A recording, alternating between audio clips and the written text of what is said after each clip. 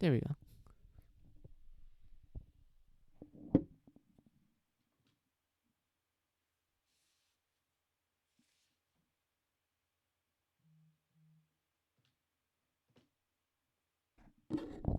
Oh yeah, I'm playing this on the Switch instead of the PS4 like I did before. I don't know why. I just decided, hey, I'm just gonna play it on the Switch to see like if there's like a difference between like I don't know performance and quality and shit. I don't know, man. I like playing my Switch often because like portability is absolutely wonderful. I love playing like handhelds and portable systems the most compared to home consoles. Even though I did grow up with a lot of home consoles, but I always like portable more.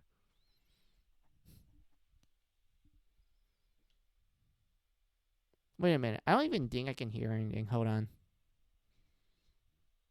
Wait a minute. Hold on. Wait a second. Is there no audio? Yeah, there's no audio. I just realized that.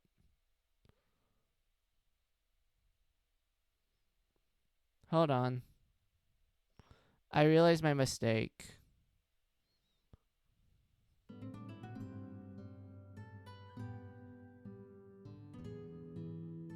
Here we go. Fixed it.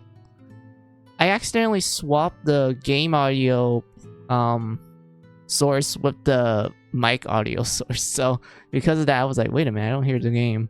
And it turns out that, oh, shit. I accidentally swapped it. Oopsies. But yeah, we're gonna see the story to Claude.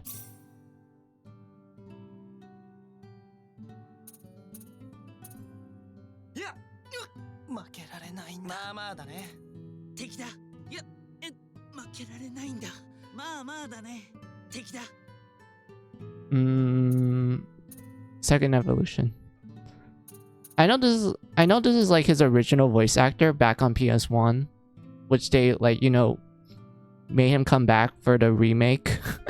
And they're like, hey, can you like do new performance now and such? And so far it does sound nice. He sounds exactly like back in PS1. Same name Arena as well, but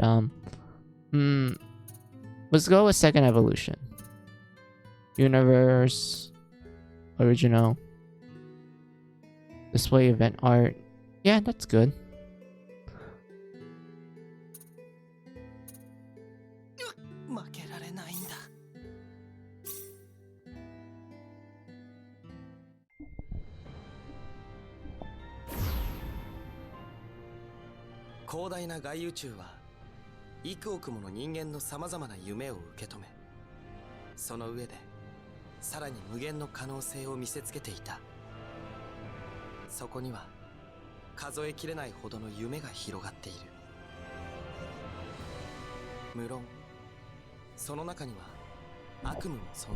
There's a bit.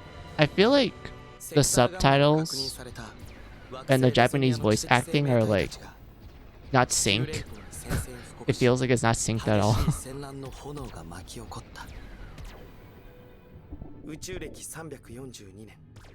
Okay, this part is synced because I can tell. Earlier it was not. The subtitles kind of took a while.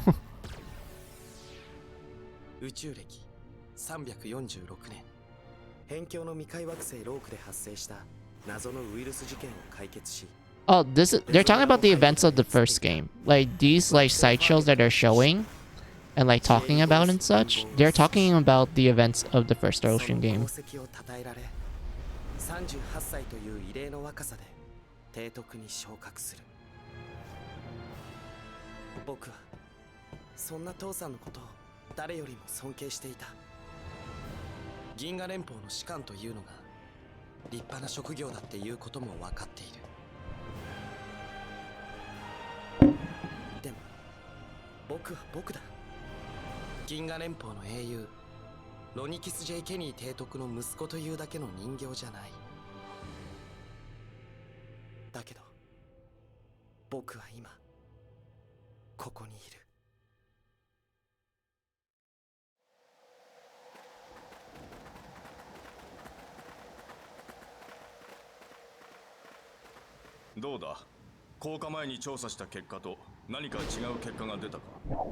Oh my god, Ronix, you you changed a lot, man. You went from like, I mean, it's been like 20 years.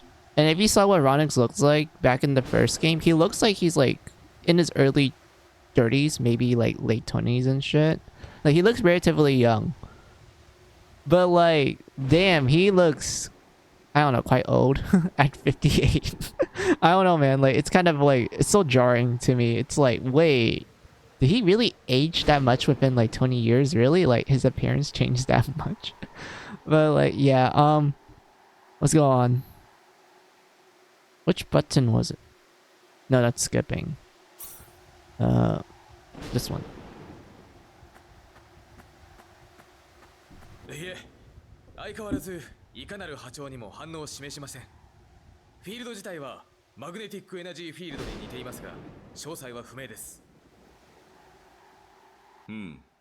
ということは、センサーから発した波を吸収しているのか。そうだな。フィールドから放出している電磁波をスペクトル分析にかけてみろ。クロード、お前もすでに勝利だ。もし戦闘になったら、これでみんなを守ってやれ。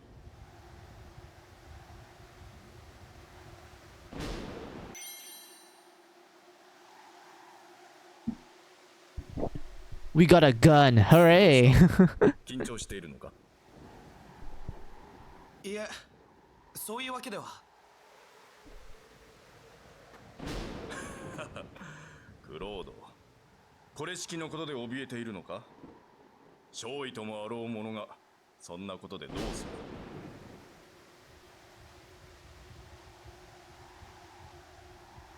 る？いえ、そのフェイズガンは戦闘の時必殺技ボタンで使うことができる。もし戦闘になった時はためらわず使うのだぞ。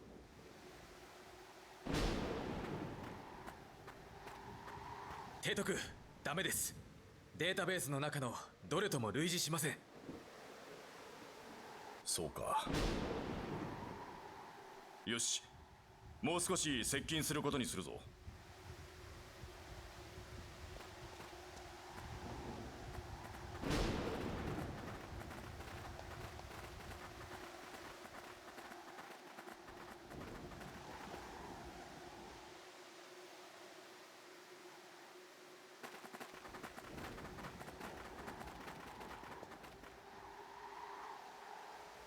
誰が何のためにこんなものを、一体何があるというのだ。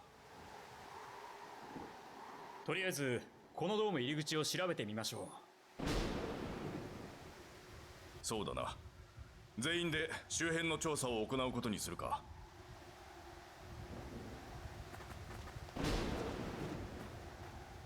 身の安全が最重要事項だ。気をつけて作業に取り掛かれ。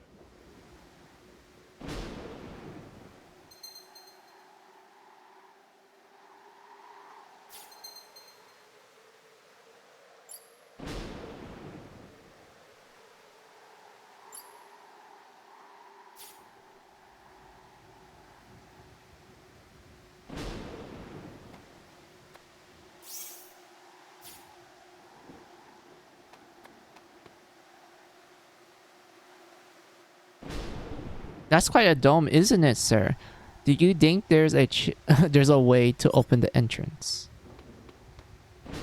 Wait. Talk to this guy. You think there be a switch or sensor somewhere nearby? Probably. Why is my fingers cramping? Hold on. There got to be some way to open this door. Claude, why don't you try exploring this area for a bit too?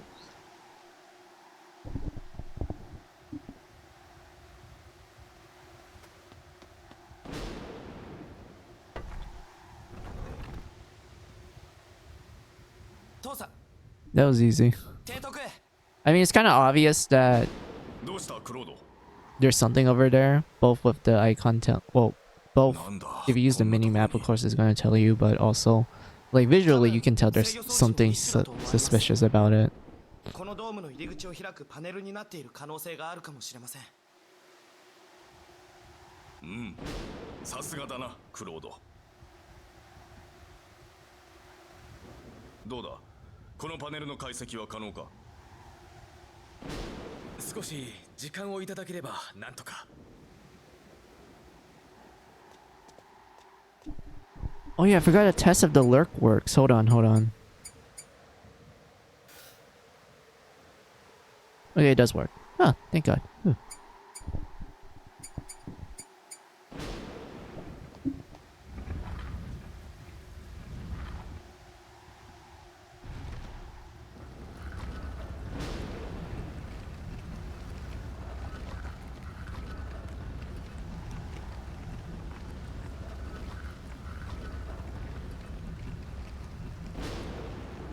よし、開きました。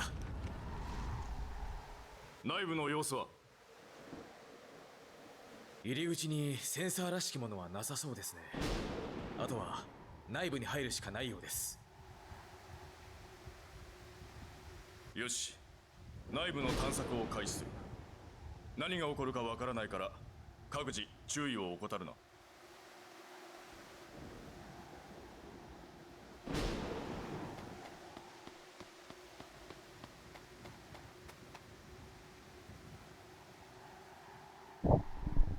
I have been assigned to this area, sir, so perhaps you should go explore somewhere else.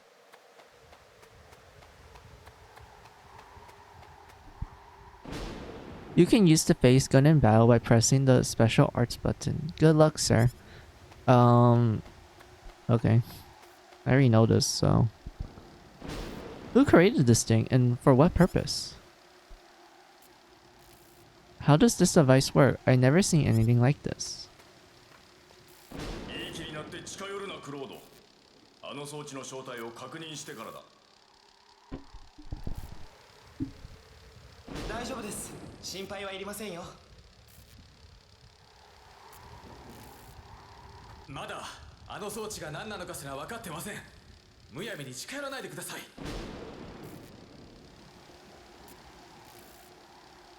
クロード、戻ってこい。その装置にむやみに近づくな。クロード。そんなに怖がっていたら何もできないじゃないか。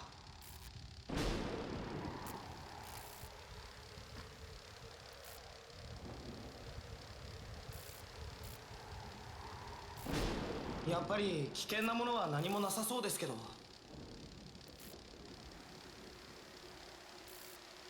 座標214-368-9771ゲート開く。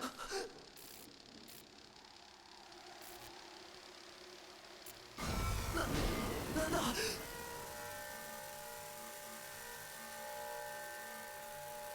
くそ。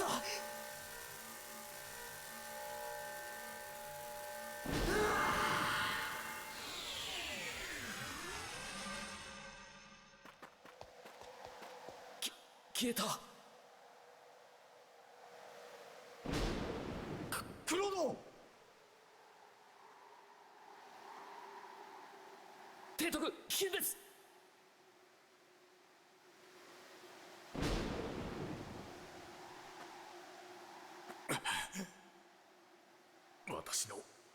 私のせいだ。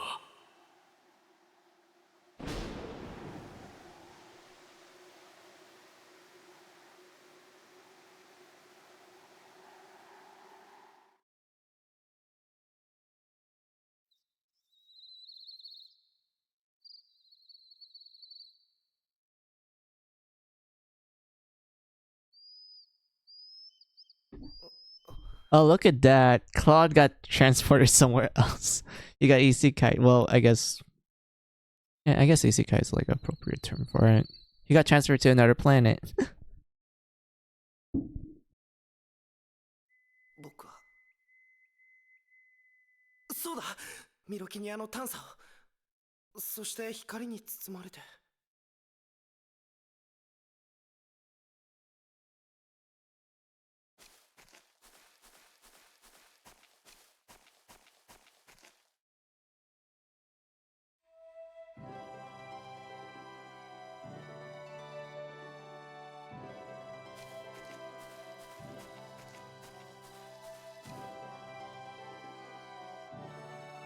どこだここは。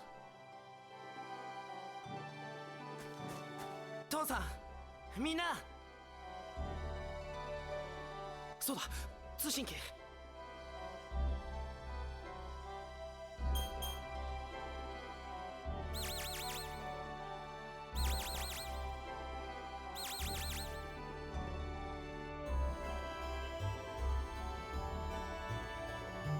ダメだ、反応がない。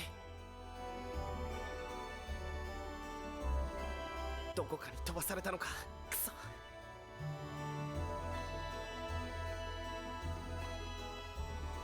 ここでじっとしていても仕方がない。とにかくここがどこか確認しなきゃ。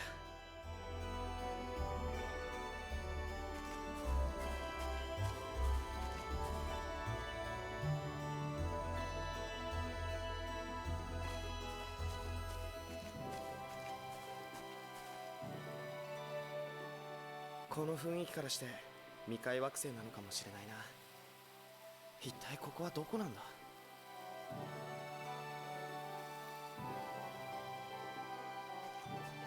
人だ。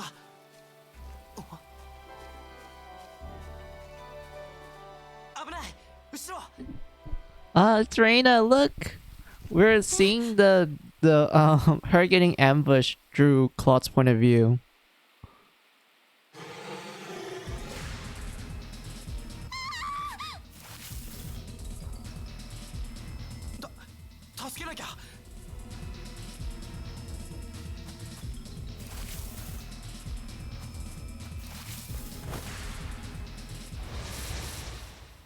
Oh, so they moved it to... Got it.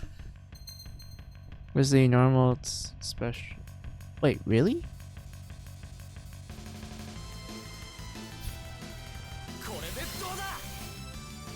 Wait, it blocked the phase gun. Wow, that's funny.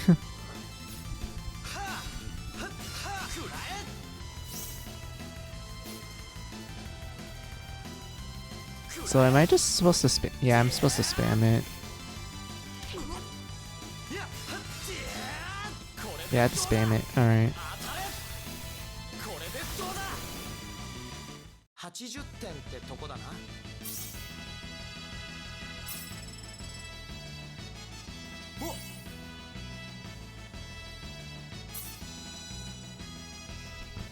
I always found that interesting because like なんとか間に合ったな。I remember if you did play as Reina, you do have to fight.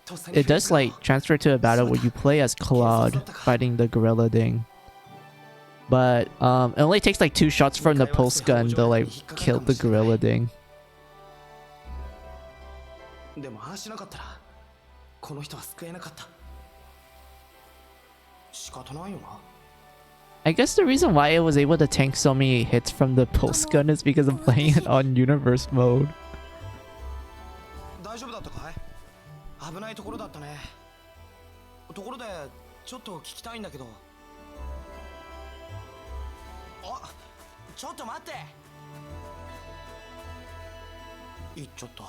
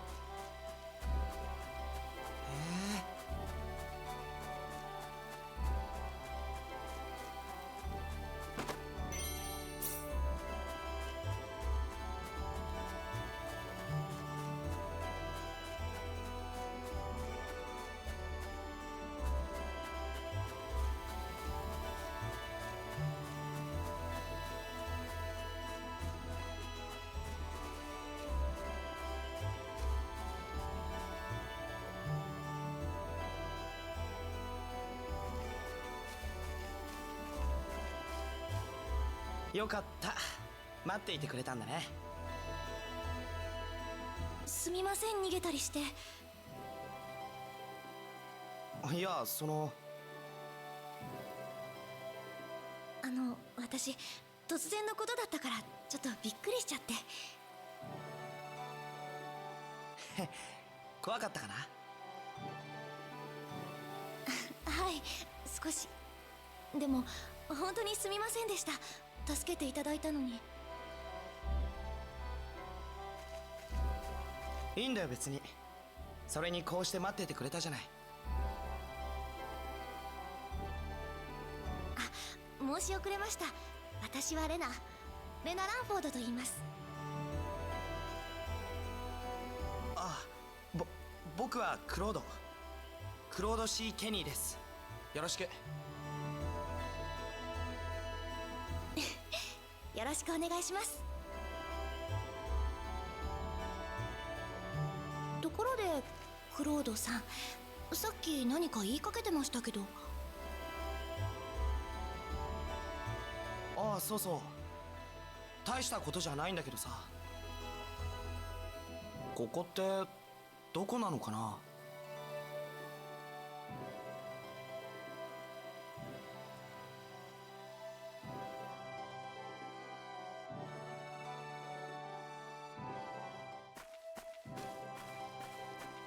旅の方なんですか？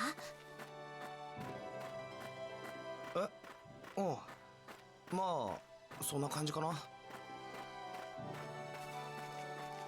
どこからいらっしゃったんです？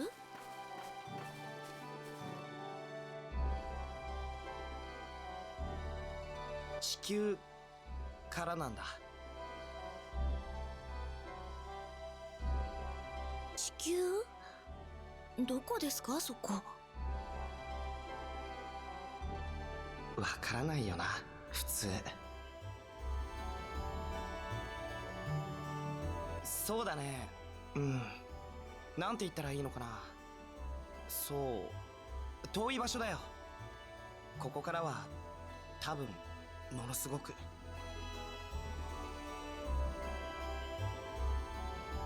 遠いところですか。私はこの大陸から離れたことがないんですよ。すごいですね。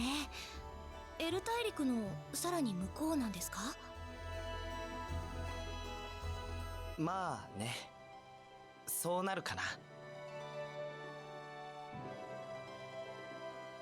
大変な旅ですね。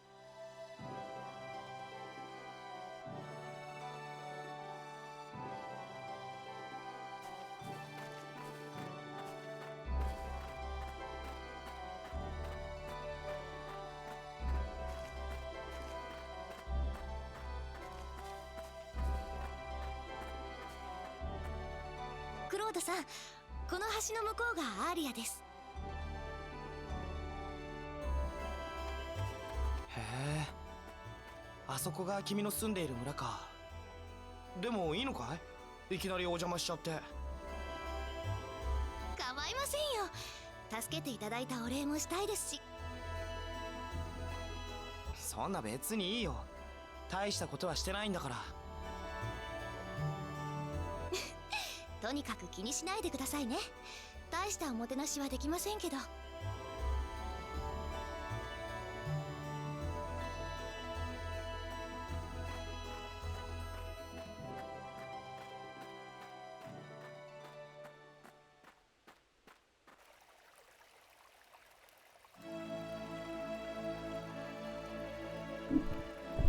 Alright, let's keep going. Oh, now I can get access to the menu. Thank you, game. I've been waiting for this, quite literally. Claude. Claude, my man, you need some gear. He only has... Yeah, he only has post gun. Yeah, he only has pulse gun, straight line, HP focus. It literally uses 0 MP, which is like the most funny thing about it. Gore break is good. Flinch is good and Power Burst, and this one's also good too. So let's just grab these two first. And then save up later. We don't... Oh yeah, we can't upgrade this at all. That's interesting. I remember you can actually upgrade it in the older games. In both for the original and the PSP remake. So I guess in this remake you can't at all. Which is interesting. I kind of want to go make a Yui back to the forest. I kind of want to see what's in there. Also touch the save point. Yeah, game. I get this. Yeah, I'm kind of curious how bad my ass would get whipped. Because Claude's literally going like no armor whatsoever. This is a no armor run.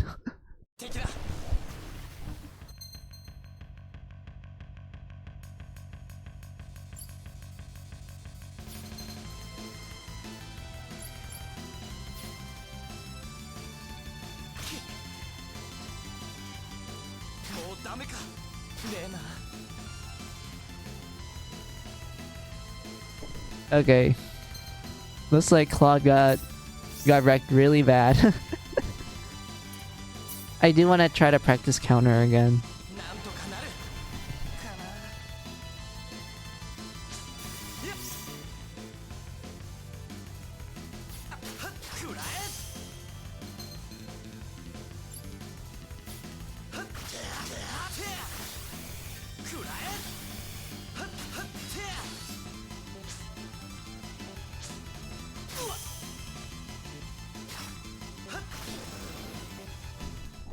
God, that hit hard.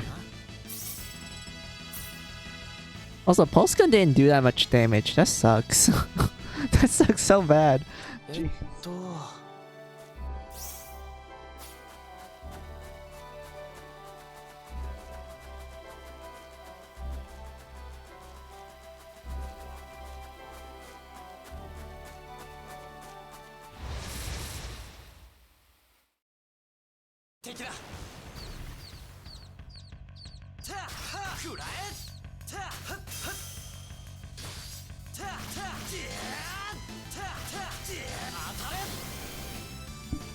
意外に弱かったな。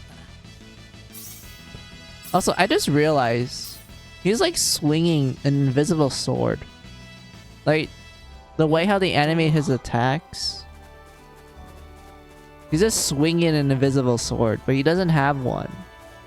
So it just looks like he's swinging nothing and it's doing like low amount of damage. Damn, Claude. I know you have a pulse gun, but it doesn't seem like it's doing good with ya in universe mode. Man, that sucks. I feel bad for Claude now.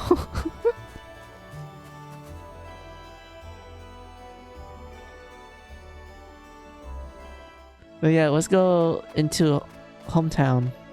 Also, did I even heal? No, I did not heal up at all. So it has to be from a save point in the town then that might let me heal up.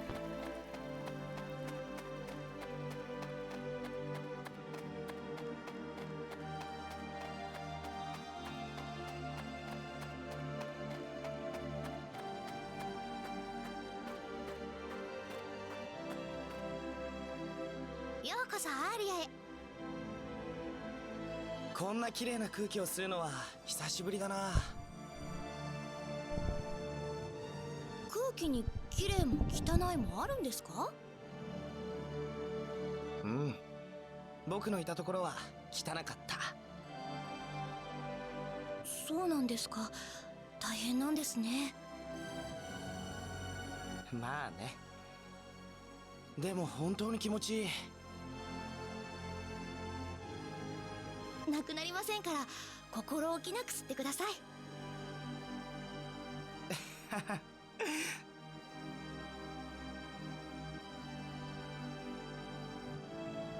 クロードさん、私一旦家に帰ってきます。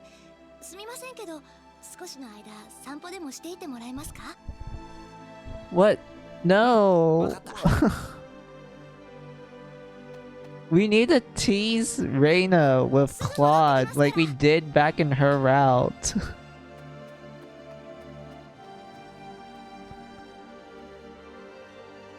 なんかとんでもないことになっちゃったな。戻る手段を探さなきゃ。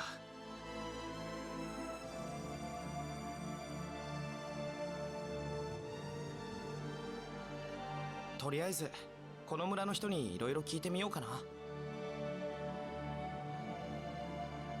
But yeah, you can kind of tell there's like a difference. Hey, old man. Where could be better than Arlia? Young folks don't seem to know anything these days. Okay, old man. And then we had the unique spot here. Let's do that so we can get some levels in. Rusty Will. Water Wheel. General. I already read this back when we did Reina. So, hey, we got Air Slash. That's like one of the best moves in the game. But I do want to save first.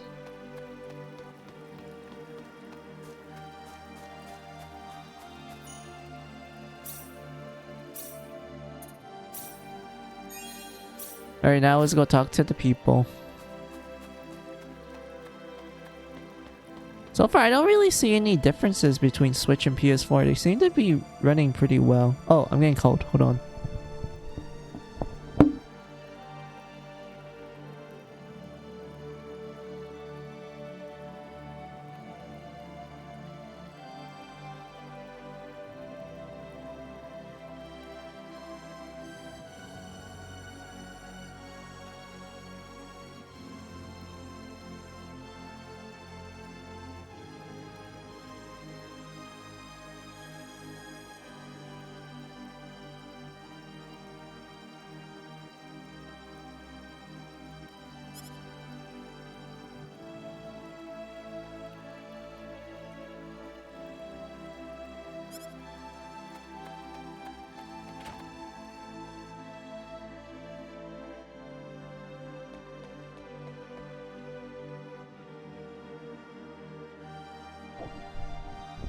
That's an unusual outfit. Where did you find it? Earth? I have never heard of that store. It's a planet. It's a planet, lady. Father Marshall said that the hero light is going to arrive real soon. Yeah, he's right here. Well, granted, he's really humble about the fact that he's not the hero of light, but still. You must be a traveler. I heard even the main roads have been overrun by monsters lately. And yet, at a time like this, you have decided to venture out into the wilds. I'm sure that you have your reasons, but I cannot imagine that it has been easy for you. May the gods protect you from harm as you continue on in your journey. Father Marshall's a nice man. I like him. Oh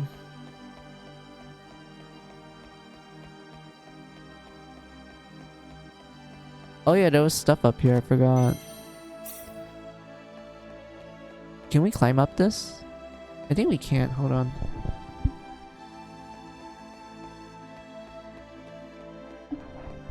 Okay, nope, never mind. We can't climb it. Alright, I kind of feel like speedrunning this, but at the same time, like, I'd rather take my time.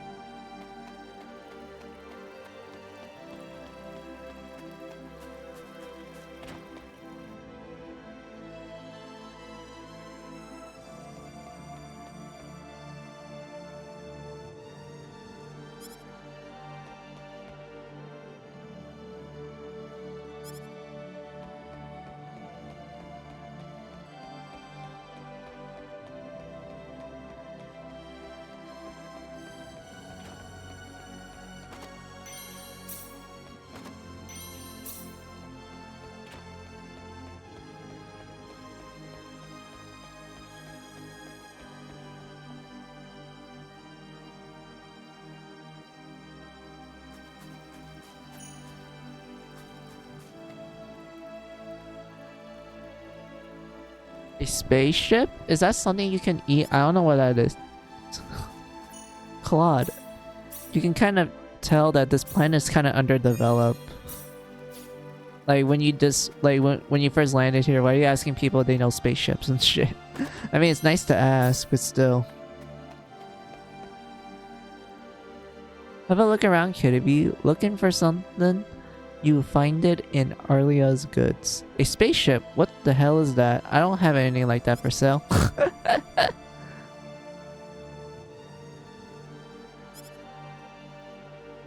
Hey, it's the kid with the weird sense of humor. You need something? I don't have any spaceships, but I got a bunch of other stuff. Please let me buy some blueberries. Yoshi. Leather armor? Yeah, I don't like this. I mean, it's a convenience, but like, I rather just auto-equip stuff. I rather just equip them myself rather than auto-equip. Resurrection elixir. Machines. What the heck is that? Something that moves on its own? You mean like with symbolism? Go ask a symbolist if you want to know more about symboli. Yeah, so magic is a thing in Star Ocean. And I remember in the first game, magic was pretty much like magic. And Ronix, he was a technology guy, but because he didn't bring any guns with him, he had to rely on magic and archery. And he was a decent archer too. But he was mostly a squishy mage. He can do some really powerful damage with magic. And I remember like after the events of 1, he actually did help. What was it? He encouraged the Federation to like adapt. Hey, we should do magic and such, like combine it with technology and whatnot. And like I remember his spouse was into like magic and she ended up majoring it. She actually like, I think she made like a book about it and it became really popular. I'm like talking about the lore, mind you, of Star Ocean. I heard there's all kinds of monsters outside the village. I hate monsters, they frighten me. Don't worry, if they ever try to attack you, I'll blast them away with my sword of light. Yay, my brother is my hero. That's right, this is so sweet. That's so cute. Strawberry Jam, I'm gonna steal this. Thank you for like being cute siblings. Anyway, I don't even think I will do that for my sister, especially when we were younger. I don't think I ever said something like that.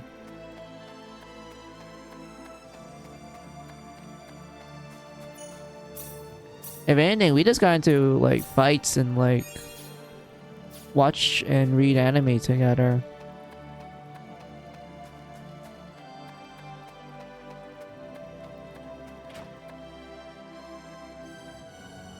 Yeah, that's all I did.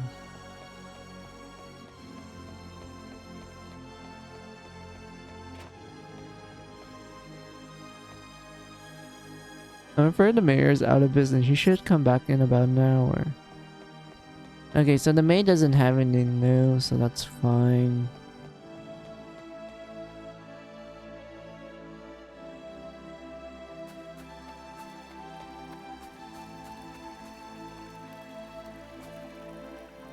I just saw Reina heading home.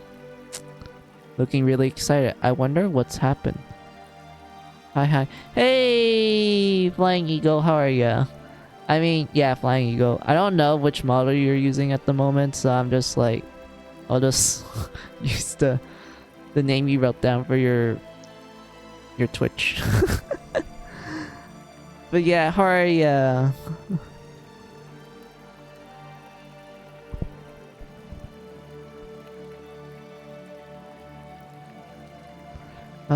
Let's see. Heading home is very exciting. Oh wait, I already read the full thing. You can refer to me as Eagle. Everyone else does. Okay, good to know. Thank you. So yeah, how are ya, Eagle? I'm just doing the Star Ocean 2 art demo because the first time I did it drew Reina's point of view on the PS4, and now I'm doing it drew Claude's point of view on the Switch.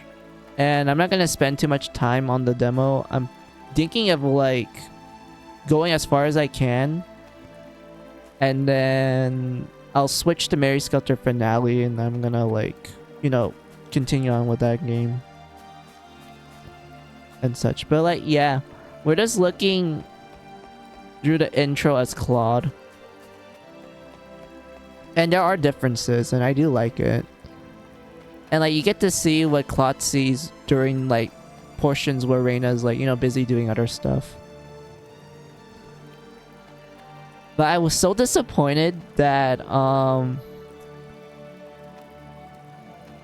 like for Claude, they split, like Reina immediately splits from Claude just to like go home to tell her mom that like, oh hey, I found a hot guy.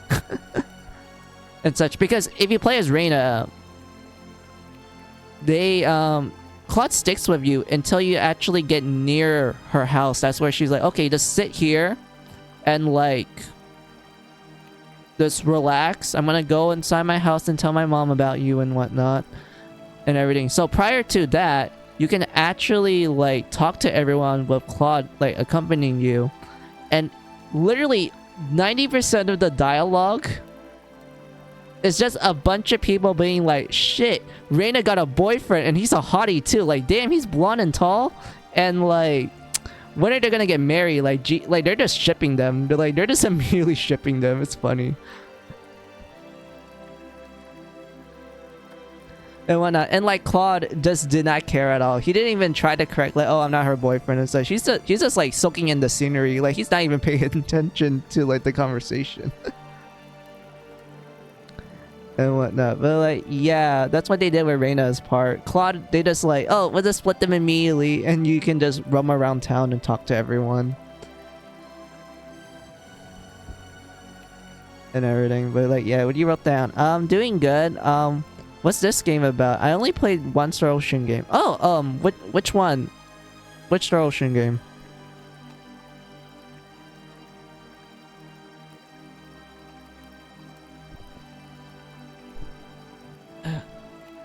Because the game I'm playing right now is the second Star Ocean game, Star Ocean Second Story.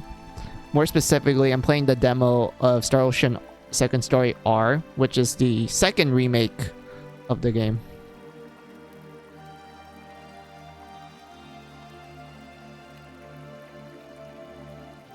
And such. But let's see. The one with the robot and kitty girl that travels through time.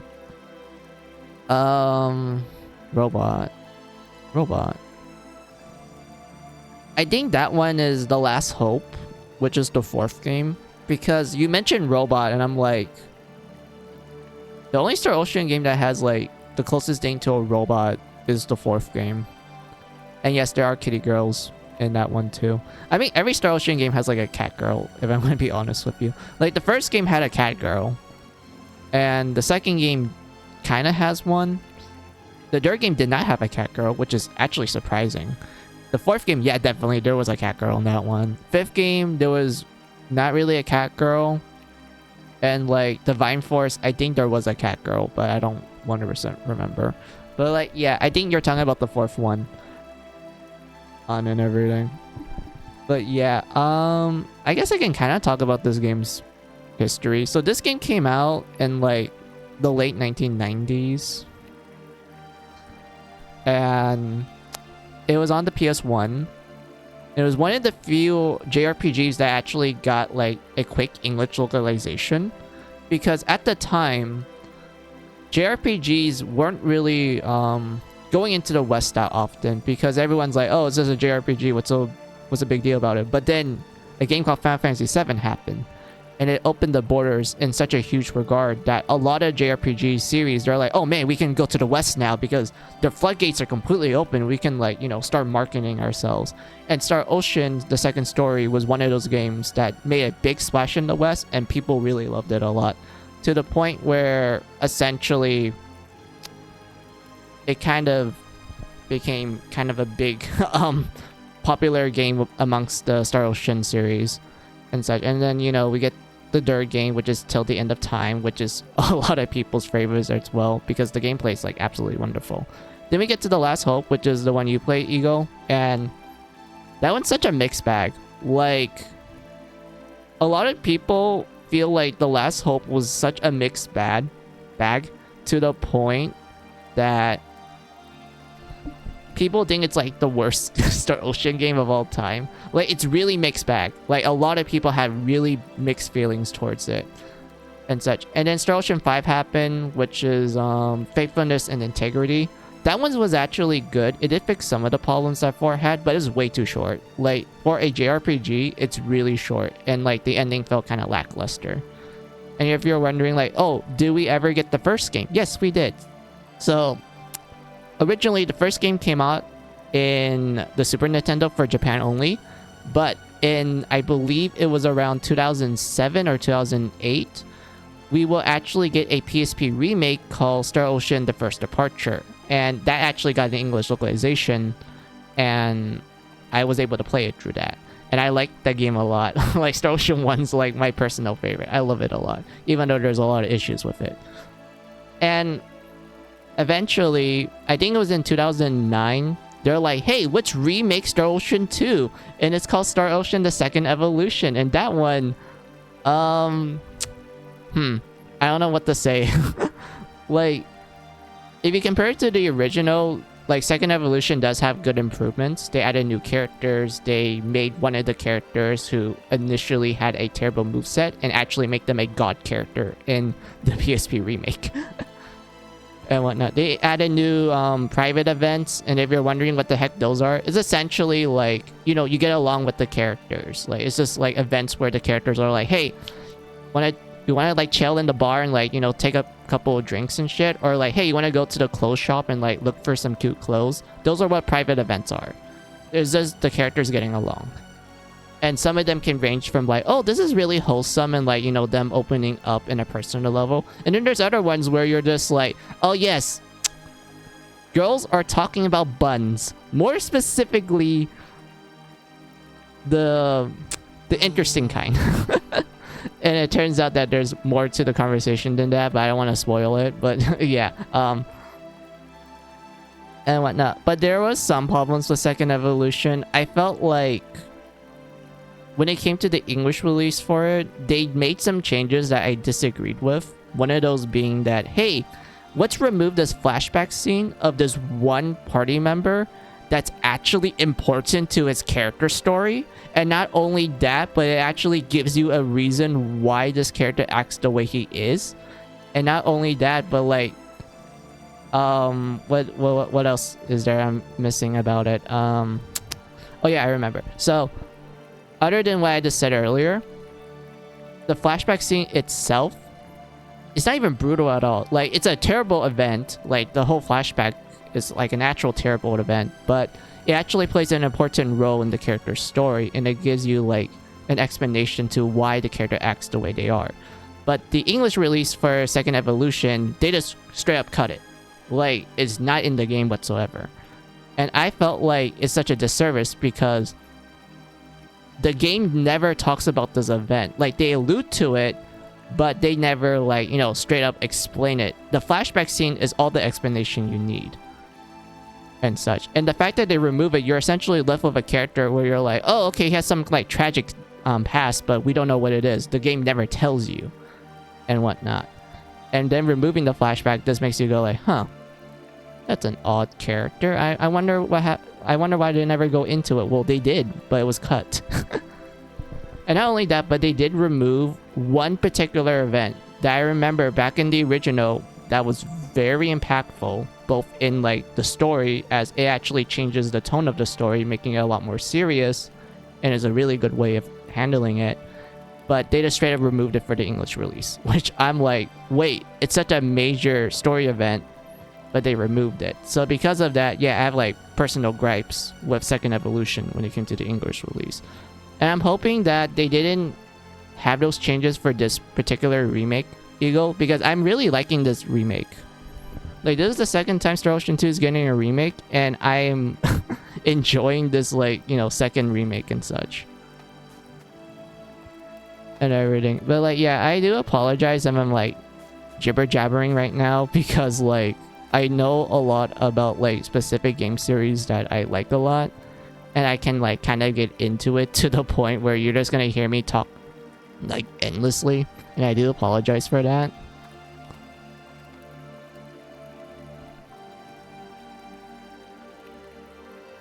and whatnot. But like, yeah, what you wrote down? I didn't know Final Fantasy VII has such a big impact on the JRPG market. It did.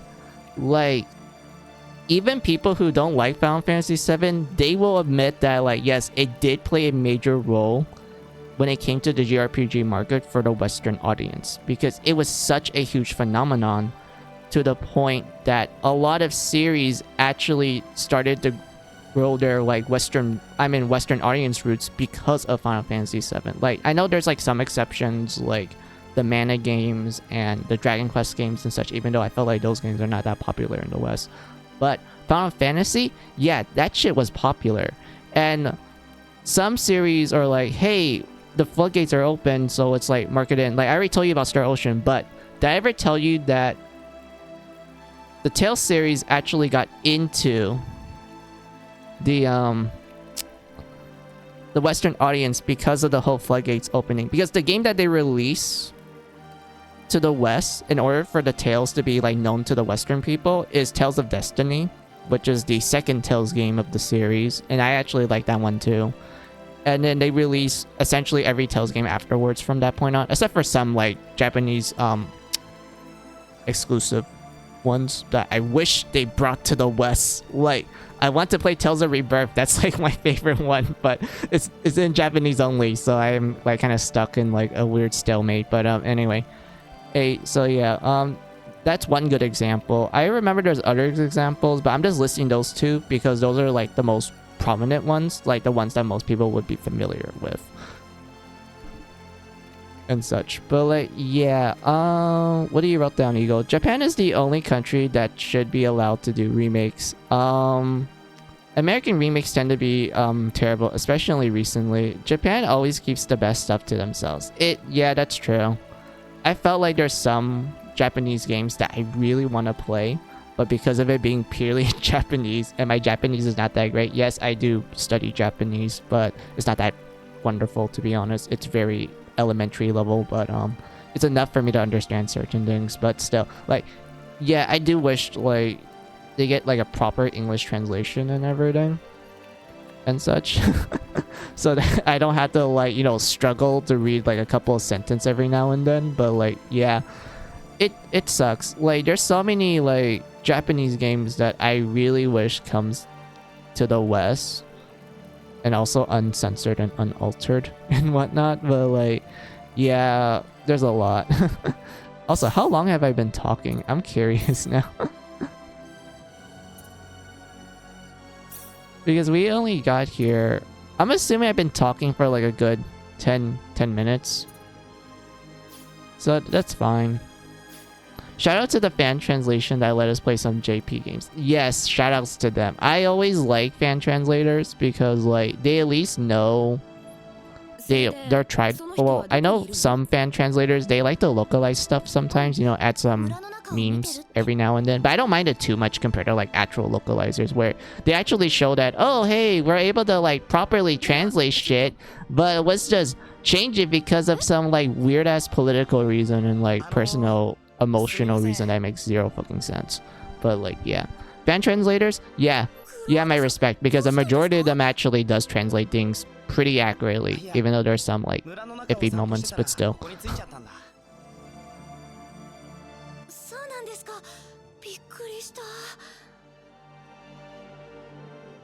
まずかったかな。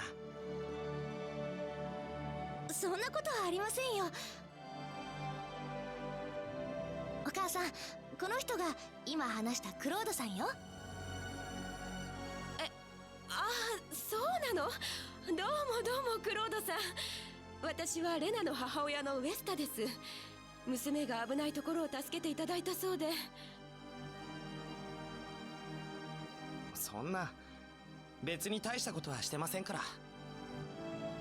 I hate those woke revolutionaries pushing their agenda into our games. Leave our games alone. That is true. I do feel like a majority of the time they can be quite preachy, which is what makes me not enjoy it.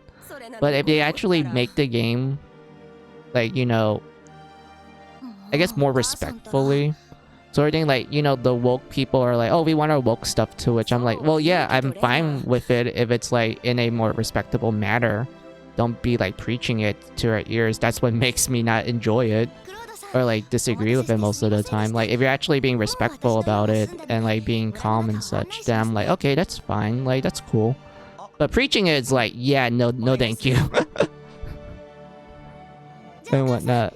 But like, yeah, most of the time, yeah, woke stuff, no thank you. Like if you're putting woke stuff in like a game that didn't even have any to begin with, then like, yeah, you take the L here.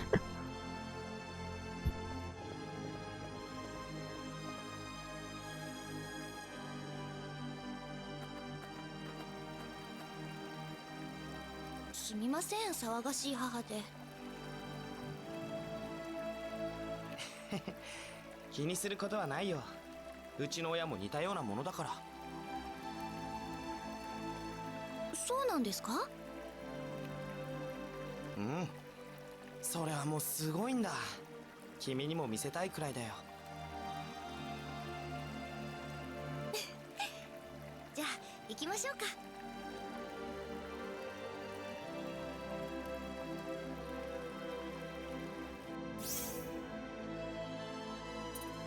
Why bother putting woke stuff in games in the first place? Most woke people don't even play these games. That is true. Like, I feel like most of the time, when they put woke things in games that never had it to begin with, it's kind of like, why would you put it when it's obvious that the people who you're trying to appeal to won't even play these to begin with?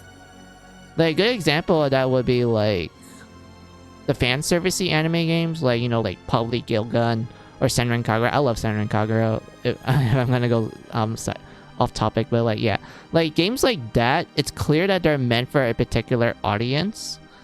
But like, these people that want to put the woke stuff in it, they're like, oh, it needs to be diverse and like include like many people, even though like this game was designed specifically for the people that are into like this particular thing. They're not trying to be like, oh, we should try to make everyone join in. They're like, nah fam, we're gonna focus on our audience that we know will love this game to bits and will play it endlessly and such. And yet we have these like, you know, localizers putting in these random things for people that won't even bother to play to begin with.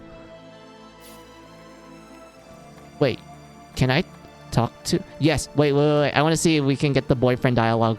Eagle, wait. Okay. Oh, hello, Reina. Who's this young gentleman? I don't think I have met him before. This is Mr. Claude Kenny. He traveled here from somewhere far away. Oh, I see. That could explain why I don't recognize him. Wait. Lucia must be all a fluster. I would be...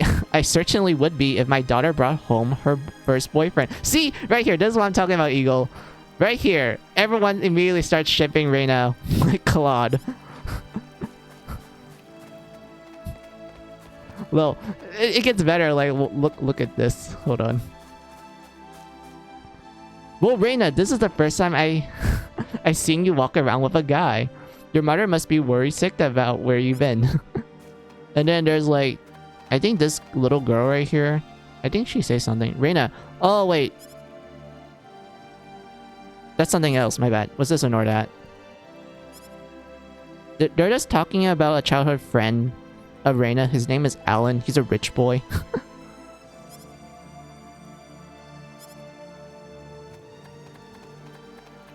We're gonna ignore that. We're gonna go talk to the where is it? Yeah, these people.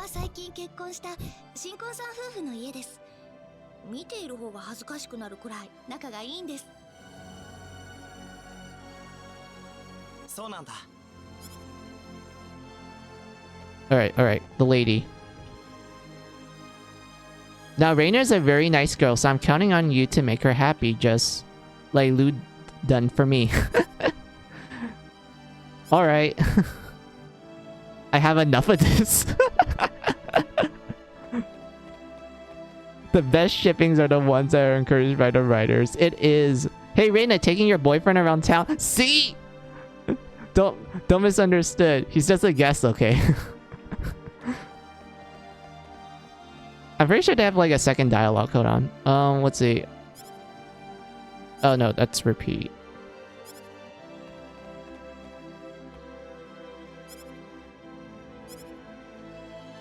Alright, that repeated. Got it. Hold on.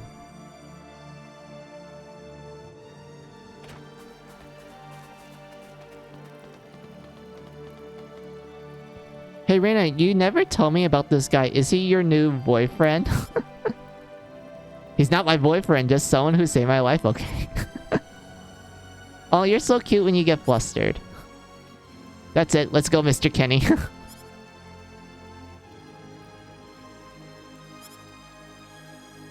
Oh, this dialogue repeats. That's cool. This dialogue actually doesn't repeat if you play as Reina. Instead, she only says this once, and then afterwards, she's like, man, you guys look so cute. I'm embarrassed being, like, around you guys. These kind of dialogue are generally a staple for most manga/anime stories. I know, but it's cute, though.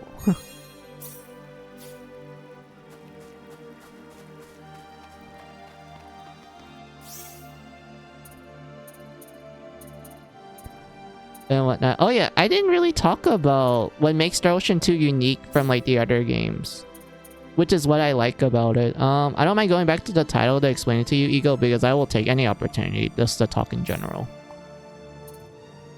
And I already saved, so I don't mind doing that. So what makes Star Ocean 2 unique, especially back when it came out and such, was that there are two protagonists.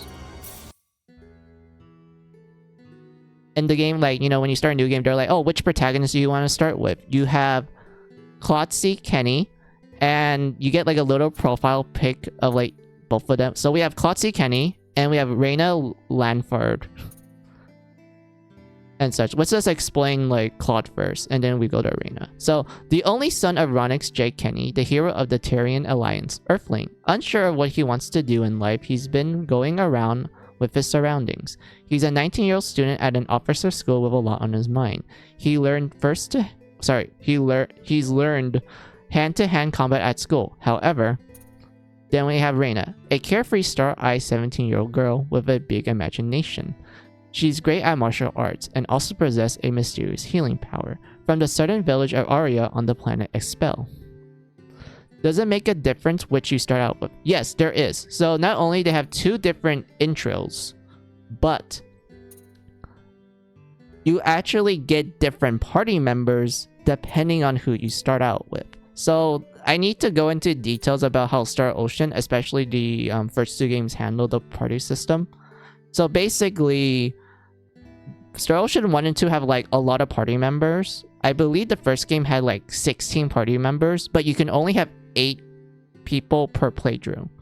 So because of that, you're pretty much encouraged to play the game multiple times to get like, you know, to see every single different party member. And not only that, but every single party member have like different recruitment events. Like some party members, like you meet them in the beginning, they're like, oh hey, this is like the earliest you can recruit them, but you can just tell them no and they're like, okay fine, I'll get out of your way, and you just never see them again.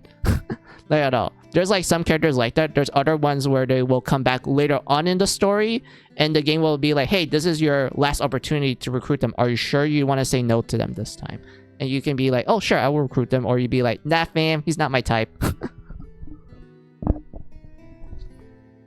And whatnot. That was how it was like in the first Star Ocean game. In the second Star Ocean game, it's kind of like that, but at the same time, certain party members will only be available depending on who you start the game as. So for Claude, maybe he will get access to a bunch of characters who are good at magic and such, while Reina, on the other hand, she will get access to more characters that are more physical and such. So there's an actual difference between who you start with and such. And I like it a lot. Not only that, but there are some events with certain characters that you can only see depending on which person you start out with. And such. Let's say for Claude, he gets this one party member where you don't really know much about this character. You know their backstory, and you get to see like a general like development of that character and such. But if you play as Reina instead, you get to see more of that character's like personality shine and such. So there's an actual like difference between like who you start out with, and like certain party members actually do get like, you know, different sides revealed depending on like on your choices and whatnot, which is great. I do like it a lot. that's what makes 2 really fun, if you ask me. Well, the first 2 games fun to like, you know, generally speedrun and do multiple playthroughs of, because it's like, yeah, there's a lot of things going on. And not only that, Ego, there's multiple endings. I'm not even kidding about this statement. There's literally like, the last time I checked, there was like 50 different endings. And usually some of them are like, this person get along with this person, and, you know, something happened, and then boom, that's their ending and shit. And there's other times when they're like, oh, this person has higher affection with this other person, which causes like, you know, a different ending and such. Like, there's so many different endings. Like, there's one general ending, like, you know, the main story ending, but there's different like individual endings. There's like a fuck ton of them. I don't even know how many there are. It's really hard for me to talk about Eagles because it's like one of those cases where it's like, yeah, there's a lot. I can't even count how many there are.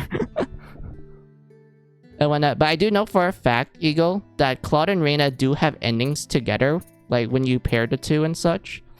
And they get like 3 endings, depending on like who has the highest affection with who and such. So, I'll just boil it down really quickly. So the first ending you can get by just having both characters have neutral affection towards each other. They have the same amount of affection with each other. This leads to like ending 1 and such. I'm not going to explain it. I'm just giving an example.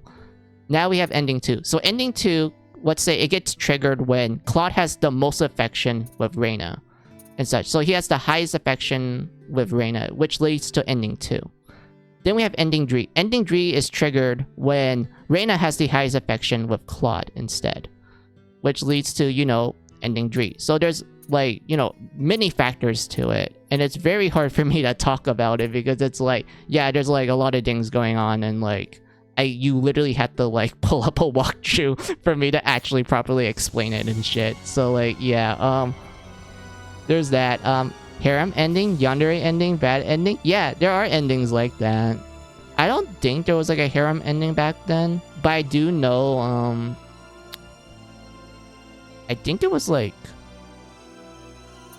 Star Ocean 6 question mark that had kind of a harem ending. Yandere ending, I don't know if they had one to begin with. Bad endings, yeah, there was a bad ending. Oh boy, there was a bad ending. And whatnot. But like, yeah, man, I'm actually getting, what do you call it, heat up, because like I'm getting really excited. And whatnot. I do need to remove my jacket real quick because like it's a little cold where I'm at, but now I'm like getting like actually rising in temperature, so I need to remove it real quick.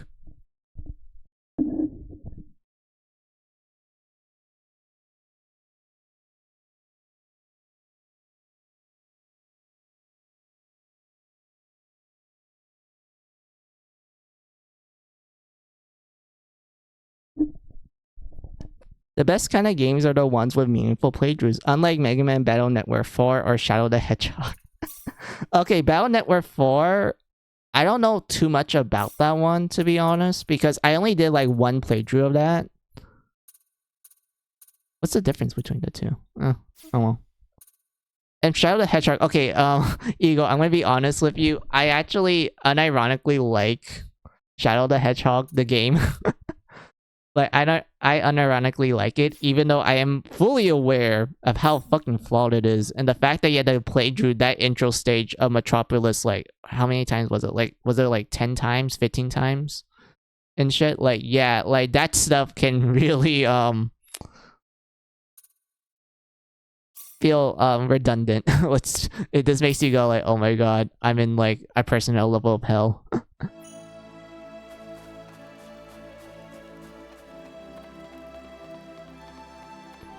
Let's see, we already talked to that. We have the church.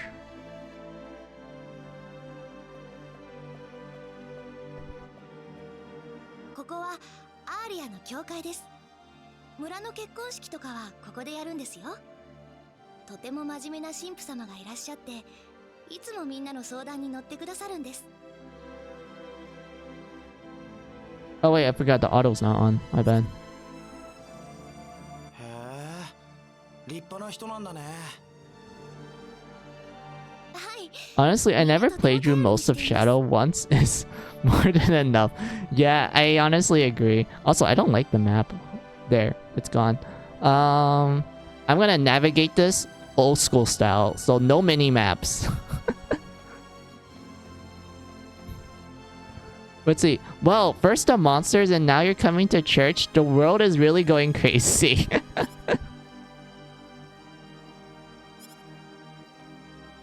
That's funny. Because like if you play as Reina, Ego, and you talk to this girl right here, she would instead of like saying like, oh wow, there's monsters and now someone's going to church. Man, the world's gonna end soon and whatnot.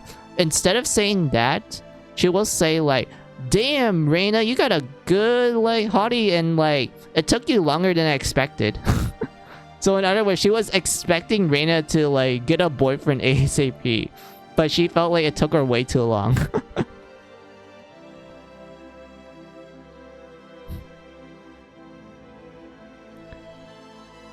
Hi Reina, can you tell me the story of the hero light again?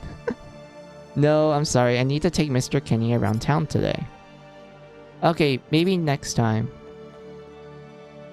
Earthquakes frequently occur and the animals started to turn on people. What is it that the gods are trying to tell us? Now pray, my child. It is only through prayer that you will gain insight into the gods.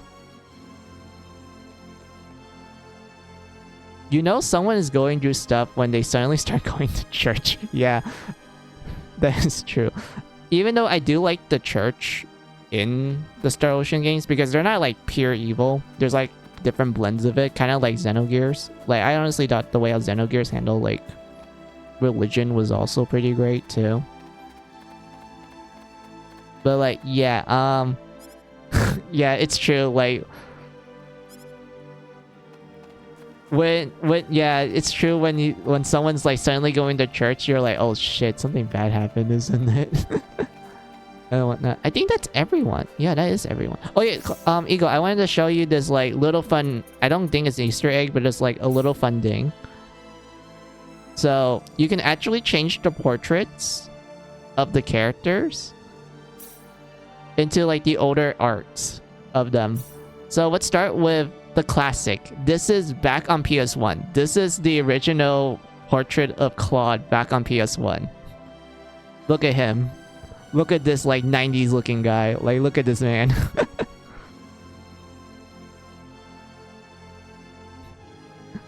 Her. Mizu, hey her, how are you? So yeah, look at this. This is classic Claude. This is Claude back in like 1990, I think 8 or 1990s. Yeah, it was 1998. So this is 1998 Claude back on PS1. Look at this. Look at this man. And like, okay, I'm not gonna talk about the recent one yet. We're gonna go to the next one. This is what Claude looks like in 2009 question mark. I think it was 2009 when Second Evolution came out. So yeah, this is what Claude looked like in 2009. This is the PSP remake of Star Ocean 2, Second Evolution. This is what he looks like. He just got bigger eyes. He has like a nice gentle smile on him. But like other than that, it's really 2000s looking anime. And then we have modern Claude. This is what Claude looks like now for the current remake that I'm playing with you guys right now. I mean, yeah, he looks nice. But yeah, how are you, her? Oh wait, I forgot. You can change their name. Okay, Claude, I'm gonna rename you to Boyfriend because that's literally what everyone's calling you. You're just Reina's boyfriend, so you're gonna be named Boyfriend. Mr. Boyfriend or Mr. or Boyfriend C. Kenny.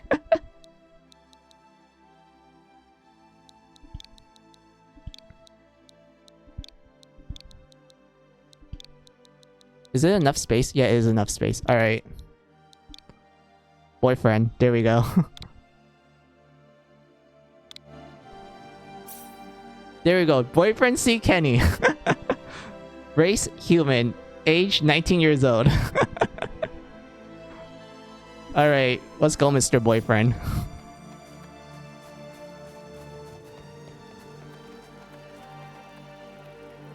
already, but isn't there some stuff you haven't seen yet? Wait, I already saw everything. Oh wait, I forgot. There was the mayor's house and like the little kids over here. Forgot about that. Details このうちのお indeed. 父さんは大工さんなんです。今は隣町で大きな仕事をしているらしくて、家にいないことが多いんですよ。子供たち2人だけで留守番かい？ええ、ちょっとかわいそうですよね。だからできるだけ話し相手をしてあげているんです。優しいんだね、レナは。そんなことはないですよ。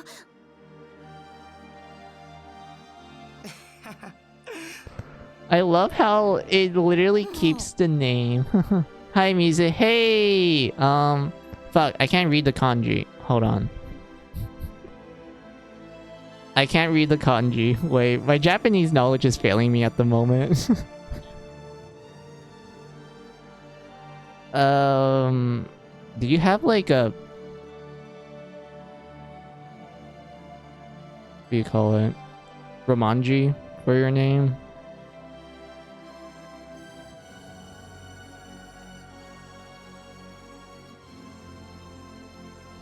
It's Kazane. Oh, okay. Kazane, how are you?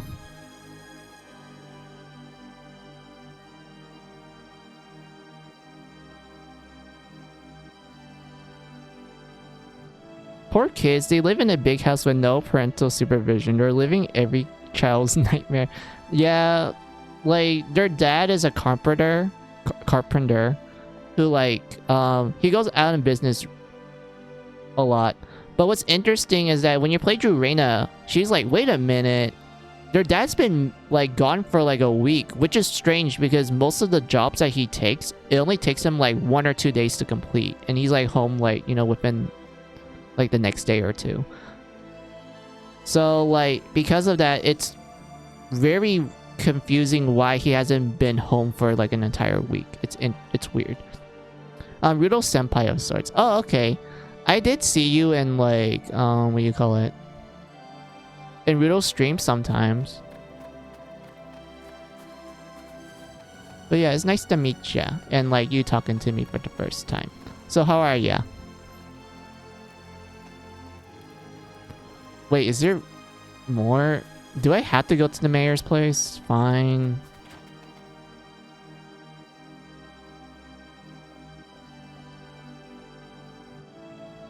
This is the home of the mayor of Arlia. He's a really knowledgeable guy, but he didn't seem to be home yet. All right.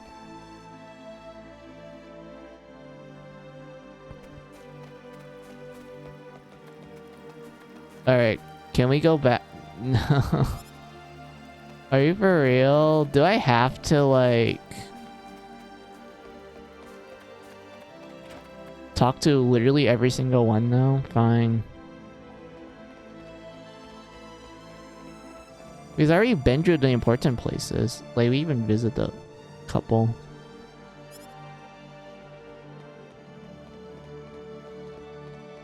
Where?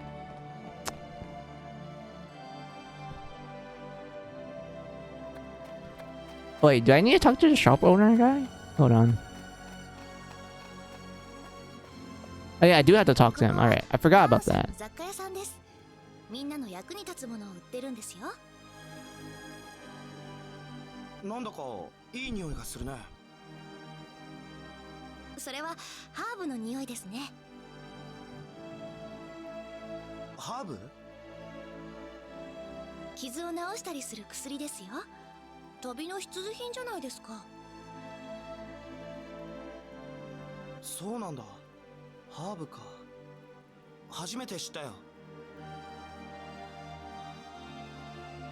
知らなかったんですか？うん。よく今まで無事でしたね。I mean, Reina, he literally carries a gun. Like, he actually has a gun. So, I think he's safe. Like, look, he actually has a gun. Phase gun. Fire raised from a small phase gun issued by the Pan-Galactic Federation that destroys a target at its molecular level.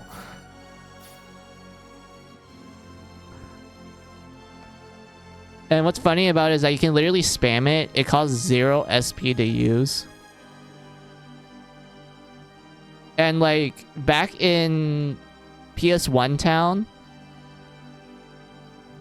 you can literally just one-shot shit in the early game. Same thing with PSP as well. But in this game, not so much because I'm playing it on the hardest difficulty, and for some reason, the phase gun does not do that much damage, which is really disappointing.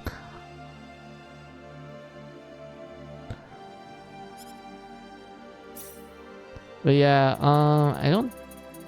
Yeah, let's just buy this for now. Because there's no, like, equipment shop here yet. That's in the next town. And we need to buy some, blueberries. These are our healing items.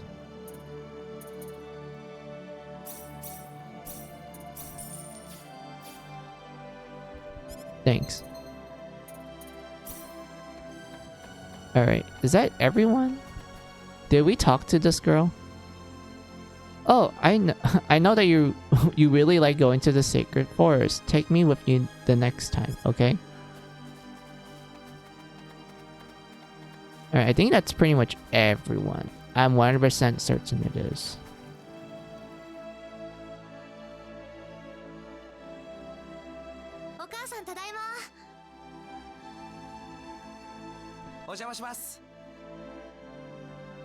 あらレナ、早かったのね。でもよかったわ。ちょうど今支度が終わったところよ。支度って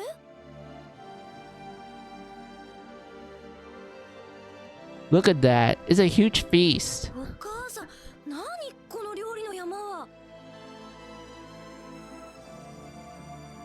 美味しそうでしょ。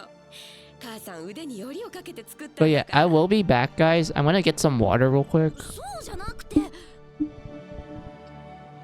何食べないの？あなたを助けてもらったお礼にクロードさんに食べてもらおうと思ったんだけど。それはわかるけど、多すぎない？そう？若いし、たくさん食べるかなと思って。クロードさんお腹空いてますよね？まあそれなりに。ほらごらんなさい。男の子はこれくらい食べるものなのよ。クロードさん、たくさん食べてくださいね。はい。もうお母さんたら。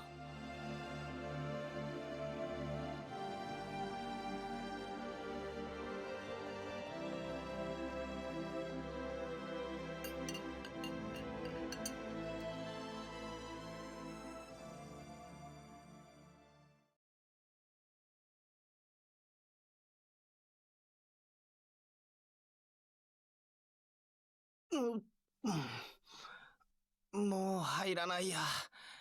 ごちそうさま。無理しないで残してもよかったんですよ。大丈夫ですか？平気平気。僕の胃は丈夫だから。もうお母さんたら作りすぎよね。でもすごく美味しかったよ。僕の母さん Alright, I'm back. こうはいかないな。 Okay. お世辞でも嬉しいです。喜んでもらえてよかった。私は下で後片付けを手伝ってきますね。少しの間2階でゆっくりくつろいでいてください。うん、少し休ませてもらうよ。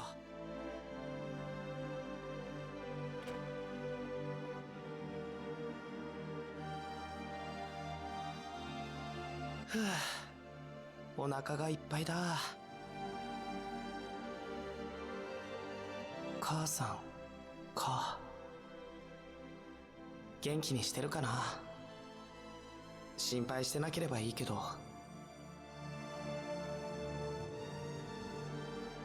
なんとかして帰る方法を見つけなきゃ。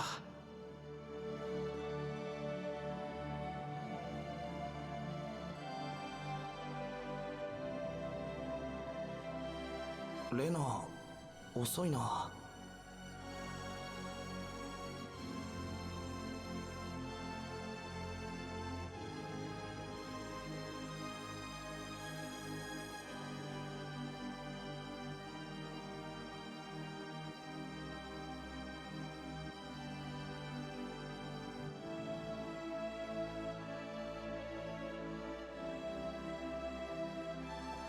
Sorry, I didn't notice that the game was going on. I was like, wait a minute.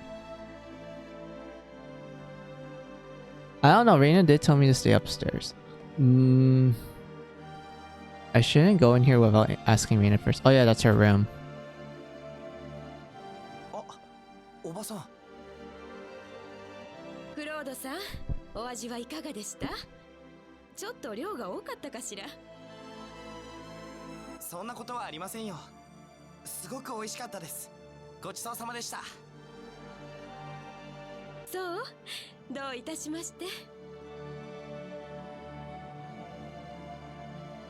本当に美味しかった？本当ですよ。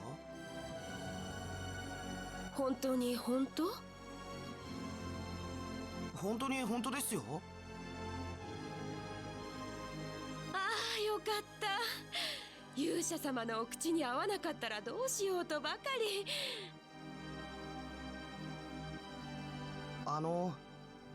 勇者様って？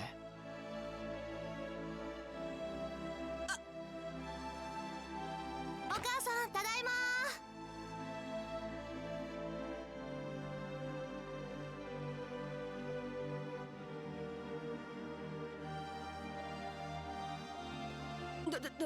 どうしよう、レナ。どうしたのお母さん、そんなに慌てて。だってだってじゃなくて、どうしたのって聞いてるの。言っちゃった。何を？勇者様って。言っちゃったの？それでクロードさんは？まだよく分かってないみたいだけど。一体何が起こっているんだ？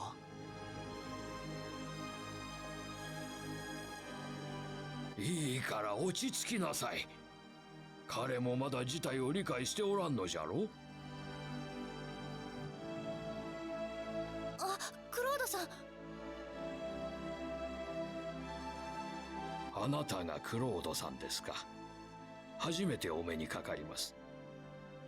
私はこの村の長をしておりますレジスというものです。クロードです。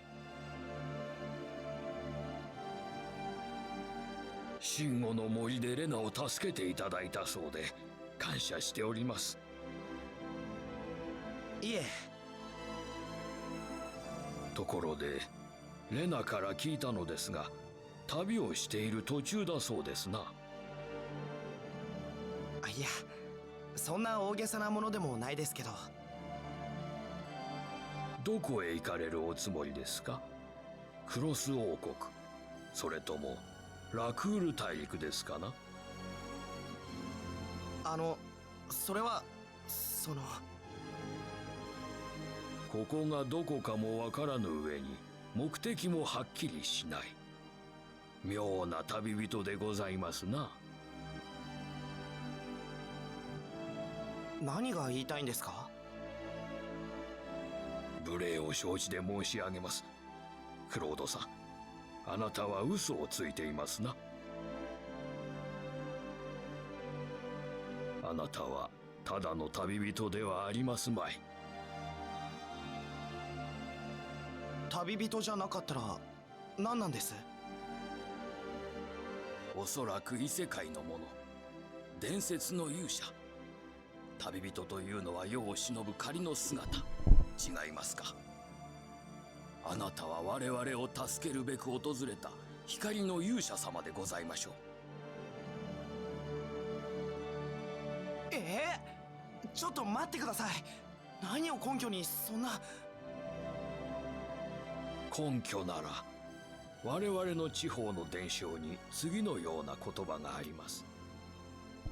この地エクスペル、脅威に襲われ民苦しむ時、異国の服をまといし勇者現れん。かの者光の剣を携え人々を救いたもうと。あなたは異国の服をまとい光の剣をお持ちじゃ。これ以上どんな理由をお求めになる？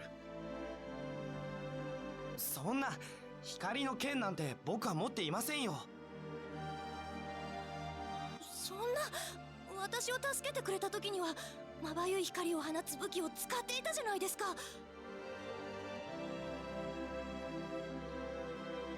それは。この人は違うのでしょうか？そんなことない。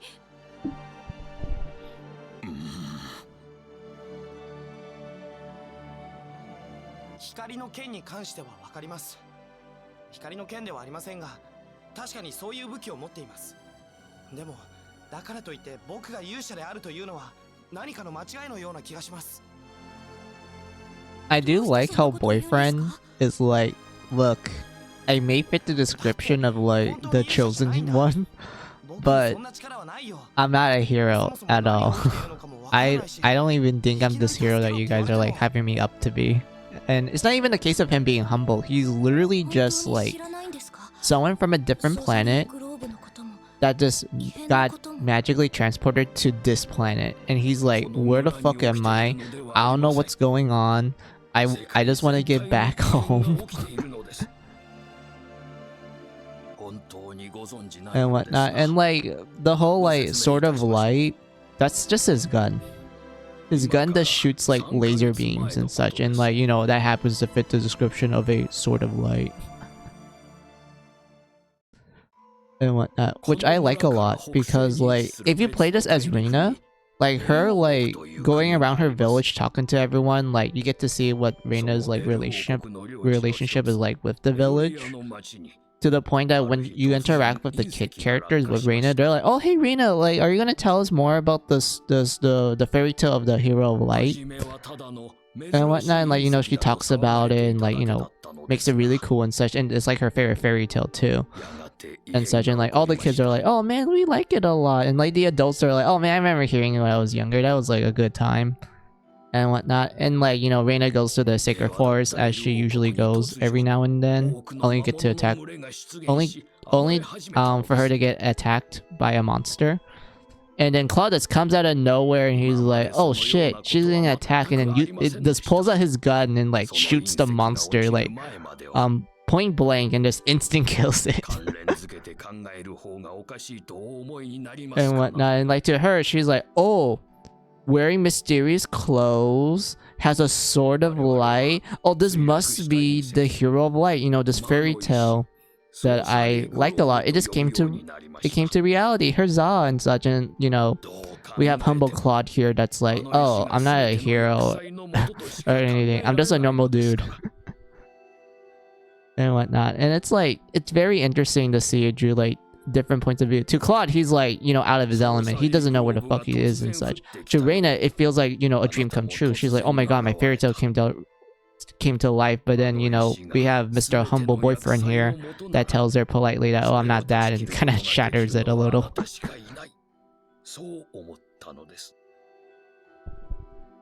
でも僕は今世界に異変が起きつつあります。今までになかったような群発地震、動物たちの魔物か、いずれはこの村にも厄災が降りかかるでしょう。でも僕にはそんな力はないんです。厄災を引き起こすような隕石を相手にできるわけがない。それではあなたはどこからやってきてどこへ行こうというのです？それはうまく説明できません。説明しても分かっていただけるかどうか。ただ言えるのは、僕は自分の意思でここに来たのではなく、事故によってここに来たということです。そして何とかして本来いた場所に戻りたい。それだけなんです。漠然としていて分かりにくいですな。でもそうとしか言えません。そうですか。そこまで強硬に否定しなさる以上、あなたのおっしゃることはきっと真実なのでしょう。本当にあなたは光の勇者様ではないのですな。そんな。すみません。結果的に期待を裏切る形になってしまって。いや、こちらが勝手に勘違いしただけです。あなたが気に病むことはありますまい。ごめんなさいね。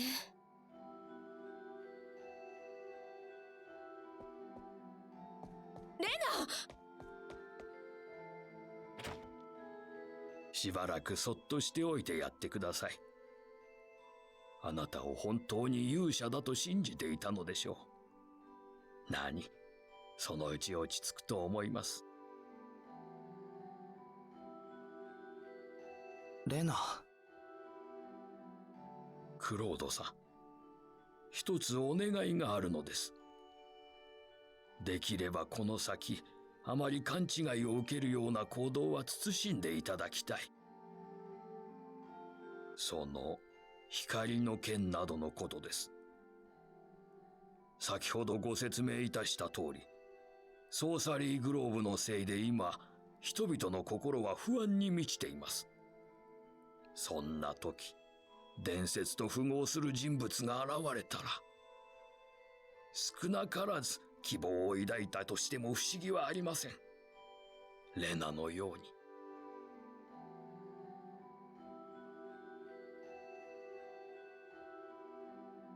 どうせ叶わぬ望みなら、初めから持たぬ方がいい。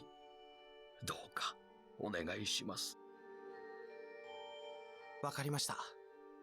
気をつけるようにします。ところでクロードさん、これからどうなさるおつもりです？それは正直困っています。いろいろと調べて、なんとか手がかりだけでもわかればとは思っているんですが。それならば、この村にしばらく滞在なさってはいかがですかな？ここでも何かわかるかもしれません。何、泊まるところなら私の家に泊まればいい。そんな、ご迷惑では。いやいや、構いません。こちらもいろいろとご迷惑をおかけしましたからな。それではお言葉に甘えさせていただきます。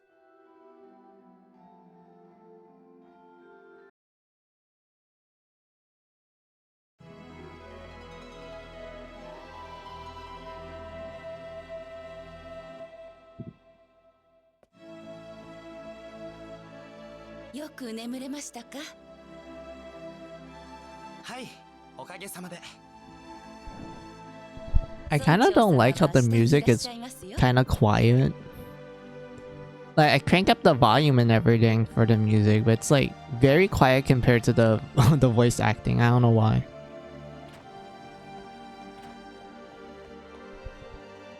Mayor's waiting for you downstairs.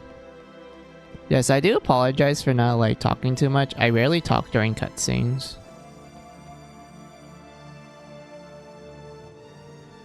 おはようございます。おや、ようやく起きられましたか。はい、ぐっすりと眠れました。I'm yawning a それ little. は My よ bad. かった。ところでクロードさん、この村で良い話が聞けなければ、アーリアの北にあるサルバの町へ行ってみるのもよろしかろう。あそこは鉱山の町じゃ。大陸中からいろいろな人が集まっておる。何か役に立つ話も聞けるかもしれませんぞ。わかりました。いろいろとありがとうございます。なに、礼には及びません。あ、そうそう。どうぞこの剣をお持ちください。光の剣は何かと目立ちますからな。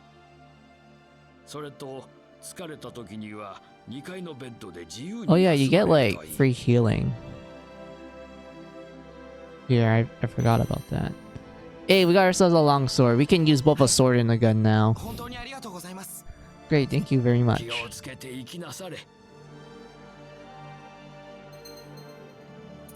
Yeah, let's just equip that. And we have brand new arts. We have Air Slash. Oh yes, Air Slash. The iconic, what do you call it? The iconic skill of Star Ocean 1. I think Reina went to the Sacred Forest again. Alright. You think that the Sorcery Globe is also responsible for this latest series of earthquakes? I wish that the hero light guy would come and get rid of that darn thing already. How's it going, kid? Do you need something today? Oh yes, this guy is the merchant from Resident Evil 4. I don't even know how to talk in his accent. If you want to travel outside the village, you should walk along the main road. Dad told me it's too dangerous to walk in the woods. Wait, can I actually go outside? I'm curious. Hey, mister. If you're going to leave the village, you better stay close to the road, okay? The forest is really dangerous. Oh wait, the boy's talking, my bad. Or girl. Could be both. Oh. I don't even know why that happened. That's interesting. Wait, does that mean I skipped out of recruiting Reina?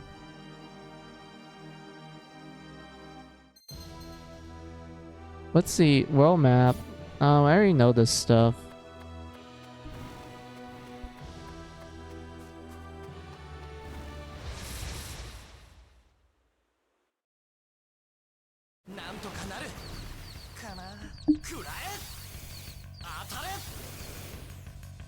Yeah, the face gun doesn't do that much.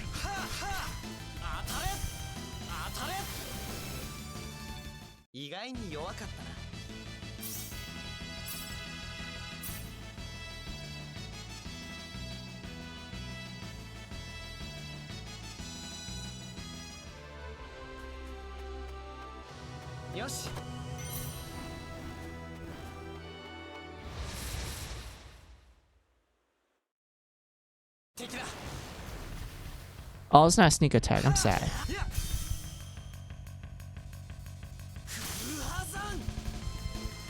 Yeah, air slash.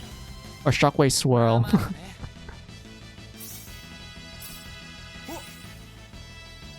Good job, boyfriend. You leveled up.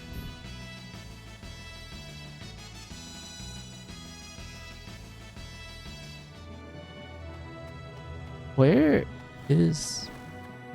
There's a treasure here, right? No, there's no treasure here. So it's somewhere else then. Oh, oops. I want to sneak attack it.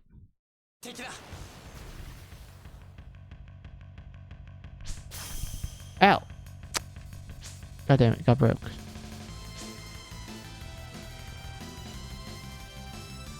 Come on. Damn it. I wanted the time counter. No. Fuck. I don't mind dying because I want to time it right. Nope. Damn it. You were wiped out. I don't mind. It seems that Red Riding Hood has been replaced with Reina for the time being. Yeah. Hey Rudo, how are ya?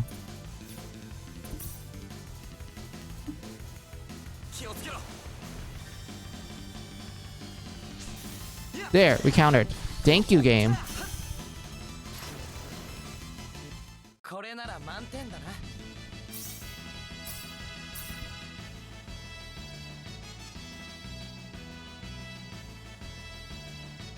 Exhausted after this week's only stream. That's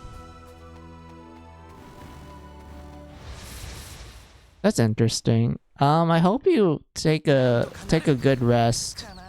I hope you can like relax in my stream and like, you know, just take a chill.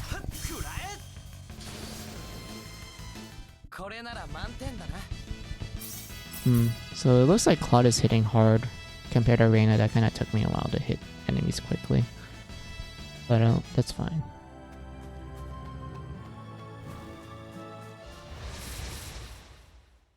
Excuse me. Oh god, I just burped. Ugh.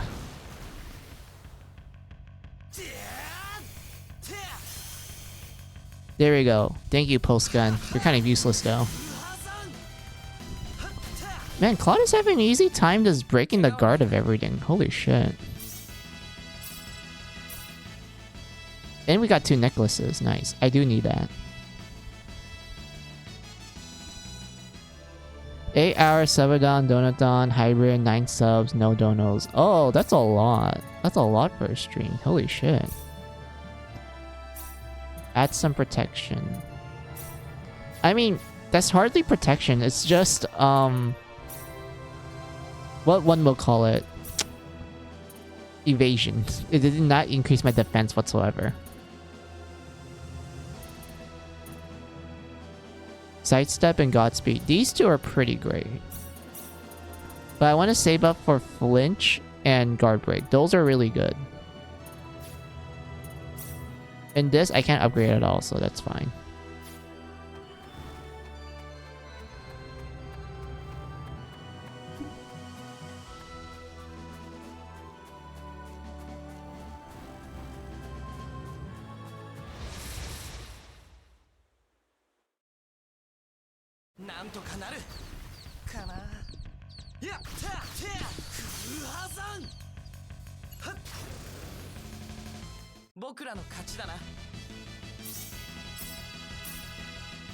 I can never get used to air slash. Well, sorry. I can't get used to the animation being called air slash, even though in the other games, it's called shockwave swirl. Because air slash is like a different animation in the other games. Like it's an actual different skill. But in this one, they decided to like, oh, shockwave swirl will be the air slash here. Which is so weird. Also, phase gun go burr. Hand cramp from Rhythm Game, brain fart from Pump My Ride on PSP. Ended up speaking like sleepy the rest of the day on Twitch stream chats. Oh, that's... Man, that's a lot. I don't even think I can do multiple games like that.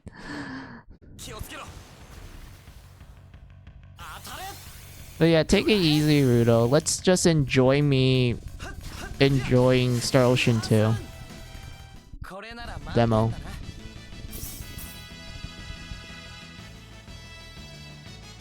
I really want to practice parry. I really do.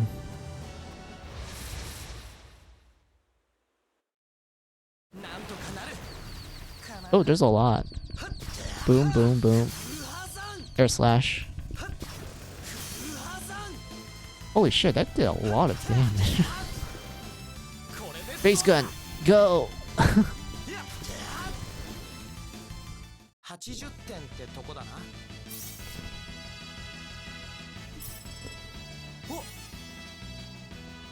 Hey, we got 69. Look at that. We got 69 SP.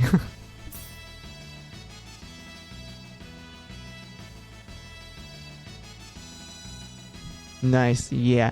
Oh yeah, Rudo, since you just came and such, are you aware of Star Ocean 2 or anything about it? Also, I got something nice. Hold on. Fuck. Well, we got into a chain battle, which is fine and dandy. But it's a back attack, so I'm probably gonna die. Come on. Come on, Claude. Move, move. I believe in you, man.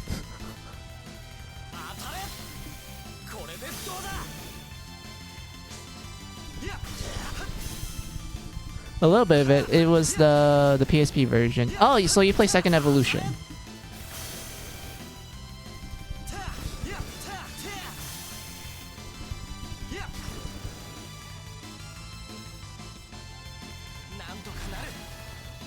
This is the power of phase gun. I'm using a gun. It's a real gun. Ow. That hurts. Air slash. A little bit of that in first departure. Oh, that's cool. That means you are familiar with it. That's nice.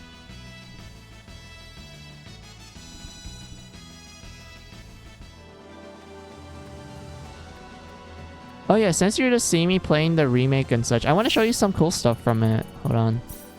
You can change the portrait and also change the name of the characters. I named Claude Boyfriend because of the whole, like, you know, Reina brings Claude back to the village, and every NPC you talk to, they're like, oh man, Reina, you got yourself a boyfriend? Nice. When are you gonna get hitched? Like, when are you guys gonna get married? And such. So because of that, I'm like, yeah, I'm renaming Claude as Boyfriend. Like, that makes sense. That makes complete sense to me. I'm like, yeah, he's Boyfriend now. That's why I even called the stream, like, second story intro with Boyfriend point of view. That's literally, like, why I'm calling Claude Boyfriend right now. So his full name is Boyfriend C. Kenny. And he's the son of Ronick C. Kenny. But, like, yeah, there's multiple portraits, and you can actually... And look, it's the older games. So let's start with this one. This is classic Boyfriend, Rudo. This is back in 1998, PS1. This is what Boyfriend looked like back in 1998. Very, very 90s. I like it. I like it a lot. Next, we get to Second Evolution, which is the PSP version. I think that one was like 2008 or 2009. It was like around that range. But yeah, this is Boyfriend in 2009. Second Evolution. He looks nice. I like how big his eyes are. I don't know why. They just made him have like some pretty big eyes, and it's like, yep, that's Pog.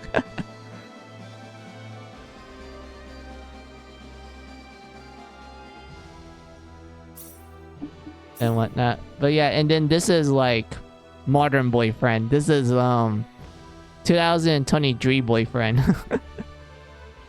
Looking quite dapper, I guess. I mean, there's a lot of details on him now, but like outside of that, yeah, that's just fine and dandy.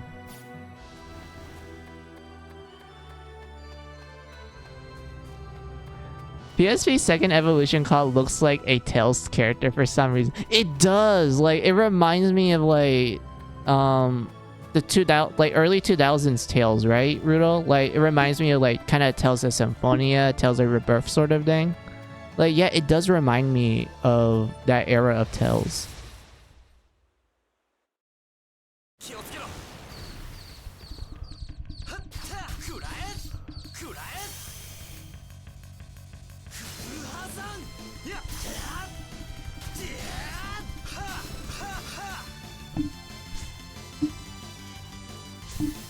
There.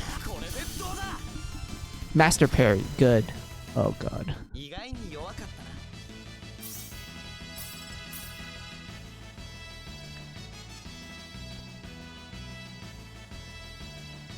I kind of want to play... I kind of want to show you the portraits that they have for Reina now, but she's not in the party yet. I kind of want to show it.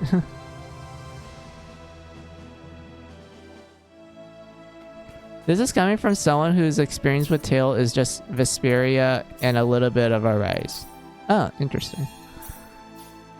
But yeah, I kind of want to show what Reina looks like, but we don't have her as a party member yet. This is what we're going to do, Rudo. Title screen, since I already saved, so I don't mind going back.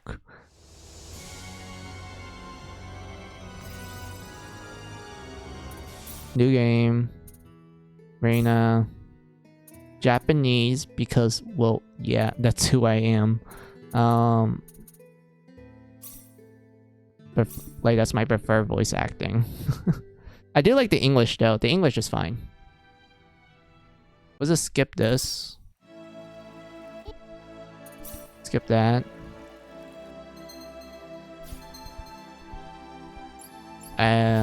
Skip that. There we go. Skip this. Alright. Okay, are you ready? So we have classic Reina from 1998. You know, PS1 era. I mean, she looks nice. It really does feel like it's a 90s anime art style. Like, you can tell by how, like, her eyes are drawn and, like, the general shape of her face and, like, the smirk or the smile, I mean. But yeah, that's like Reina in like 1998. Then we have Second Evolution Reina, where they just give her big old anime eyes and like a more rounder face, and that's it. And I do know for a fact that back when Second Evolution came out in like 2009, people were complaining that Reina looks really young, even though I'm like, it's the art style. And like, this is like normal. Well, to me, it's normal because I did watch a lot of anime during that era and such. But like, all they did was give her bigger eyes. That's all they did. Like, everything else is the same as Reina, like regular Reina and shit. Like, that's the only thing that they did with this art style. They're just like, yeah, let's just give her some big old anime eyes, you know, like moe as hell, and like that's it. Like, I don't know why people are like, oh, she looks really young and shit, and I'm like, bruh, it's still Reina. They just made her eyes bigger. That's it. Like, there's no other changes. That's like, I don't know why people are like acting weird towards it. But yeah. Ignored. So yeah. Then we have Modern Reina, which is she's still cute. I like it. I like her. And such. Reina's cute regardless. Like, Reina's my favorite character. But yeah, I guess they made her eyes a little smaller, which is like that's fine, I guess. Yeah, this make yeah. Now that I'm like looking at it, her eyes were like 90s styles, a little bit on the big side. Second Evolution is like big moe eyes, and then Modern is like a little bit on the small side. I guess small eyes equals look mature, I guess.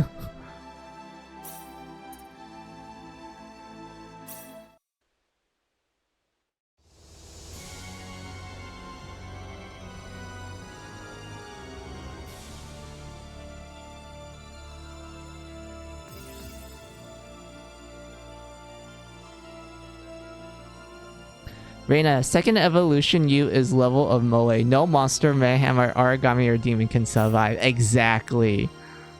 Like, dear lord. But yeah, we're gonna go back to Mr. Boyfriend. But before we do that, Rudo, I kind of want to show you what Reina looks like in the Star Ocean mobile game, Ananissus, which sadly is cancelled like a long time ago, and I missed that game dearly because it was so fun. Like, it was an actual fun mobile game. It plays exactly like a modern Star Ocean game, which is action-based and shit. And, like, graphically, it looks really good for a mobile game. Like, it actually looks really cool. But, yeah, I want to show you, fuck, where is my mouse?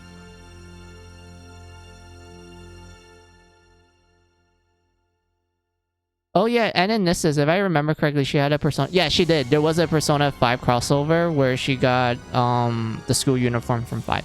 I don't mind showing it and such, so we had to go on the, like... Fuck, what do you call it?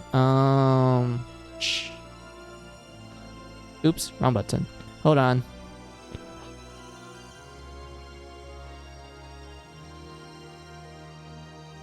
Wait, I can find it. Wait, where's my...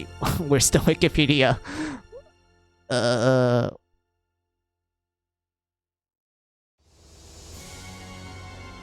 Come on, load. I know you can load Firefox. I do apologize if, like, I'm taking a while. It's like, my laptop is just chugging right now. A little bit, because I just decided to open up my usual web browser, which is Firefox, and for some reason, it's just loading so slow. I don't know why it's loading slow.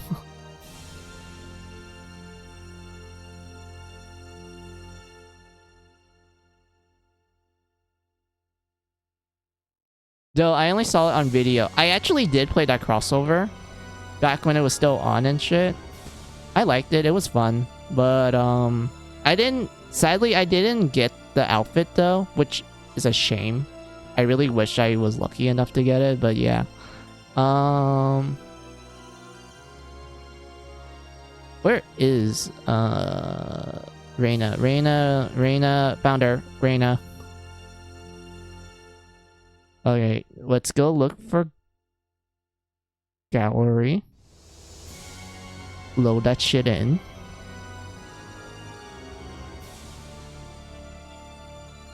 Come on, Ananistus. I know you can load. Please load. Alright, now I'm gonna go pull up the what do you call it? Share screen? Yeah, the share screen. Yeah, display capture. Found it. Display capture. That's automatic. There we go. Save. And let me shrink this so I can read you guys.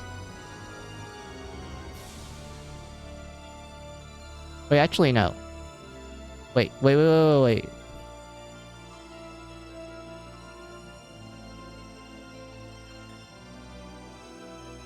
There we go. So this is what Reina looks like when you get like default her in Ananissus. Hey, she's a cutie. She is. I love it. Like, she's so adorable.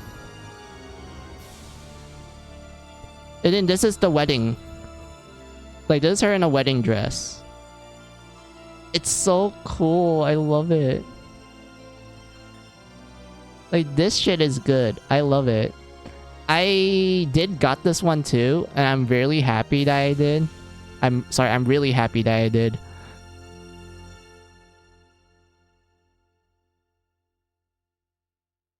Well, that wedding dress is cool. It is. And I have a headcanon that like when Reina gets married to like certain characters, this is the exact dress that she wore. That's my headcanon. This is the exact dress she wore when she married like certain characters. Especially Claude, Mr. Boyfriend here. And then this is her for Valentine's. So this is her Valentine's art.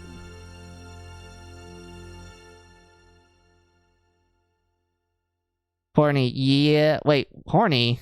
No, it's love. Not horny, Eagle. But yeah, this is Valentine's Reina. Look at her. It's adorable. She's a cat girl.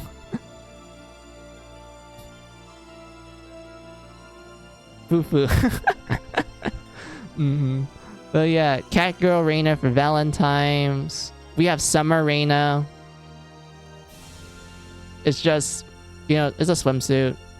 I don't have much to say other than like, yeah, nice swimsuit. I do like how it's like purely white, which is cool. I like the frails.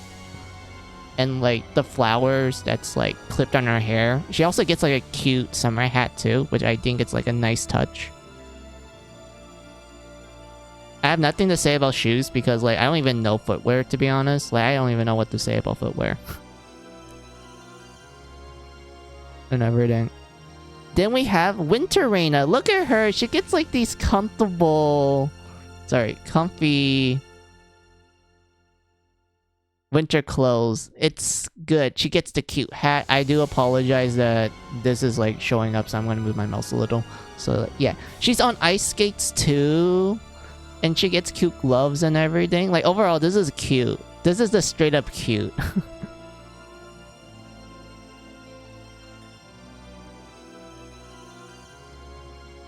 Hey, of course it's comfy. Reminds me of Summer Miku for some reason. Yeah, it kind of does. It does remind me of Miku when I'm looking at it. Then we have, I think this one was for a school event. I don't know what it was about. I remember playing the event, but I don't remember what the event was about. I just remember that she was dressing up for a military academy, and this is what she looks like. Pretty cool. I like the pencil skirt. I think the pencil skirt is nice. I guess this is like her as an instructor, I guess, because this doesn't look like a uniform that a student would wear, or like this is a natural like. This is like an actual military uniform that they will wear for school. This looks more like something for an instructor. And whatnot. But like, yeah, Next one. There we go. This is the one you were talking about, Rudo. This is the Persona 5 Reina outfit. This is the crossover event. Yippee. Yep. Look at that. She is Persona 5-ified, I guess. Classic Shujin uniform. It is. It's the classic uniform. I do like how the blackboard has like a bunch of science equations for Star Ocean and also the cute mascot as well. I think that's all of the crossovers, yes? No, there's more. Now that I'm like looking at it. Hold on. Okay, there is more. I forgot that these existed. So we have the Hot Springs one. Which is like, you know, Hot Springs, cute. I love the little rabbits in the background. I don't remember their names though. But yeah, like, look at that. She's just going to the hot springs, just relaxing and such. Like, okay, on a side note, I like hot springs a lot. I like baths in general. Because they're so relaxing. And such. Like, every now and then, I would actually take, like, a bubble bath. And I know most people will be like, why would you take a bubble bath? I'm like, bruh, that shit is relaxing. Like, you can just have some bubbles to play around with. You be in, like, kind of warm water. That's, like, really relaxing to be in. And you can just, like, either lay back and just, like, drowse to sleep. Or, I don't know, listen to some music and whatnot. Like, overall, like, I like bath time. Bath time is, like, fun time for me. Like, it's like one of the opportunities where I can actually, like, relax and, like, let my worries wash away. This is idle. Actually, no, there's two idle versions, question mark. What is it? Oh, this is divine. So that means she's in goddess mode.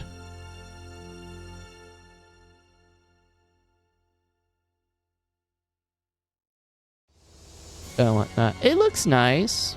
She has like moon-based like objects on her, which makes sense because her her hairpiece most of the time is like a crescent moon. And everything, which is like pretty cool. I like it. I remember Ananissa's actually having not only the protagonists from the Hashino era Persona games and also Futaba and Yoshizawa. Yoshizawa. Yeah, Yoshizawa. But also Guilty Gear characters. Yeah, there was a Guilty Gear crossover. There was Soul Bad Guy, Kyle. Fuck, I don't know how to pronounce the Lightning Boy name. Kyle? Kale? Kyle? I don't know. I don't really care about him. Kale. Yeah, Kale. Yeah, I didn't care about him. I was like, okay, he's just a pretty boy. I don't give a shit. Kai? Oh, it's Kai. Okay, got it. That's how you say it. It's Kai. Got it. Yeah, I didn't care about Kai. I was like, okay, he's just a pretty boy. I don't care.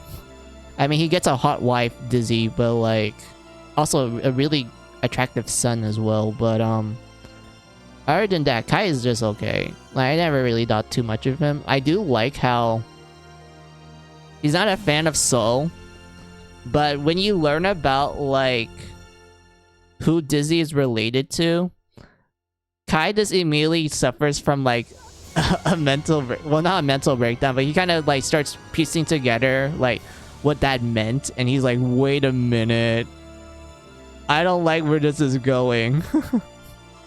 I don't like where this is going. He doesn't even want to think about it more. Like, Soul immediately picked it up. Like, Soul was like, wait a minute, I shouldn't mention this to Kai. And then Kai just kind of sit back and like think about it more, and he's like, wait, oh no. And then again, there's also Epstein and Dizzy. Epstein is, yeah, Epstein. Yeah, Epstein is just pretty cool. Like, wedding dress, Opie, that's nice. Also, I do like her playstyle, like using a gun and such, and how most of her like specials are like wedding theme, which is like absolutely wonderful. I like it. Really good aesthetic as well. And then we have Idol. We have Idol Reina. Look at that. She's just giving out a good performance. and whatnot. Okay, the crossovers that I do remember from Ananissus, okay, other than the Persona one, like you said, Rudo and Guilty Gear, I remember the Valkyrie Profile crossover ones, and I was so excited and hyped for that one because I liked Valkyrie Profile, and the fact that they're like, hey, here's like the classic Valkyrie. There's also her little sister from the second game, and also the older sister, and there's like some of the iconic Azures, like our boy Final Blast Man, and we get Freya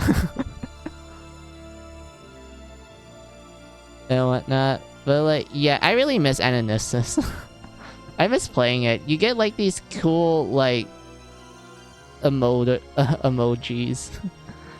Like, this is the avatar that I use. Like, this is like, you actually get this through the official website, and it's like a Twitter profile pic. And then we have like, you know, the stamps, aka the things that you can spam in the game itself. Like, we get this one that translate roughly to let's do our best, and then this is Nyan Nyan. And then this one is Nekoga Iruna, which is yeah, just Asbel and like Anne asking why there's a cat here. Uri? Wait, no, I don't even think I read that correctly. Hold on. Yeah, that's the happy one. I did it again. There's the gulp. Gulp. Let's see. There's hold up. There's the let's go. Oh, hey, there's the Persona 5 emoticon. Right there. And then that's the line art. Reina, I hope that the idol outfit that you got is not stolen from either Miku, Red Riding Hood, or Rapunzel's closets. Yep. Let's see, there's Nom, Longing. Oh, yeah. I remember this. This made me laugh because, like, that's literally how Reina saw Mr. Boyfriend when they first met. She legit thought he was, like, the hero of light. You know, this, like, fairy tale idol that she's, like, really into and such. Like, she's like, oh man, like, I wish the hero light was a thing and whatnot. Like, he's a natural person. And then, you know, Claude comes in with his pulse gun shooting laser beams everywhere. And she's like, oh my god, he must be the hero of light. And then, you know, he has to tell her that, oh, I'm not a hero. I'm not this prophecy chosen one that you think I am. I'm just a normal dude with a gun. And such. But like, yeah, I remember this. This was cute. I like the art. Art's good. Oh yeah, this is like the rendering. I remember. Oh god.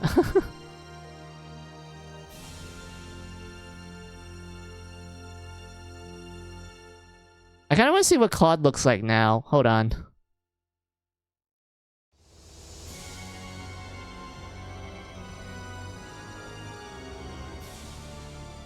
Oh yeah! I forgot. They were in Tales of the Ray.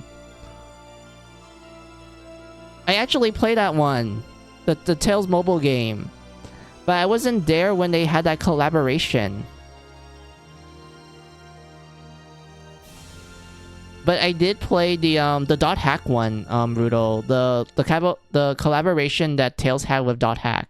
More specifically, I think it was both classic and GU crossover. So we got Hoseo and Adelie as like free playable characters.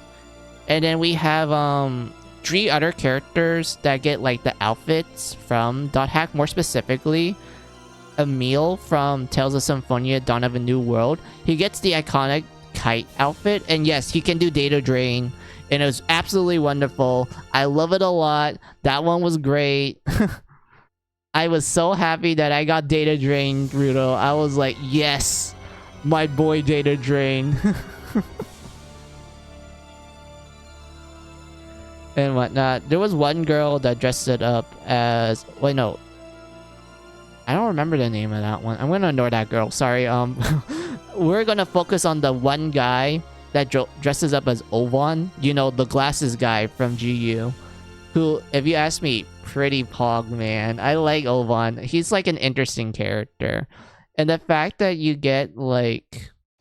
essentially someone wearing his outfit, and you actually get to like use some of the moves that Oban uses in the game, is like very great. I like it a lot. I wanna. Oh, the race got Kasane Rando of Scarlet Nexus Frame 2. Oh, they did? That's cool. I didn't know that.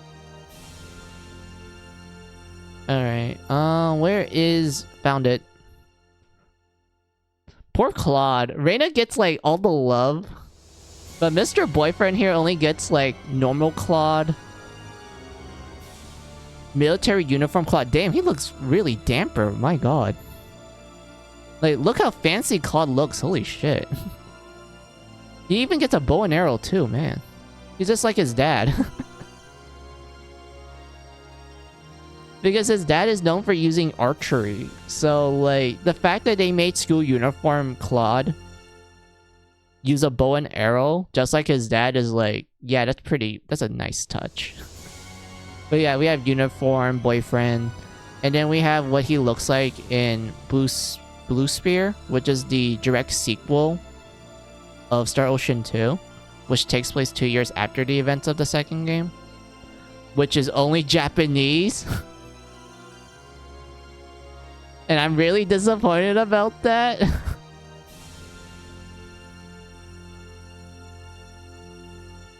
Because, like, look at this. Oh, oops, wrong button. Like, look at this, Rudo. We have Blue Sphere, which is the direct sequel, Japanese exclusive. It started on the Game Boy and Game Boy Color. And then it got remade for mobile games, which is honestly the, like, definitive way to play it because of, like, graphical improvements and, like, such. And it takes place 2 years after the second game and is not available whatsoever. Like, we just can't. We just don't get it. I do know that someone, translated it in English and shit, but, like, we just didn't get it at all. And let's see, even though the game was initially going to be released in North America as well in Japan, Enix decided not to localize the game. This is due to the size of the game, therefore the difficulty in fitting a translated version into a cartridge, but primarily due to Enix's change in strategy to focus on the newly released Game Boy Advance rather than the Game Boy Color. Okay, me reading this right now, maybe immediately thought, like, you could have just remade it for the Game Boy Advance instead. Like, the Game Boy Advance can definitely fit whatever the fuck you're trying to translate into a cartridge.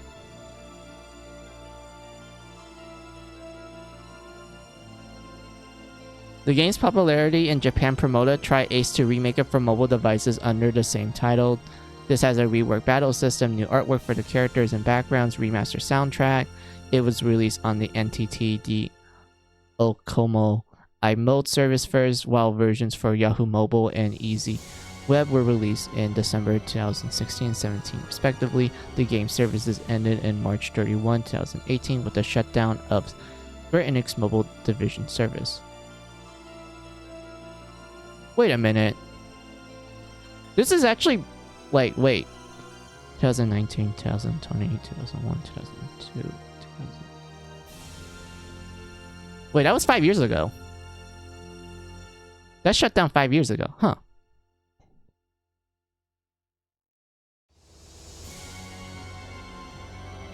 That's interesting. Is it possible for us to, like, emulate this? I think it is, right? Right, Rudo? Is this, like, possible for us to actually emulate it? I'm pretty sure the ROM is out there so that we can actually, like, do some emulation stuff with it. Which means it's possible for us to do, like, an English translation as well.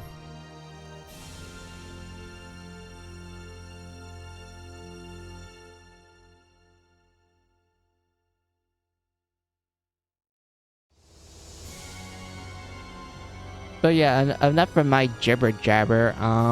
Yeah, like, Rudo, I really wanted this to be available, so I'm hoping, like, this is me really hoping. I'm really hoping that when Star Ocean Second Story R comes out in November, which I'm very excited for, when it comes out in November, they're gonna surprise us by being like, oh hey, we included the either Game Boy version or mobile version of Blue Sphere in the game as like a nice bonus, and it's like English translated and shit. I'm hoping that's the case. I'm hoping that's real, Rudo. Like, this is me going by pure hope, which is really rare for me because I rarely hope for stuff. But yeah, I'm just like, yes, please make it real. I really want this game to be like readily available for like newer people. Like, it doesn't help the fact that like I've been waiting for this. And I don't even know if someone made an English translation for the Game Boy version. I think they did, but I didn't play that one. I'll probably play that for you guys on stream or something. But yeah, really hoping, just hoping right here.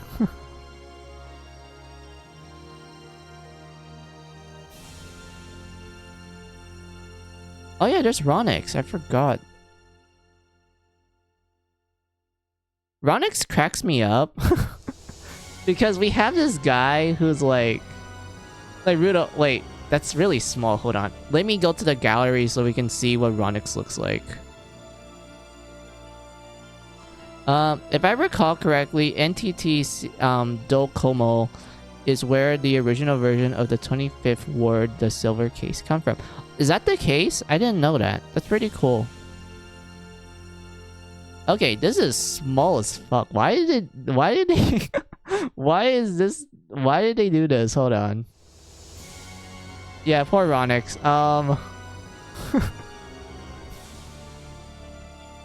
Okay, so Rudo, this is what Ronix looks like back in the SNES. I don't know why they give us like the small ass picture. But like, yeah.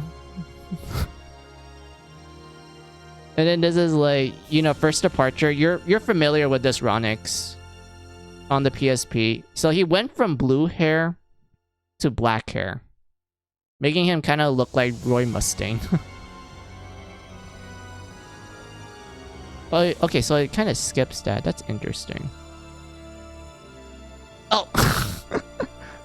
Oh, okay, he got black hair in his sprite, but the artwork, it's blue hair. And he looks a little bit on the old side of things, which makes sense. He's like 38.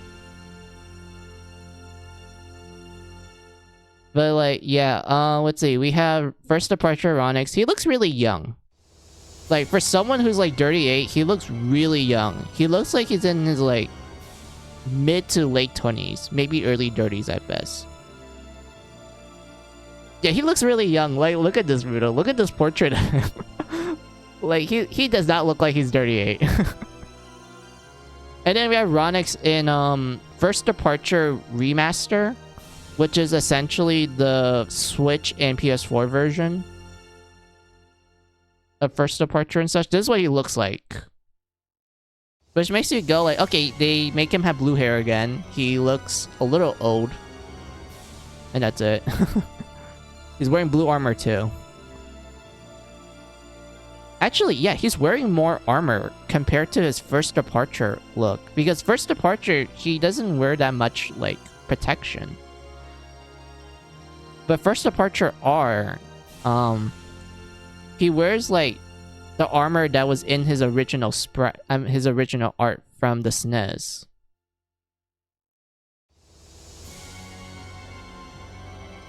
True. Oof, that armor looks interestingly weird. Yeah, it's kind of a little odd, but I do think it's nice.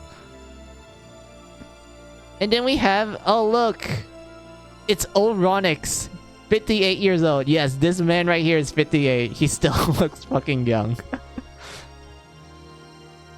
And whatnot. But okay, yeah, so this is what Ronix looks like in Ananissus, the mobile game, where they pretty much went with the classic SNES look and whatnot, which I thought it was not that bad. It's fine. I think that's it. He only has like one version. Yeah, Ronix got the short end of the stick. There's only one version of him in Ananissus as well. Poor man.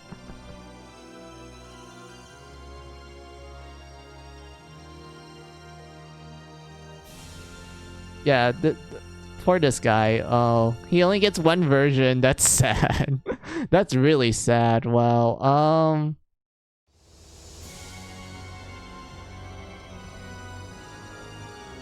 is there a way for me to look at everyone? Because this is only showing me the characters from Ananissus. I want to see the characters from the other games.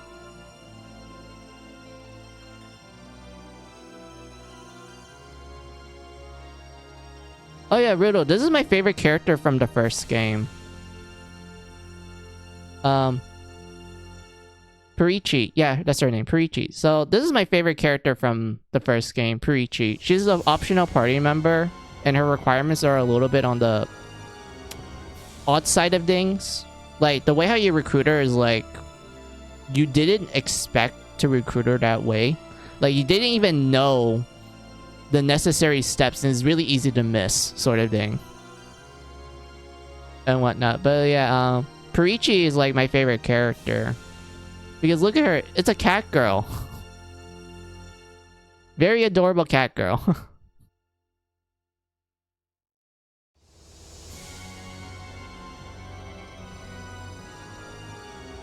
And such. I'm not sure if you like know how to recruit her, Rudo. I'm not even sure how far you're at in first departure, to be honest. But I don't mind like kind of telling you it. So do you remember like this portion of the early part of the game where they ask you like, oh hey, like there's pirates and shit, like can you help us kill it? And then you have the option to say like, yeah sure, let's go fight the pirates, or no, we don't want to fight the pirates, and then you can just lead them and just never encounter that again. If you do remember that, then you have to fight the pirates. So you have to go through that small dungeon, you know, beat up all the pirates and shit. You find Perichi and you rescue her out of it, and then you take her back to the town where she just immediately flees from you because she doesn't fully trust you. But if you go where she tripped while she was leaving, you will pick up her ocarina. And no one tells you this at all. Like, the game doesn't tell you this. The game just gives you like a little like sprite that shines a little bit, and that the game doesn't expect you to know that you're supposed to like interact with it. And if you're wondering like, oh, will it still be there if I leave the screen? No. The moment you leave that screen, it's gone. It is completely gone. You cannot get it anymore. So that means the moment you get to this particular screen, you have to pick it up immediately if you want to recruit Perichi. Because if you just leave after that event, you can never get it back. I completely forgot about the game. It's been a while since I played it. Oh, okay. But like, yeah, that's like one of the requirements, Rudo. So imagine like not knowing how to recruit this character, and then you learn that, wait, I had to pick up this ding that I didn't even know was a ding. And that if I just leave the screen, is this no longer there anymore? And whatnot. But yeah, that's like the first requirement. The other one is that you have to go back to one of the starting villages in the game, and you have to do the private event where you find this cat that's getting along with everyone. And what you have to do is that you need to like interact with the cat, and everyone's like, oh hey, that's a cute cat, you want to name it and shit, and you have to name the cat Perichi. And after you do that, you have to play her ocarina next to her, which will cause her to transform back to her regular self. And she's like, oh, that's mine, can you give it back? And like tries to snatch it from you, but you have to tell her that like, oh, I found it and you dropped it and shit. And then she explains her like backstory a little bit. Bada bing, bada boom. Hey, she's in your party now. And whatnot. But like, yeah, I like Perichi. She's like comedy relief. She's also really interesting playstyle wise, because her whole gimmick is that she's kind of I guess a monk like character. Like she does like a lot of like fisticuff moves, and it's easy for you to stunt lock enemies because of that. Like her moves have like a lot of hits in it, which is really easy for you to stunt lock certain enemies, especially in the like original SNES game. Like Perichi is actually really busted in the SNES game because like if you give her her most powerful weapon, which is called the kitty paws, yes, her ultimate weapon is just called kitty paws. The moment you give it to her, Rudo, she literally snaps the game in half because she's just gonna stun lock everything to death, and it does a lot of damage too.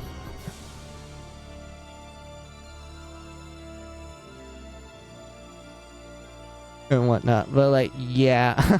She's my favorite. Also, like, you actually do need to get Perichi to unlock a certain item called the running shoes, which when you use it, you're always on the move. Like, quite literally, Rudo. Like, when you put on these like shoes, you can never stop moving.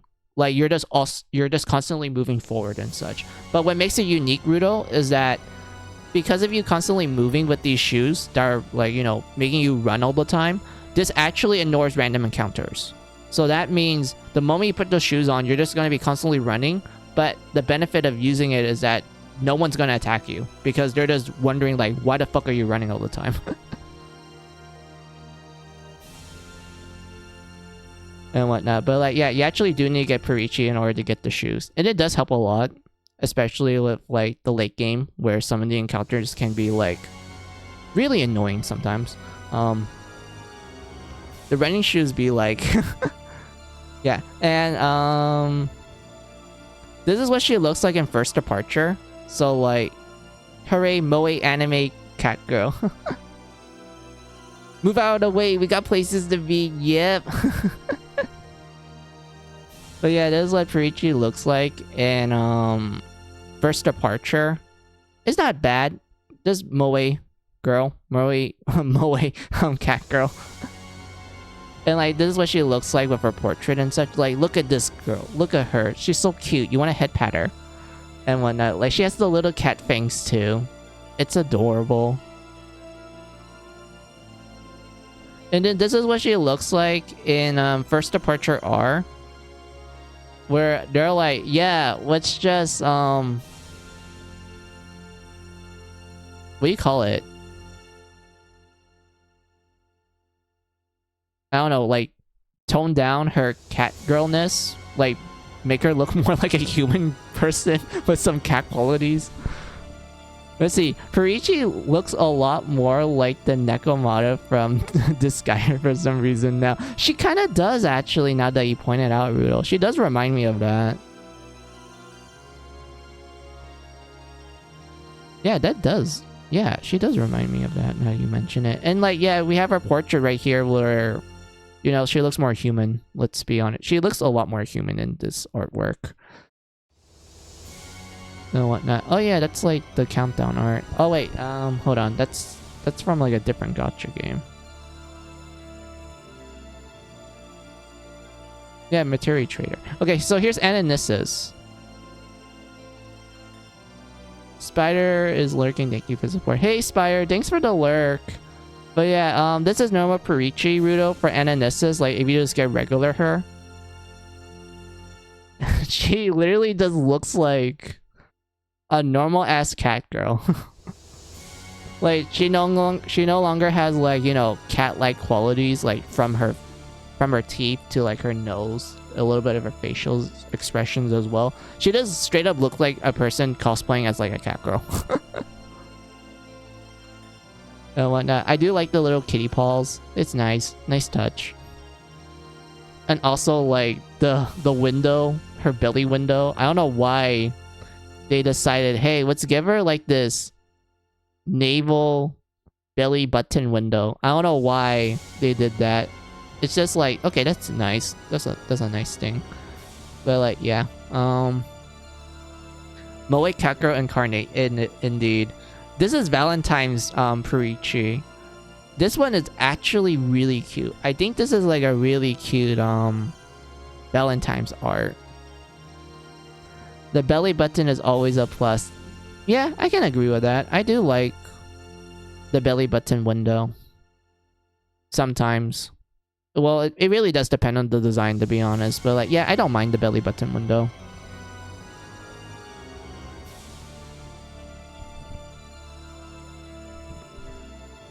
And such, but like, yeah, we have like really cute Valentine's Perichi. She gets a cute hat.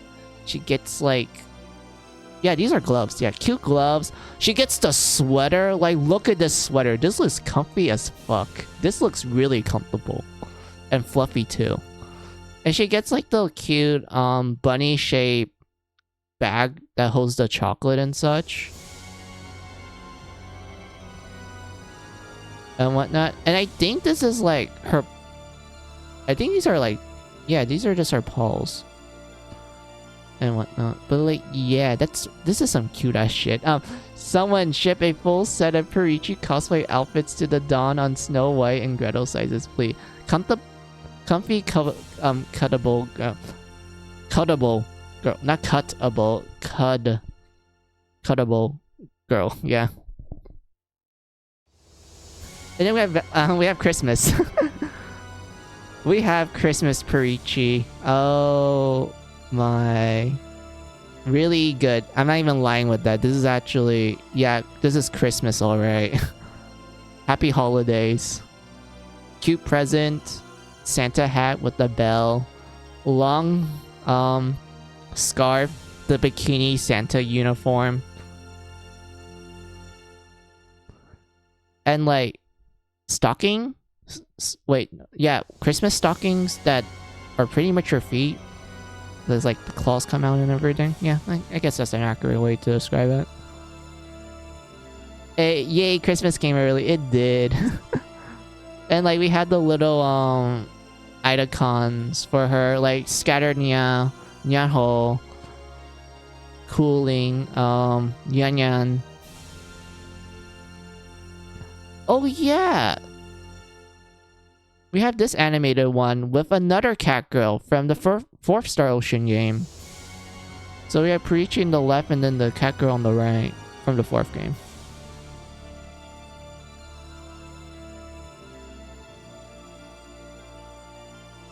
And then we have the models too. I want that. Man, me talking about Star Ocean is like really fun right now. I'm actually enjoying this. But yeah, I am curious. I want to see what the crossovers were. So we're going to go into this tab and then go to characters. And go at playable characters. And I want to see what we have for playable people. Hold on. Okay, so this is from actual Ananissus. These are the original characters from it. Alright, we can just ignore you guys. I do like you guys, but like, we're going to ignore you for now.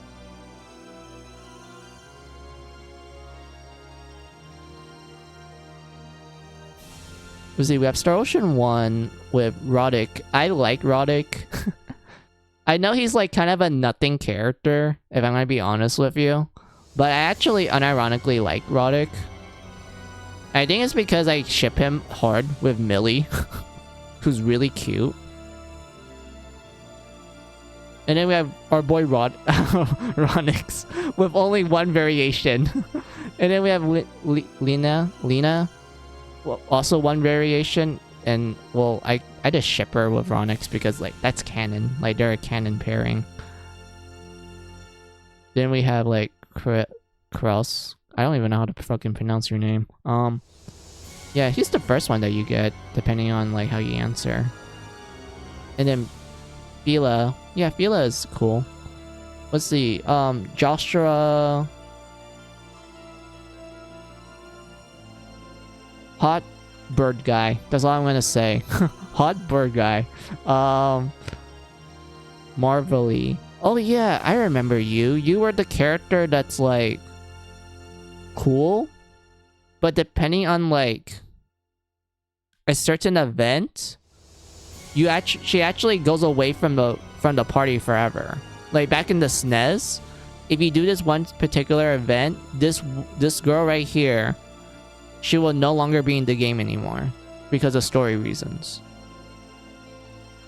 They did change this in First Departure where they expanded on like why she went like gone and whatnot and such, and she gets replaced with a different character who actually I can't talk about because that's actually like story spoiler stuff, so I can't really talk about that one. Let's see, Roddick is a blank slate, if I recall correctly. They're as hot as the turban of Fire Emblem, RD. Yeah, So the characters from Star Ocean 1, Ego, so Roddick, Millie, this guy, Phila, Joshua, Marvin, Perichi, Iris, Tolpin, Ashlyn, and Dawn. They are from the planet Rock. And the best way I would describe it is that they're essentially the Lagoos from Fire Emblem, Path of Rains, and Radiant Dawn. So, the planet Rock is this essentially planet Lagoo. Like, I'm not even kidding about this statement. Like, they are all beast people. They are literally all beast people. Like, look at Roddick. Roddick is a monkey boy. He has a monkey tail.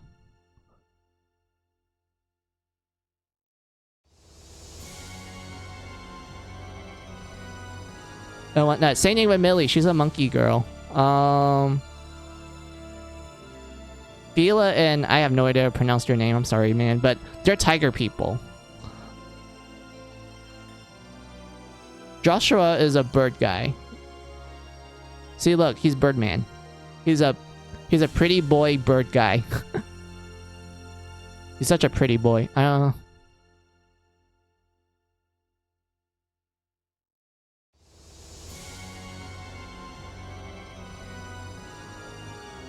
And then we have Tanique. I think that's how you pronounce his name. So yeah, we have Tanique, who's literally does Ranma from Ranma 1/2. Like, you can't make this shit up. Like, he literally looks like Ranma, especially in his first departure artwork. Look at this. He looks like Ranma from Ranma 1/2. That's the funny thing. He literally looks like Ranma. And what makes Tanique unique is that he turns into a werewolf, like in battle and such. And that actually increases his stats and everything. And you can like flip it on the fly too. Like, it's really, like, he's really like a pretty powerful physical character. Where is his artwork? Found it. Come on, load game. So yeah, this is what he looks like when he turns into a werewolf. Back on the SNES. Really cool looking. I really like how intimidating he looks, especially with like his face and eyes. And like the pose he's doing. He looks really intimidating. And then we have the portraits of him as a wolf in First Departure and First Departure art. I think this one looks kind of lame. This one looks really cool. Like, look at this. This one looks really cool. Furry, yeah. He is, but I do think he looks cool though. And I don't think he ever transformed in Ananissus, now that I'm thinking about it. Yeah, he never transformed in that one.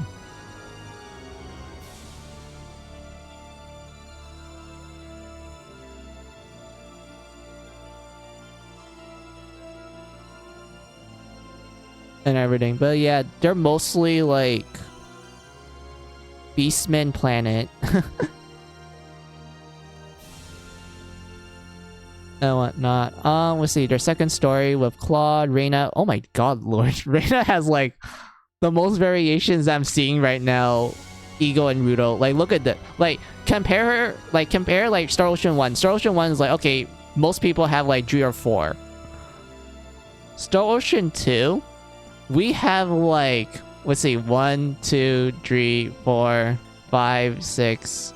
Wait, did I even count that right? Yeah, 6. 7, 8, 9, 10. There's 10 Reinas. There is 10 Reinas. Oh my lord. Let's see, we have, oh yeah, Celine. Celine's like the hot mage character. Woman. Yeah, I remember you, Celine. You're actually a pretty good character. She's the hot... Wait, why is that small? What the fuck? But yeah, I remember you, Celine. Yeah, there's BS. There's, Second Evolution.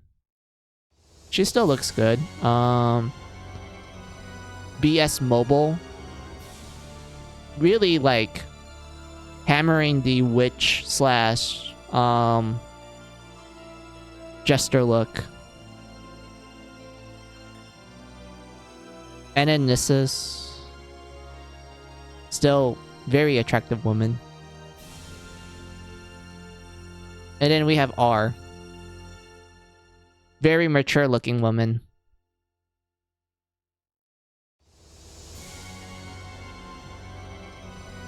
Let's see, Reina Lanford, officially the main character, and this is confirmed. Yeah, I kind of feel like Reina is like the main character, to be honest. But the power of good story and design, the fan base must have loved her to pieces. Yeah, Reina is really loved by many. Like, everyone likes Reina a lot. If you talk to someone that played Star Ocean 2, like, people really love Reina. Reminds me of Magalu from Bisteria. Yeah, she does remind me of Magalu.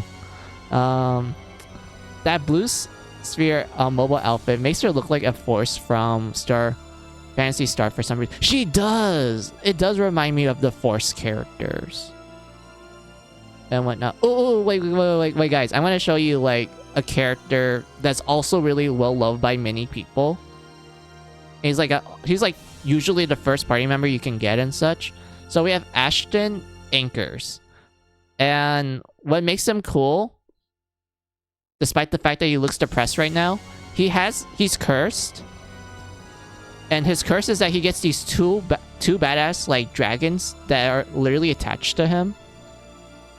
And what makes them cool is that he dual wields, and not only that, but the dragons can also like pick up his swords to dual wield as well.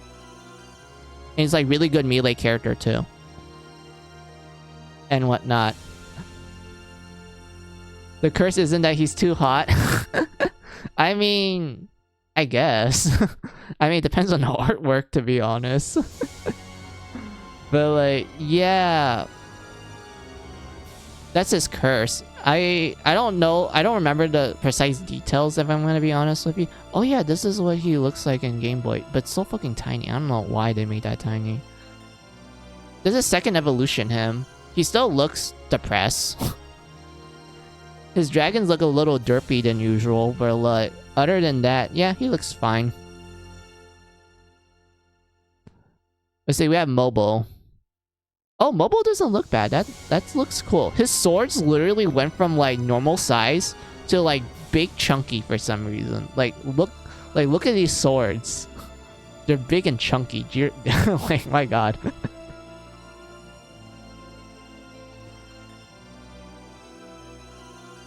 And then we have Ananissus, which this one actually is interesting to me. Because prior to that, his swords look the same, right? It's like, you know, the classic, you know, still looking cool sword. But Ananissus, on the other hand, they actually made his swords look different. And they look exactly like the dragons are on him. Like, you know, the right one is red. Like the red dragon, and the left one is blue, like the blue dragon and such. And you can tell, like, there's like distinct differences in the design of the sword as well. Like this one is more scaly, which matches this one well, while this one has like little fins, which, you know, matches the blue dragon. It has like fins as well. I like this a lot. This is actually really good art.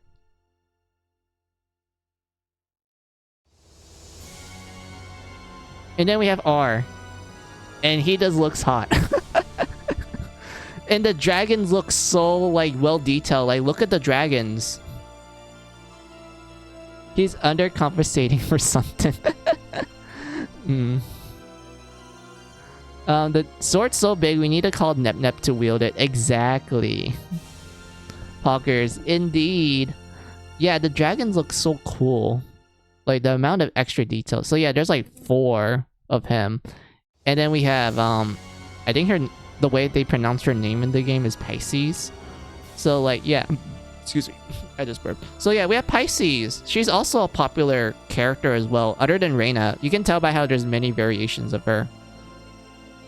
So yeah, this is what she looks like back in PS1. And notice her left hand. She's holding a PlayStation 1 controller with dual analog and whatnot.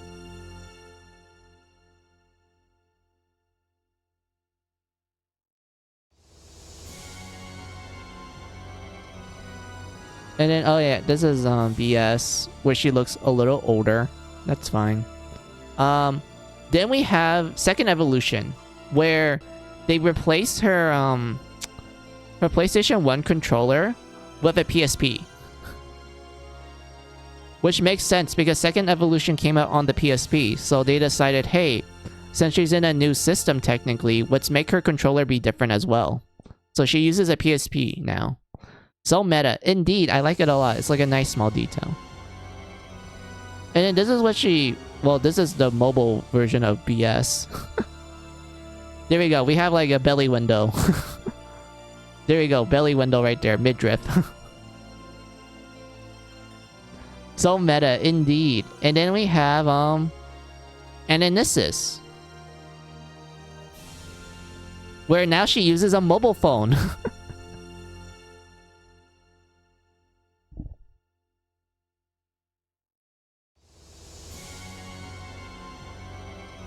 And also the PFN on the arms. Yeah, I don't even know what that represents, to be honest. I think it's like PlayStation, correct?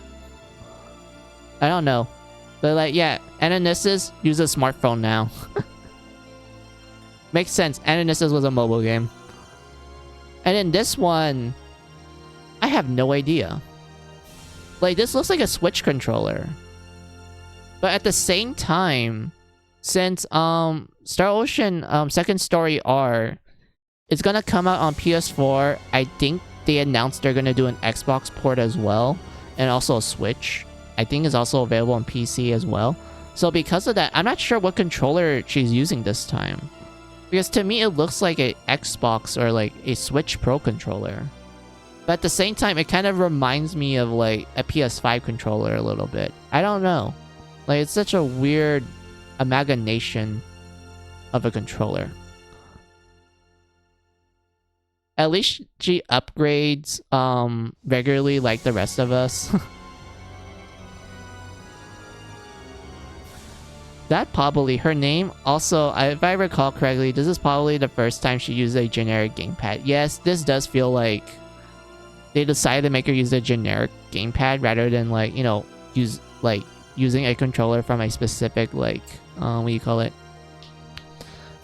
Console.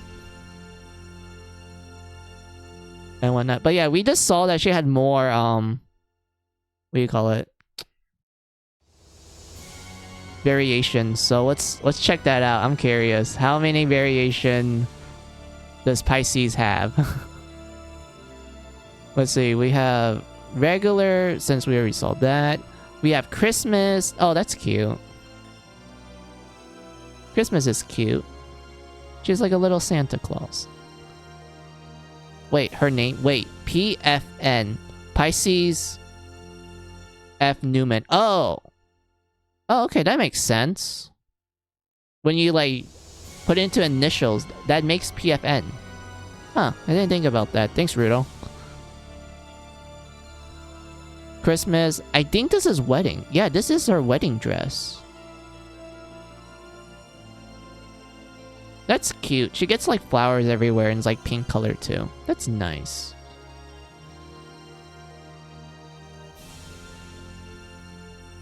Is this Blue Sphere? Hold on. Oh, wait, this is Operator.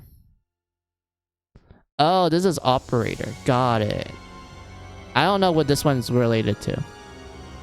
Pisces, you're too young for a wedding. I mean, she's 16. That's old enough to get married in Japan. Like, quite literally, like, the minimal age to get married in Japan is 16. I'm not talking about age of consent either. I'm talking about, like, marriage age. 16 is actually the minimal requirement. Oh, this is Halloween. Okay, I was like kind of piecing together like, wait, what am I looking at? I'm like, oh, this is Halloween. All right.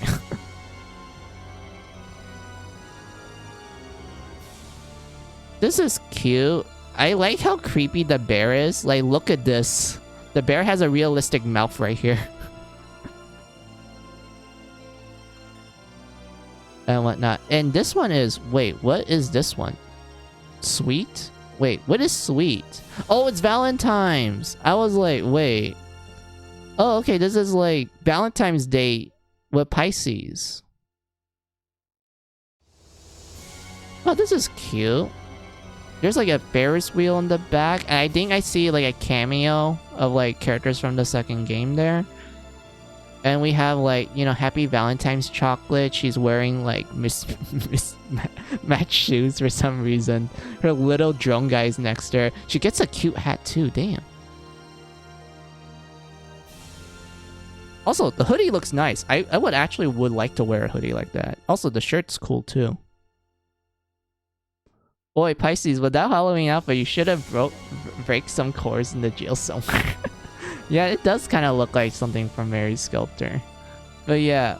Yeah, Pisces has like, how many is this? 1, 2, 3, 4, 5. Oh, she has 6. Precisely 6.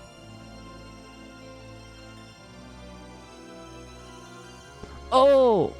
It's Dallas! Wait. The mismatched shoes shows her quirkiness. Actually, yeah, that makes sense now. Oh, we have Dallas. Oh my god, Dallas. Oh wait, this does not look flattering to you. Jeez Lord. Yeah, Dallas, I remember you. He's also a character that I like a lot. Where is... Yeah, there we go. So yeah, Dallas. Okay, so... Dallas is an interesting character. You can technically recruit him in both Claude and Reyna's stories. But... a lot of people do recommend getting him Drew Reyna because you do learn a lot more about the guy, Drew her path and such. Because if I remember correctly, his backstory is that Dallas is a childhood friend of Reyna, and he has like a rivalry like relationship with Claude. And what's funny is that if you play as Claude, you actually get to fight Dallas multiple times in the game. But most of them were like unwinnable battles because Dallas always wins in the end.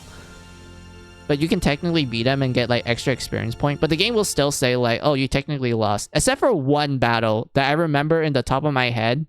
Because I remember training my ass off for that one. And the game actually acknowledges that you beat him in that one. So that was like a cool one.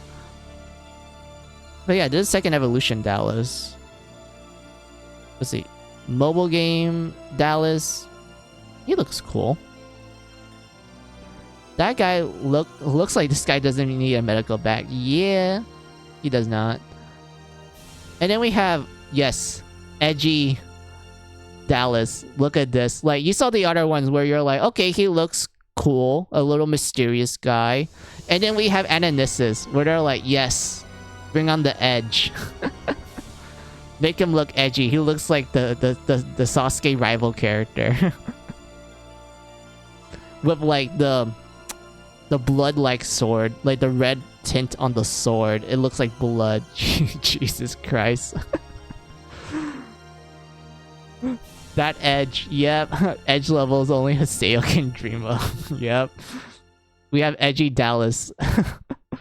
And then we have Dallas in R. I actually like this one a lot. Like, he doesn't look edgy. Like, he doesn't look edgy like Ananissus. He looks a bit normal, like in Second Evolution. There's still some style to him, like he's wearing this big-ass cloak, which I think looks cool. And like his hair doesn't look too, like, I guess stylized. It looks like something that someone would actually wear in real life, or have in real life, especially for a guy. Because I did actually have hair that long before, but it was hard for me to maintain, so I had to cut it off. And like he just wears like a normal outfit outside of a cloak, which is nice. Also, he gets like this big ass like Eastern, well not Eastern, Western sword, European sword. It looks cool. But yeah, there's only 2 of them, surprisingly. Okay, there's Leo. Oh yeah, there's Opera. Opera's a cool character. Novo, Crystal, Michael, Lucifer, Gabriel. Oh yeah! These are the bad guys. But let's just ignore that for now. Oh yeah, this is the reporter. I remember you. You take fucking forever to recruit. Yes. So yeah, we have the reporter, Chisakto. Yeah, that's her name, Chisakto. So yeah, we have the reporter. I remember like getting her, and like she's literally a gag character. Like all of her movesets is just her reporting people. And like she attacks people with a stick. Like a stick that has like a glove at the end of it. You know, it's like a pointing stick. Like, you know, people use that stick to point stuff out. She literally uses that in battle and just poke people to death, which is fucking hilarious. Journalist, man. Yeah, like, look at this journalist. She's very cool looking. Wait a minute. Okay, that's like small, so we're gonna ignore that. Oh my god, she got a glow up in man, she got a glow up in BS Mobile. Jeez, like she went from like, okay, this looks like your typical reporter, like, you know, older lady, looks very attractive and shit.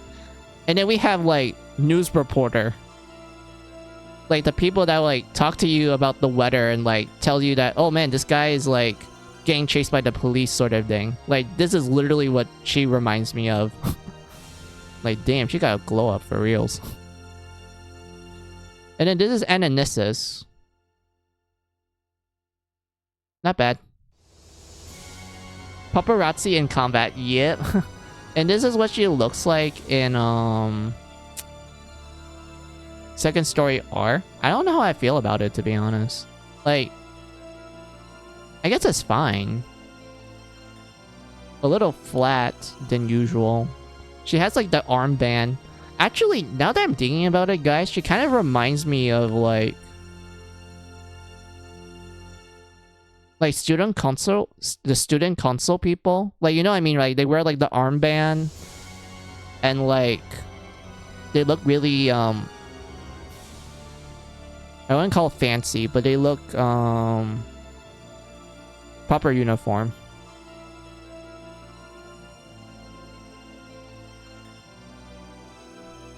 And when like, you know, they button up their blazer and shit. Yeah, this is what she reminds me of in this artwork now that I'm looking at it. Like this, yeah, this reminds me of it. She looks like she's like the president of the student council. But, oh my god, till the end of time. Yeah, like a short, brown hair and different eyed Mitsuru. Yeah, she does remind me. Why is my mouse disappearing around here? What the fuck? Anyway, oh yeah, so this is the L.Star Ocean game until the end of time. This is like, if you ask me, like, guys, if you ask me which Star Ocean game is genuinely fun and like overall, it's till the end of time. This game is fun. Like, you can literally snap this game in half. Like, really easily once you understand the mechanics really quickly. Because what makes this game unique, guys, is that it has a cancel system where essentially if you cancel your animation, it lets you do a follow-up skill attack, which not only it becomes more stronger, but it will cost less SP to use. So the whole point of till the end of time is that essentially once you like learn how to cancel your animations quickly and efficiently, you're gonna do like a fuck ton of damage. Like, you're gonna do so much damage to the point where you're like, holy shit, I'm like one-shotting shit. And whatnot. And then we have Fate, who's like the lovable main character. Everyone likes him. Like, they think he's like the best one.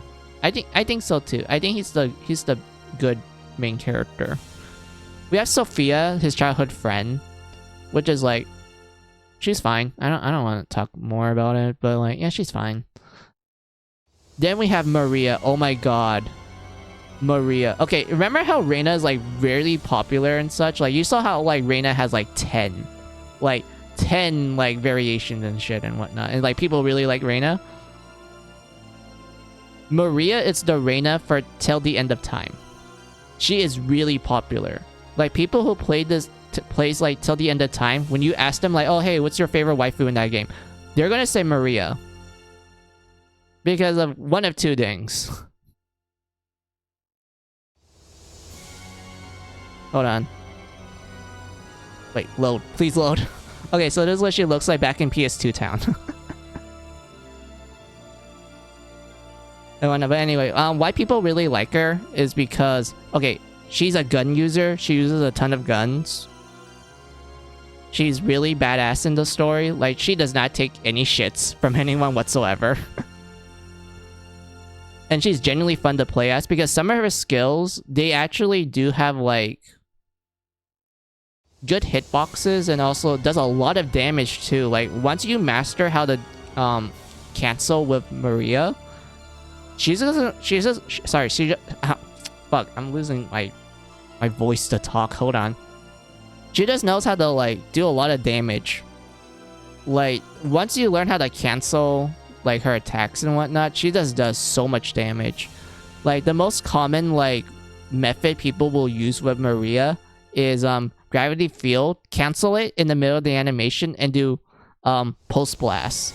When you do that, Maria just like kills everything on sight. Like jeez Louise. Like not only that, but like magnetic field and what do you call it?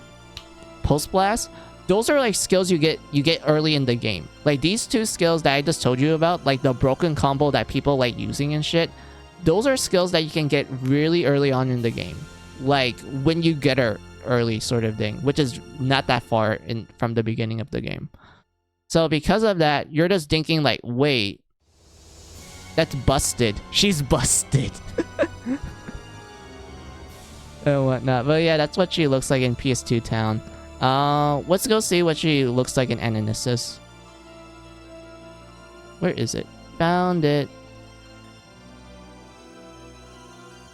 Oh yeah, battle portrait, inventory portrait. This is her. Oh yeah, there's like different outfits. I remember now. This is like her default outfit. I do like, yes, this is PS2 Town. Of course, it does not look, you know, high quality and shit. But like, I don't know, man. I like this artwork. I like this art style graphics. But yeah, she gets like multiple outfits. But anyway, let's ignore that for now. Excuse me. So yeah, this is what she looks like in Ananissus. I feel kind of mixed, to be honest, because they made her eyes really small. And I don't even know how I feel about it, to be honest. Like, it looks kind of okay. I don't think it's like too bad. And whatnot, but outside of that, like, yeah, it's good. We have wedding.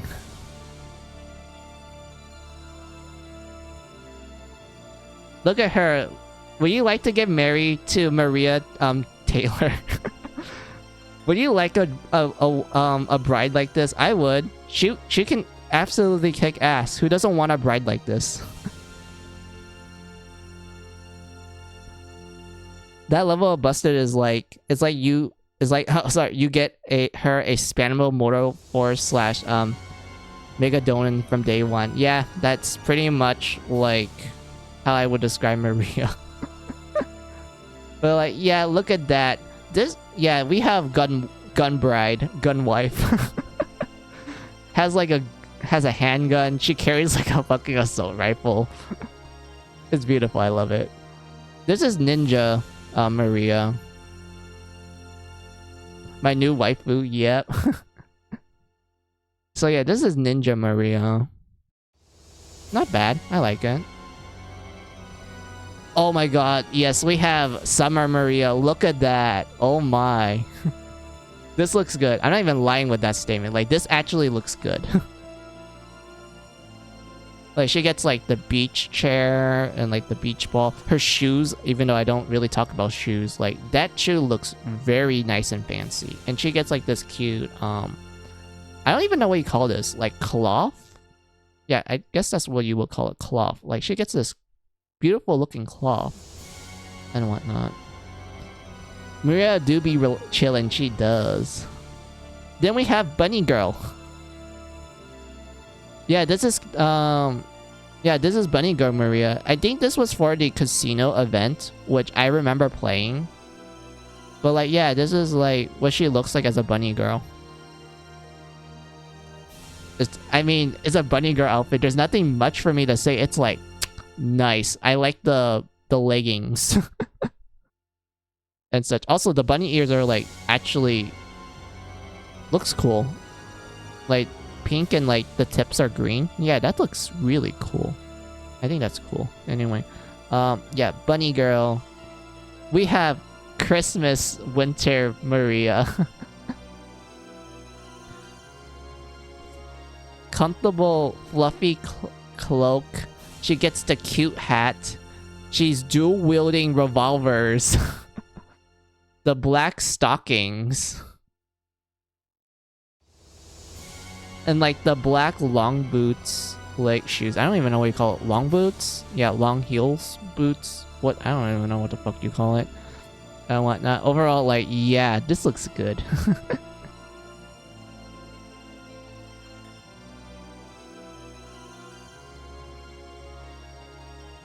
Oh yeah, this is Angel Maria. Wait, is it called Angel Maria? Let me check. Yeah, it is Divine Maria. Maria, that's not a Christmas outfit. Are you trying to assassinate someone? I mean, she looks good in it. Might as well. So yeah, this is Divine Maria. So we have Angel Maria with like this interesting looking sniper rifle. I don't even know how this works. Like, there's so much fancy stuff on it. I don't even know how this works. And then we have Halloween Maria. This is the outfit that I remember people, back when Ananissus was a thing, people were simping hard. They were wailing so hard for this one, guys. Like, when this outfit was like announced and like released and such, I saw so many people like wailing for it.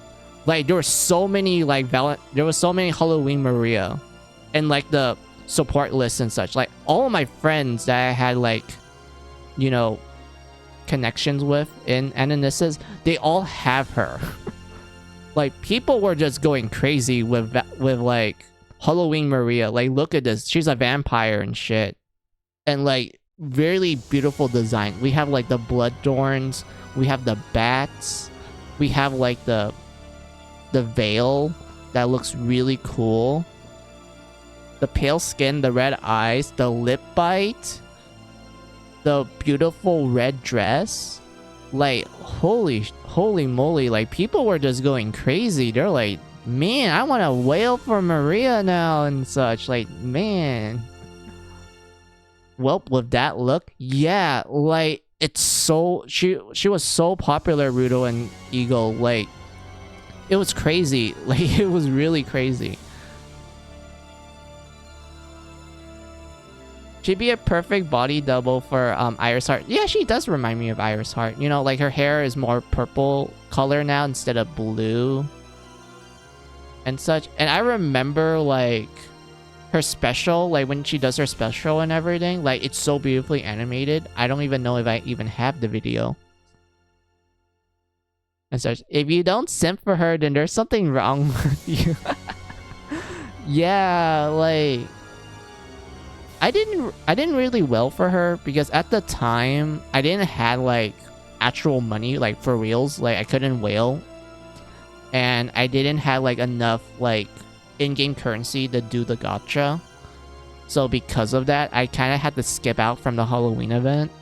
So I wasn't able to get her, sadly.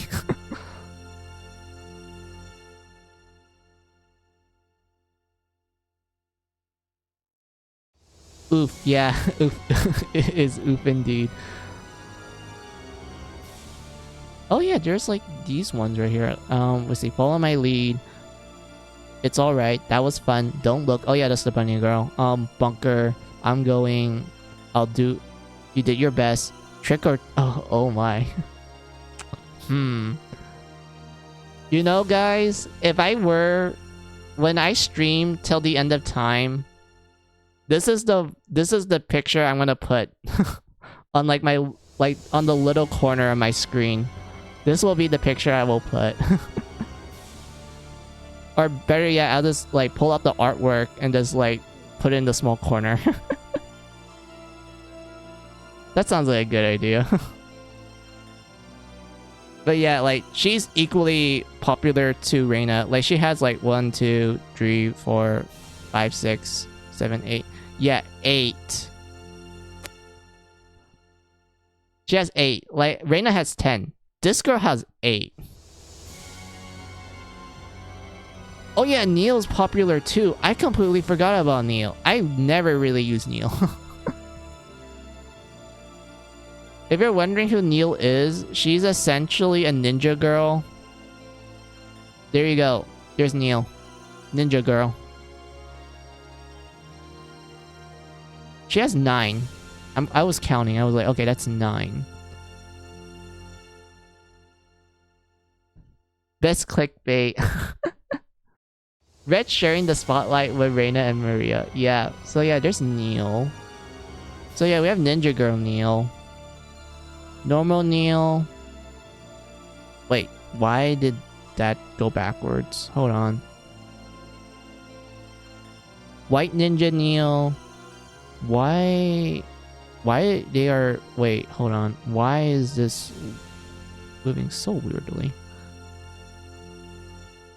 More Ninja Neil and Maid Ninja. Okay, I'm gonna be real with you. Like, they're like, okay, let's give her black hair. Let's give her black eyeliner. Let's give her, like, black lipstick. And she immediately goes for, like... This immediately makes her into, like, you know... Gothic Maid Ninja Girl. Like, it's a goth GF. It's literally a goth... It's literally a goth ninja maid GF. Ninja maid. Yep. Like, damn. But yeah, now we get to the artwork from Ananissus. Okay, so Ananissus, normal Neil. Okay, this looks cool. She looks cool. Cute. I like the scarf. Blue scarf looks nice. Let's move on. What was this one? Wait. This one is Oracle. Okay, so this is Oracle. Got it. I guess it's like... yeah, kind of Shrine Maiden like. You can still tell that she's a ninja. And such. I do like the prayer item. Then we have Wedding Neil. And fun fact, the person who did this particular artwork is the person who did, I think it was Code Geass. Because it looks like their art style. Wait, let me check. Why? Wait. Is it from Code Geass? I need to know. No, that's just telling me. Wait, hold on. I want to know who Rangetsu is.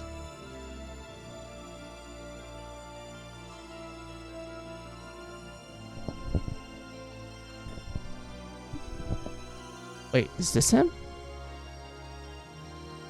Hold on. Oh no. That's Mysteria, my bad. Oh. Artist. That's the wrong one. Huh?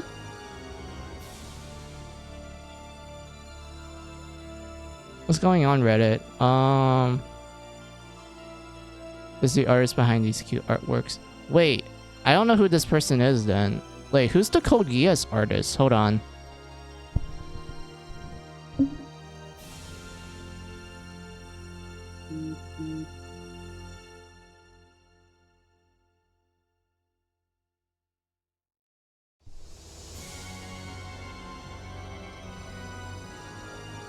Let's see, designer is Takahiro Kumura.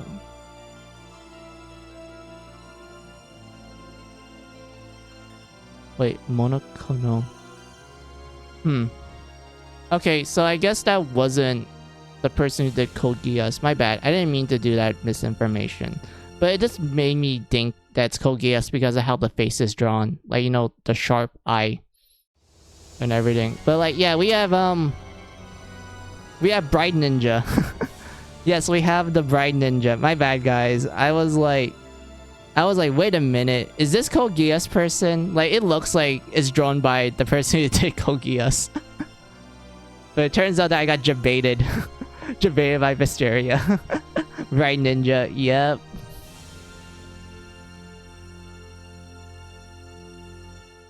Oh, look. It's Maid 2.0. She's no longer Goth Maid. She's just a normal maid.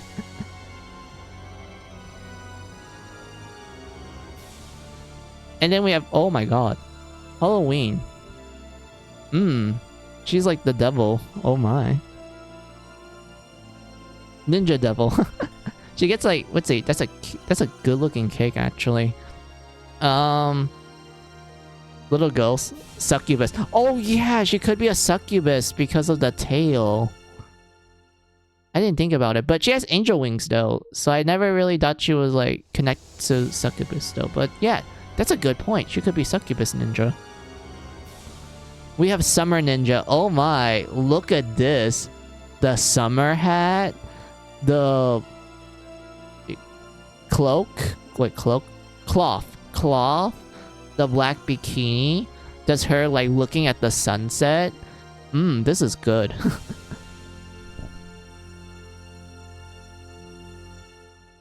And she's a ninja, so she's a silent killer. Yeah. Oh, I think this is like... Wait, hold on.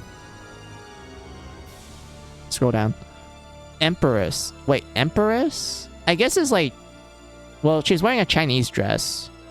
Which is nice. Like, Chinese dresses, like, in general, they're really nice. And such. I don't even mean it as like, oh, you're just being a pervert and shit. I'm like, no, like actual Chinese dress, they look nice in general. And whatnot. Like whenever I see a Chinese dress, I'm like, damn, that looks really cool and nice. Like, I like the design of it. And whatnot. But this one right here, yeah, this looks good. A lot of leg action. We have the back, which is like very wonderful, especially people who like backs. And like overall, not bad. Also, she gets like a sniper gun for some reason. And then we have Oni. We have Oni Ninja. Decked out in like traditional Japanese outfit with the Japanese pattern background. Like this looks nice in general. I think this is really good art. Also, she gets like the flame katana, which is like very wonderful. Very pog. And whatnot. And then we have Holiday. We have Christmas Ninja. She has a cute bear. There's a Christmas tree. She has presents for her target. And such. But like, yeah, we have Christmas Ninja. Also the leggings. I just had to point that out. I think the leggings look nice. And whatnot. But like, yeah, oh my god. So yeah, Neil's also popular too. I completely forgot about her. I rarely use Neil because I think she's like an okay melee character back in like Star Ocean Dream. Technically, Santa can be considered a ninja, can he? I mean, he sneaks around and give out presents and shit. So I guess, yeah. I guess Santa can be like a ninja.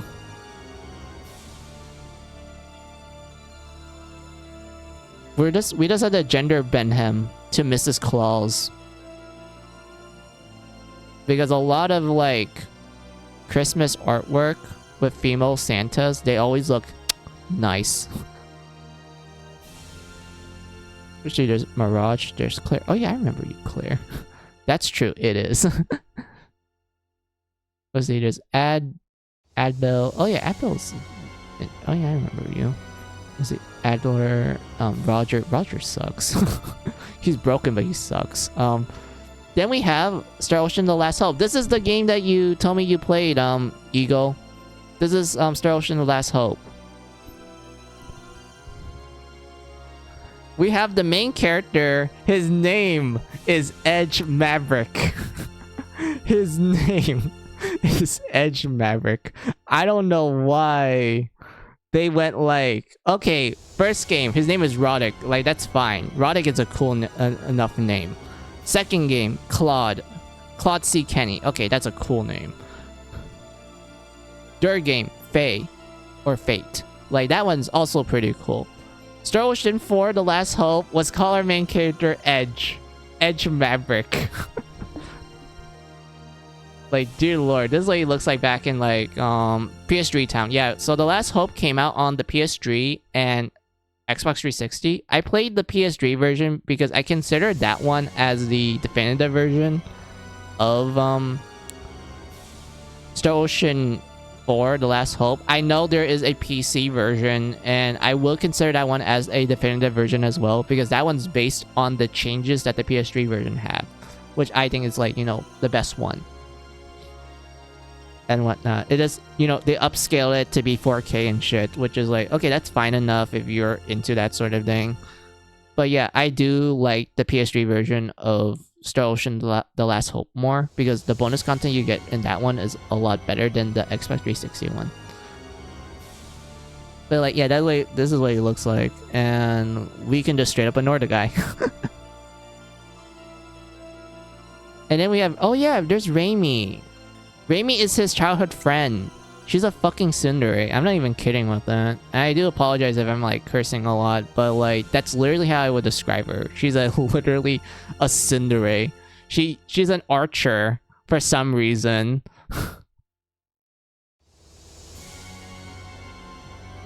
He has the edge on Mavericks. Yeah, he's Maverick Hunter X. Edge is a Maverick Hunter from the Mega Man X games.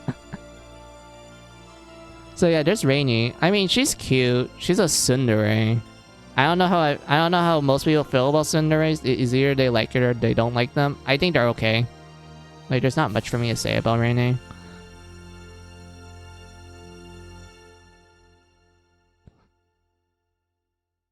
Sci-Fi Girl uses bow and arrow in space combat. It is interesting that they decided, hey, let's have a character use bow and arrows in Star Ocean The Last Hope, which I felt like that game, it's very sci-fi heavy. Because the best way I would describe the early games, Rudo and Eagle, is that Star Ocean 1 is like, yes, there are sci-fi elements in it and such, but it feels mostly a fantasy game with some sci-fi elements in it. Star Ocean 2 is a good blend of both sci-fi and magic, which I think is wonderful. Same thing with Dree. Dree also is a good blend of sci-fi and fantasy, which is absolutely wonderful. Star Ocean 4 The Last Hope is straight up fantasy. I mean, straight up sci-fi. And it's pretty much Star Trek if you're familiar with it, because the creators of Star Ocean, they actually like Star Trek a lot, and they actually wanted to make a Star Trek-like game ever since the first Star Ocean game, but they just didn't really like have the confidence to do that. So by the time that The Last Hope was made, they're like, okay, we're confident enough to make a Star Trek game.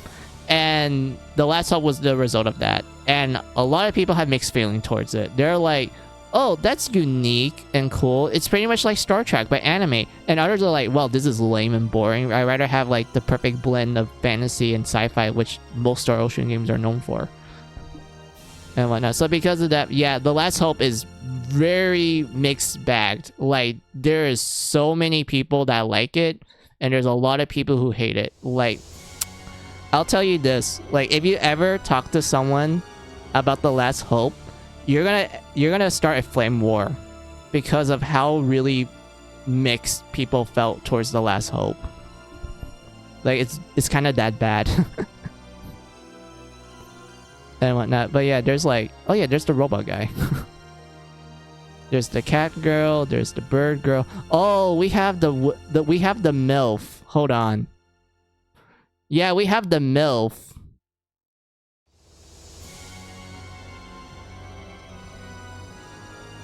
I don't know how to pronounce her name. I'm sorry, but this girl right here, she's a married woman. And like, she actually has a cool backstory, if I'm gonna be honest with you. Like, I actually thought that her whole like personal story and how you get along with her, I think it's actually well written. It's actually really cool. She also gets a pretty good ending too. Like, I honestly think the ending she gets is like very fitting, and is also a little bit bittersweet at the same time. And whatnot. But yeah, we have the MILF.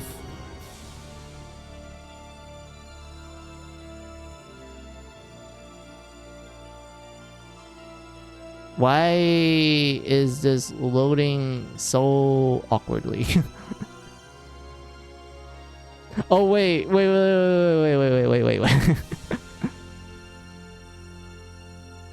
I remember you. I remember you, Danos. Guys, I think I found the long-lost mother of Dummy and her sisters. Yeah, she does kind of remind me of that. I thought the girl relationship with the elf was weird and just it didn't make much sense. Yeah. The girl relationship is odd. I did felt like outside of that, I do like her overall story. But like, yeah, I remember this guy. I remember Danadils. Yes, his last name is Danadils. He's essentially a scythe user that's actually cool to play as. And if you're wondering, like, is he edgy? Yeah, he is. He's kind of edgy. I mean, he uses a scythe in battle, for fuck's sakes. And, like, he actually uses a, what do you call it? An interesting form of a certain sword technique that's been, like, in every single Star Ocean game. But, like, yeah. Also, I don't mind, like, talking a little bit of, like, The Last Hope, just in case some people might be, like, kind of interested in the lore. So, The Last Hope is technically the first game chronologically. Like, in the chronological order, it's like this. So, it starts with The Last Hope, then Star Ocean 1, then Star Ocean 2, then Star Ocean Integrity and Faithfulness, then the Divine Force, then Star Ocean 3. That's the timeline chronologically. And if you're wondering, like, why is that the case? Because of certain story reasons, more specifically, one particular plot point that was introduced in the Dirt game, which made a lot of people felt like it either made the game worse or it made the game great. Because the particular plot point that Till the End of Time had, it was so, like, mind-boggling. Like, both in a, like, oh, this is, like, a cool plot twist, but also, like, a lot of people who experience it, they're like, wait, that's fucking dumb as hell.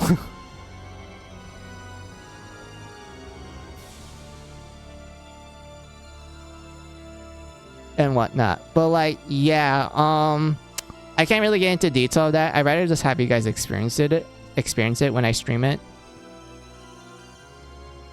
And such. I don't even know why they made a timeline like that. Like, look at this shit. Hold on. Let me put this in new tab. Like, look at this shit. Like, look at this timeline. So, we have... Okay, here you go. So, this is the timeline. So, we have The Last Hope that takes place in SD10.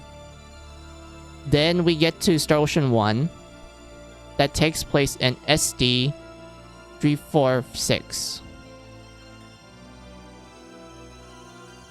Then we have Star Ocean 2, which is 20 years after the events of the first game. So this one is 3S. Wait, sorry. Is SD 366. Then we have 2 years later with Blue Sphere. Then we have Integrity and Faithfulness. This one is roughly 200 years after the events of Blue Sphere. Then we have Ananissus, which I didn't even know it takes place at this time. I didn't know this at all, guys. Like, I didn't know it takes place right here. And then we have Divine Force, which is like roughly, I think this one is like, let's say, according to the numbers that they're showing me, it's like roughly like 40 years, question mark, after the events of Integrity and Faithfulness. And then we have Star Ocean 3 right here. So Star Ocean 3 takes place in 772. And when I first saw this, I thought that was like fine and dandy.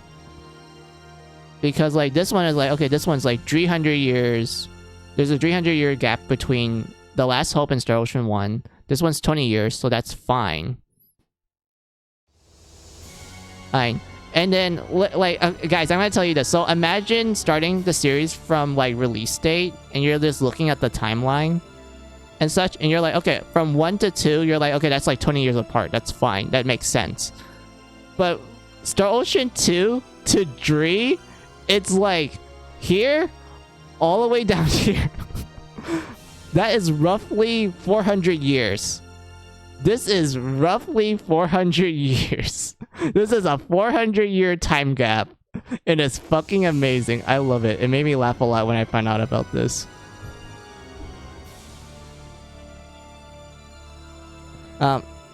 Really, that feels odd. I haven't played all of them, so I'm out of the loop of how the other game stories goes. Is Last Hope not filled with more sci-fi than the others? Blue Sphere, the one game that just like any 7 Dragon game outside of Code BFD is not out of Japan. Yeah, pretty much. And also for your question, Eagle, yeah, The Last Hope is more sci-fi than the other games because the other games are more fantasy with a mixture of sci-fi. Like the first game is just mostly fantasy with some sci-fi elements. The other games onwards, they are a perfect blend of the two. And I'm gonna lurk, need to make food. No problem, Zigo. I hope you enjoy the food. And such. But like, yeah. Like Rudo and Eagle. Well, I mean Eagle's lurking. So so yeah, Rudo, like look at this timeline. Like this is simplistic, yes, but like imagine going like I said before, like imagine going through this by like release date. Like you're going by like the release date of the Star Ocean games. You're like, okay, first game makes sense. 20 years after that, second game makes sense. Star Ocean 2 to the third game, 400 years. Okay, bit of a big like, you know, time gap, but like that's fine. That's fine and dandy. Star Ocean 4 comes out and you're like, man, I wonder when this takes place. And then you learn that it takes place way before the events of Star Ocean 1. Roughly 300 years before the events of Star Ocean 1. And then you get to Integrity and Faithfulness, which is the 5th game. That one takes place 200 years after the events of the 2nd game. But 200 years before Star Ocean 3. And it was like that for a while. And then Ananissus came in and they're like, oh, it takes place in 539. Which I didn't know that at all, Rudo. Like, I didn't know this at all. I didn't know it even takes place in, like, 2 years after Integrity and Faithfulness. I thought this just takes place in the distant future. Like, it takes place after Star Ocean 3. Because why else the Star Ocean 3 people be in the game? And they make references to the story of Star Ocean 3 as well. So I was like thinking that, oh, Ananissus takes place after Dreep because, you know, that wouldn't make sense. That wouldn't make sense. But like, nope, it turns out that according to this timeline, it takes place 2 years after Star Ocean 5. And then we have Star Ocean 6. This one is 583. Still like, you know, still 200 years before Star Ocean 3, which is like fine. This is like roughly 40 years. After Integrity and Faithfulness. Like, I don't know, man. I honestly thought the timeline was simplistic. Like, back before, like, I learned about Ananissus and Divine Force and where they take place. I honestly thought the timeline was simplistic. Like, that was, like, I honestly thought that. Like, I went like, okay, this one's easy. 20 years, makes sense. 400 years, completely makes sense. This one takes place way into the past. That's completely fine. This one, 200 years after 2, but 200 years before 3. That's completely okay. Then we have mobile game in Star Ocean 6, and they just smack it right here. And I'm like, who thought this was a good idea? Who thought this was a good idea to do that? Oh my lord. Do we be hopping timelines? I mean, I guess kind of. It's a Final Fantasy Sid Ding mixed with YS timeline fun. Yeah, also hey Amalfia, how are ya? We're just talking about Star Ocean, like, in general. Because it started out with me, like, playing the Star Ocean 2 demo through the point of view of Claude, aka Boyfriend. Yes, I literally called Claude Boyfriend. And I can, like, show you that I named him that. Hold on. Let me move my mouse a little bit.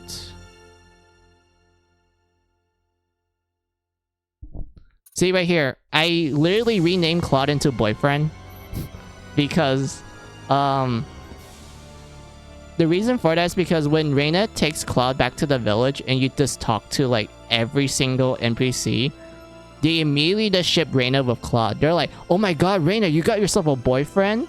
And he's hot? He's blonde. He's tall too. Damn, you got lucky. Like, when are you guys gonna get married? And whatnot. Like, that was literally every single NPC's dialogue. And I actually liked it. I was like, yeah, I like this because I actually shipped the two. Back when I first played it on PS1.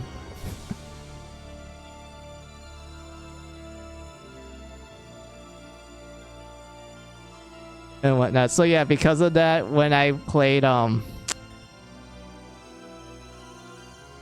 so yeah, because of that, when I decided to do this again with Claude through his point of view, I was like, yes, I'm gonna rename him Boyfriend because this makes sense to me. Just absolutely makes sense. But like, yeah, so we've just been talking about like Star Ocean in general. Amalthea. Also, what do you wrote down?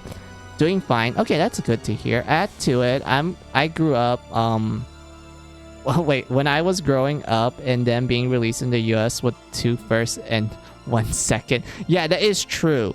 I remember that they started with second story back on PS1 because at the time Final Fantasy VII was opening up the Western world to be more accepting towards JRPGs. Like, Amalthea, you grew up, like, I think we all grew up, well, if you're like born in like the 80s or 90s, but anyway, you're kind of aware of like how big Final Fantasy VII was, especially when it got released in the West. Like, it was a massive like phenomenon to the point that it really opened up the floodgates for more JRPGs to come in. And that's why some JRPGs were able to like make their footing in the West. Like, for example, the first Tales game that got released to the West in order for the, you know, the Tales games to get a good grip on the like the Western market, it was Tales of Destiny, which was the second mainline Tales game. And then for Star Ocean, they released, you know, Star Ocean 2, like you said. They released second story on the PS1 in 2009. Wait, sorry, not 2000.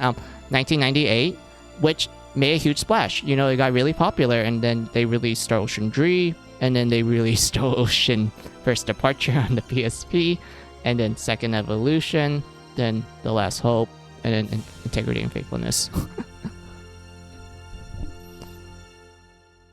And whatnot. But like, yeah, I remember that Amalthea. I was like, yep. They did that. It kind of reminded me of like Final Fantasy because they released the first game and they wanted to release 2 and 3 on the SNES, but they didn't because it came really late and they wanted to hype up the Super Nintendo. So what they did instead was that they released Final Fantasy 4 as like Final Fantasy 2 in the West, and you know that became a massive hit. And then they're like, oh, we should localize Final Fantasy 5 next, but they're like, nah, let's do Final Fantasy 6 instead. That one's the really good one. And they localized that as like Final Fantasy 3 in the West, and then ever since then everyone's been confused.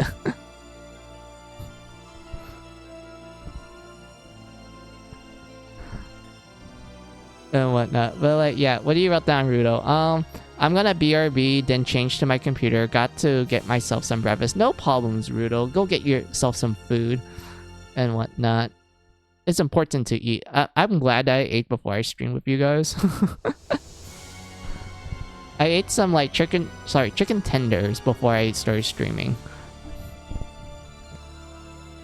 And whatnot. But like, yeah, what do you guys wrote down? For sure, Final Fantasy VII Star Ocean Ulterior Ulterior Iris. Final Fantasy numbering system messed with our 80s kids' minds. It did. Like Western people, yeah, it really did mess with our minds. If you're Japanese, then it's like, you know, oh, this is simplistic and easy. Like, we didn't have any issues with that. Western people, they're like, nah, fam, we're gonna mess with these kids. Like, we're gonna make sure that they don't remember their numbers.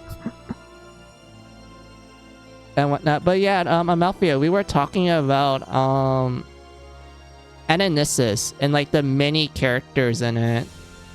And I was talking about like the ones from the first game all the way to like The Last Hope, because I didn't talk about the ones that came straightly from Ananissus because like I barely remember their personalities, even though I did like their designs.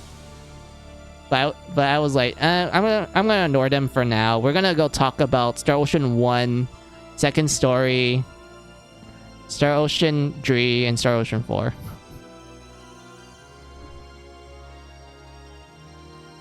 Goose, yes, Goose indeed. And whatnot. So yeah, we were just talking about like certain characters that I like from each of the games. Like I like Roddick a lot. I thought Millie was cute. My favorite character overall from the first game was Perichi. And I like how you recruit her and shit, and how it's like very convoluted if you don't know what the fuck you're doing. And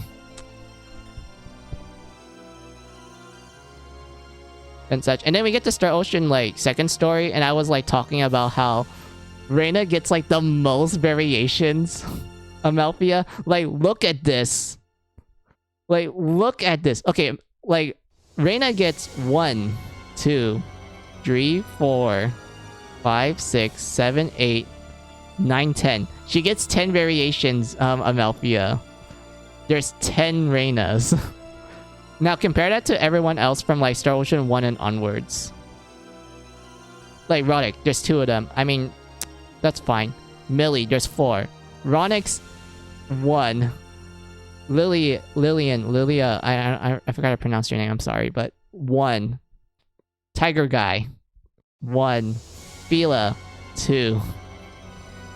Pretty Boy, 1. Very attractive fortune teller, 1. Perichi, 3. Iris, 3. Ranma 1/2, 1. Old Man, 1. Forgotten Character, 1. And now you get to Star Ocean 2. Claude, 3. Sorry. Reina, 10. Just straight up 10. Star Ocean and others like it just has so many characters. I know there are some that I never recruited. Yeah, that's true. There are some characters when I played Star Ocean 1 and 2 for the first time that I completely didn't know were actually recruitable. It was the upgrade craze back in the day. It is, like, everyone loved Reina a lot. Like, she is really popular. Even in Japan, like, Japan loves her too. And I don't mind, like, going backwards to show you, like, the artwork of Malphia for Ananissus. Even though I did talk about it a lot with Ego and Rudo. But I don't mind, like, doing it again with you. I probably, like, speed it up a little. Hold on. Where is... Found it. We have No More Reina. Cute. She gets, like, the leg warmers. That's really adorable. The leg warmers are cute. We have Bride Reina. You know, Reina in her wedding day. Okay, so this is my headcanon on Malphia. So my headcanon is that this is the exact wedding dress that Reina wears when she gets married to, like, certain characters in Star Ocean 2. More specifically, Claude. This is the exact wedding dress. That's my headcanon.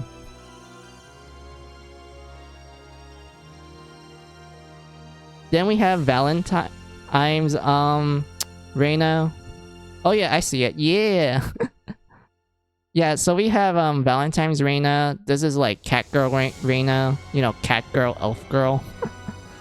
It's the cute tail, the cat ears, surrounded in chocolate. The stockings are actually really well designed. Belly window, and overall cute what do you call it? Cute top. Yeah, the cute top. Then we have Summer Reina. Sorry, my throat's like dying a little. So yeah, we have Summer Reina. I like the frails or the design of the bikini. Also, I like the hat too. And the shoes look nice, even though I don't have much to say about shoes because I rarely pay attention to it.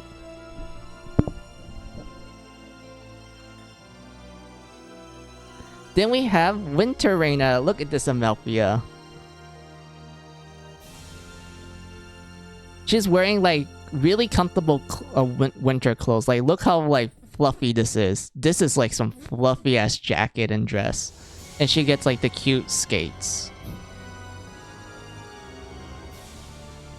Very fluffy. I like it. Also the cute hat too.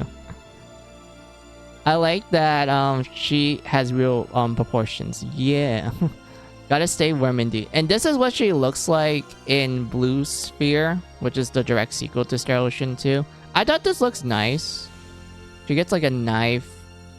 She gets like a pencil skirt, and like the top looks like a uniform, question mark, like professional uniform, I guess is how I would describe it. She gets like a little cloth here, which I think it's nicely designed. Like, honestly, when I saw this design in Melfia, I immediately thought that she's wearing, like, a military officer uniform. Like, it kind of looks like something like that. Maybe she's, like, an instructor or something. Like, this kind of makes me think that, for some reason. Looks like a reference to Ilya's uniform. It does! Like, it does look like a, an officer uniform of sorts. Then we had the Persona 5 crossover outfit. Yes, Persona 5 did a crossover with, Ananissus. I didn't get it because, like, I kind of came too late. And whatnot, she's just wearing the Persona 5 school uniform, which is the Shujin Uniform Academy. Not bad. Wait, why is it not going on? Hold on. Why aren't you going continue on? Then we have Hot Springs. Cute Japanese kimono. I don't even think it's called kimono. It's like a specific type, but I don't remember the name of it. But we get the cute bunnies like relaxing in the hot springs. I like hot springs in general. They're really relaxing.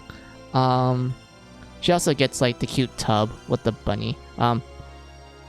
Yukata. Oh, I think, is that what it is? If that's the case, then like, yeah, really cute.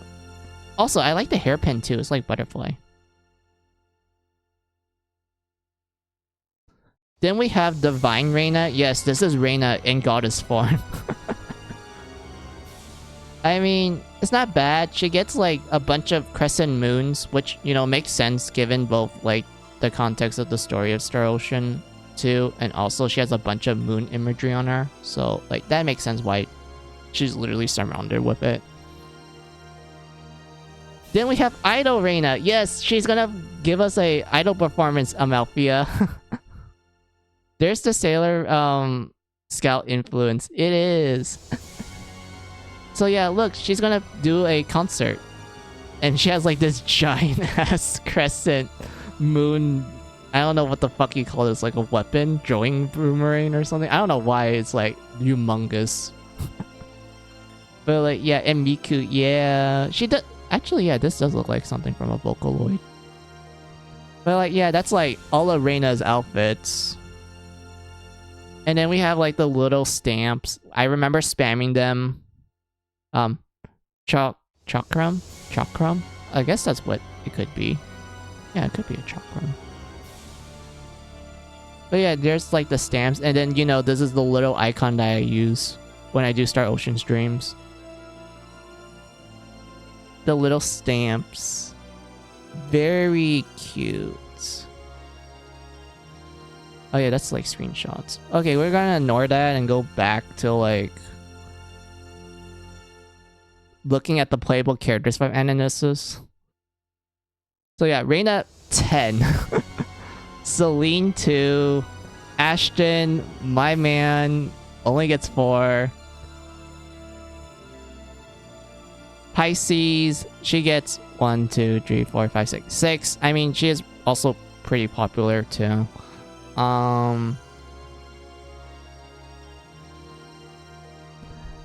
Yes, yes, what you call those large star or crescent moon weapons. Got it. Gotcha. Sweet. I gotta make my Star Ocean playthrough last till November. Yeah, you could do like multiple playthroughs and like see the type of characters you can get from it. That sounds like a cool game to like do multiple playthroughs of, because there's so much like ways you can get the characters, right, Amalfia? Like there's like different characters. There's also like different recruitment events for them. You can also play like certain events out of order and such. Like that's why I liked about the first 2 Star Ocean games. Like you can literally play every event in like any order whatsoever if you want. Unless you get lost for 3 hours like look, Amalfia, we all get lost in these games. It's not that bad. I remember spending like 5 hours just wandering around like the world map because I literally forgot where the Purgatorium was. Like, I literally forgot where it was in Malphia. So I was like wandering the world map for like a good like 5 hours back when I played it on PSP. And I was like, wait, they told me where it was, but I forgot I forgot the direction. So because of that, I was just literally wandering around. Same Purgatorium, hell yeah, it was. But yeah, there's like Pisces. I do like Pisces. I think she's a funny character. Because of like the little Easter eggs of her like designs of Malphia. Like PS1 town. Like you're like, okay, she looks cute. And then you notice that on her left hand, she's holding a PS1 controller, DualShock. And whatnot. Next, let's fast forward to... no, not that one. Second evolution. She replaced her PS1 controller with a PSP, which makes sense because Second Evolution came out on the PSP. So she swapped it for the newer system. I always loved her. Yeah, and then we have her Blue Sphere mobile design. Yes, I know Blue Sphere started on the Game Boy Color, but I can't really show that picture because that picture is so small on Malphia. I don't even think you can like see all the details of it. But luckily, they gave her a redesign for the mobile version of the game, and this is what she looks like. And I'm like, this looks nice. Like belly window. She kind of reminds me of like Roy. Well, no, sorry, not Roy. Roll from Mega Man Legends. If you are familiar with that game, like she actually kind of reminds me of like someone in that like game series and such. Like the design for her in this one. Yeah, she does indeed. And then we have Ananissus Pisces. She has a phone. It's a smartphone. Oh my god, because Ananissus was a mobile game. So of course she has the phone. And then we have Second Story R, where she just uses like a generic gamepad, which is kind of a shame. Because like I know it's because like Second Story R is going to be released on Switch, PS4, PS5, PC, and I think Xbox One series as well. I don't know if it's going to get released on Xbox or not. You could like correct me if that's the case, but like yeah. So because of that, they just decided to give her like a generic gamepad, and it's like, yep. No Xbox. Okay, gotcha. So no Xbox. So they just use a generic gamepad for Second Story R. I'd be sad about it. So your husband likes Xbox. Alright, I'm not gonna shame him for that. I think Xbox is fine. I don't have a lot of games on it though. I rarely play my Xbox. Boop. Yay, hey Rudo. You're back. I'm talking to Malphia about the character designs. And like, kind of going back to the ones that we saw before real quick. I am gonna speed it up a little, but not too much though. So yeah, we have Christmas, Pisces, you know, cute Christmas girl, reindeer, shed, Christmas tree, presents, you know, overall cute Christmas. We have wedding Pisces. She's getting married. I don't know to who, but yeah. Maybe Leon. I don't know. I mean, I know a lot of people ship her with Leon, but like, yeah, she's getting married. Like a summer bride. I think that's the intent with this design. She's like a summer bride. But yeah, now it's just the system that he got first and took on the road with him. Oh, okay. I didn't know that. That's cool. But yeah, I think this is a cute wedding dress. Like, it's pink color. She has a bunch of flowers, tossing flowers to the little ribbon, question mark. I don't even know if that's like a ribbon or not. Or flower girl to Reina. Oh yeah, I didn't think about that. She could be like a flower girl for Reina. Or bridesmaid.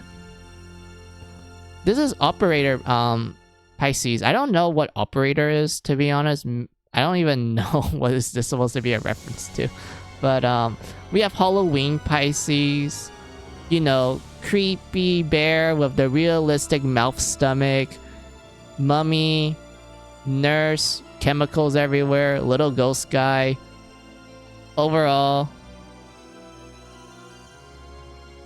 pink equals not a virgin usually, so it'd be odd to have a pink wedding dress. Oh, okay. I didn't know pink had like a significant meaning to wedding dresses. I just thought it was like for a design choice. Like it looks nice and cool.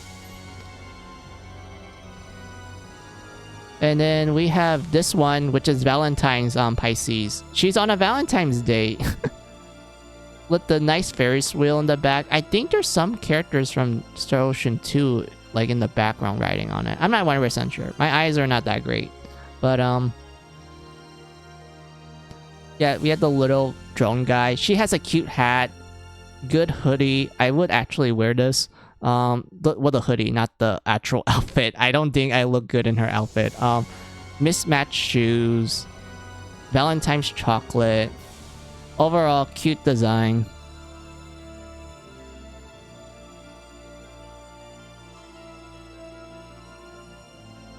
So yeah, she gets like 6. We have Bowman. I don't even remember using him in Star Ocean 2. Dallas, yes, I always get Dallas. I always thought Dallas was cool, even though I know like most people be like, oh, he's like the edgy rival character and whatnot. I'm like, bro, he has a good backstory. I like it. And whatnot. Oh, wait, fuck. Why is my mouse loading oddly? Where is it? Oh, yeah. So yeah, that's second evolution Dallas. I thought that was fine. He's always in my team too. Yeah, you know what I mean, Amalthea. Oh yeah, this is what he looks like in BS mobile. Oh well, yeah, the Blue Sphere mobile version. He looks cool. He looks a lot more older now. It was like it's only been 2 years, so that makes sense. Amalthea, I always laugh at how Ananisis literally make him look so edgy. Like, look at this Amalthea. He looks so edgy here. His hair makes him look edgy. He has a blood sword for some reason. Like, it's red tint. I don't know why they did that. It looks really thin and sharp. He looks really depressed for some reason. I mean, I know why he usually looks depressed, but like, he looks more depressed than usual. He's the model emo kid that wants to be sucked around. Exactly. This is what he looks like at Ananisis, mind you, Amalthea. Like, the other games, he didn't look like that to me. Like, the other games, he looked like, okay, he looks like a cool... Looks like a cool guy. A little quiet, but like, he looks cool. But Ananisis, they're like, yes, let's make him look edgy. Like, jeez Louise. And then this is what he looks like in, Second Story art. I thought this looks really cool. Like, the cloak looks awesome. His hair isn't, like, as emo looking. His hair looks cool. And I actually do have hair that long before, but I cut it off because I couldn't maintain it. So because of that, my hair is a little bit on the short side, but it's still relatively long according to most people that I know. And I do tie it up into, like, a ponytail. Or sometimes like a low ponytail as well. Or a pineapple bun and whatnot. But like, yeah, my hair isn't as long as before, is what I'm trying to say. And whatnot. But yeah, I did like his design for Star Ocean Second Story art. But yeah, then we have Leon. I remember people liking Leon because of how sassy he can be at times. There's Opera, Ernest, Noble, Chisato, the reporter. LMAO, Leon should dress up as Leon for Resident Evil. Yeah, that sounds like a good idea. And then we have Fate. Fate. I think... I don't remember how to pronounce his name. I always pronounce his name as Fate. Like, as in, like, F-A-T-E. Like a fate. But his name could probably be, like, Faye or something. But yeah, there's Faye. He has 5, surprisingly. There's Sophia. Let's see. 1, 2, 3, 4, 5, 6... 7. So there's 7. I thought she was okay. And then we have Maria. I remember everyone loved Maria.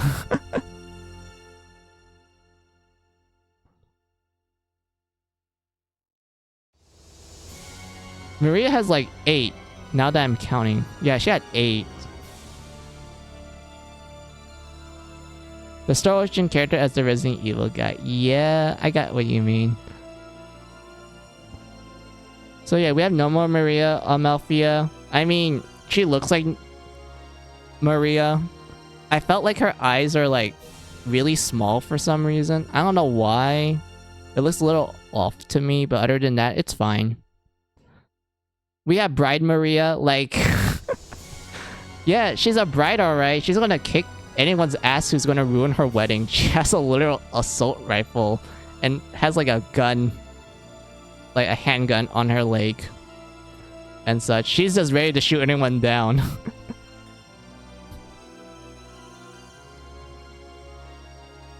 And whatnot. But yeah, I do think this is a really good bride design, wedding design. I think its portions are off. Right eye is too small for its portion. Are you talking? Yeah, this one? Yeah, I do think the right eye looks a little small compared to the left eye. But yeah, yeah, Bride Maria. Yeah, who definitely not want to get married to this girl? She will kick anyone's ass. That's a badass bride. Then we have Ninja Maria. I mean, this looks cool. Cool sword. I like the cloak. Cute dress too. I like the boots. Ponytail too. Ponytail's nice. And then we have Supermodel Summer Maria Amalfia. Like, this looks like something you will probably see from like a summer category of sorts with like the supermodels and such. This is what immediately makes me think of when I saw it. I was like, damn, she looks really gorgeous.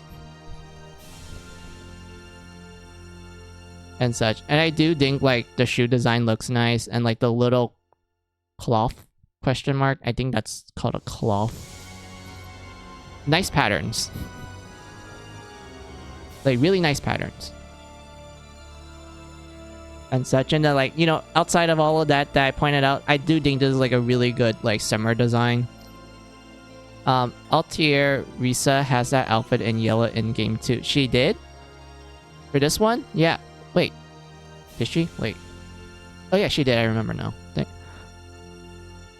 Then we have Bunny Girl Maria. Yes, she is Casino Bunny Girl. She even has the fishnet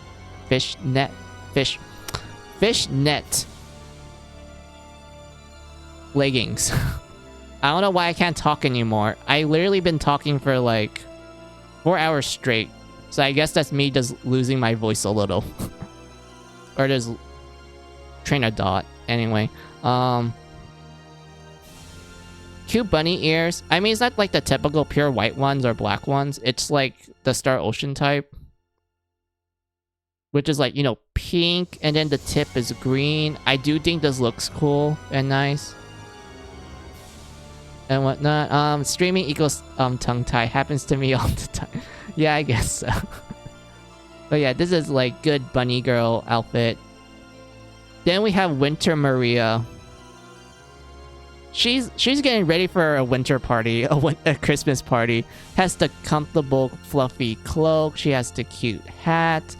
She is literally wearing a lot of black, and she's wielding dual revolver guns.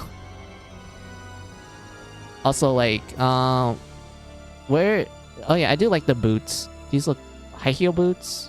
Long high heels. I don't even know what you call this type of shoe. I do think this looks nice. And like the late stockings. Yeah, stockings. Stockings look cool too. Die highs. Alright, die highs. Got it. Then we have Divine Maria, so Goddess Maria. Angel wings. She has a really angel-looking sniper rifle. Overall, she looks cool. Pretty badass looking. Then we get to the infamous one, Amalfia. So, I need to provide some context. When this particular outfit comes out, like the next one I'm going to show you, Amalfia, when that one came out, a lot of people started wailing for her. Like, people started wailing so hard to the point that when I played it during that time, it was all my like friends, like every single like support list, they were all Maria. Like it was all Maria. The next outfit I'm gonna show you outfit. Are you ready? This Halloween Maria, Vampire Maria. This outfit was so popular that people wail extremely hard for her. Like everyone wanted her. And I can understand why. Like overall good art. I like the use of colors and everything. Also like the red Dorns look very awesome. She gets like a veil with a crown of flowers and Dorns. The pale skin, the red eyes, the lip bite a little bit, and whatnot. You know, she is literally peak vampire girl.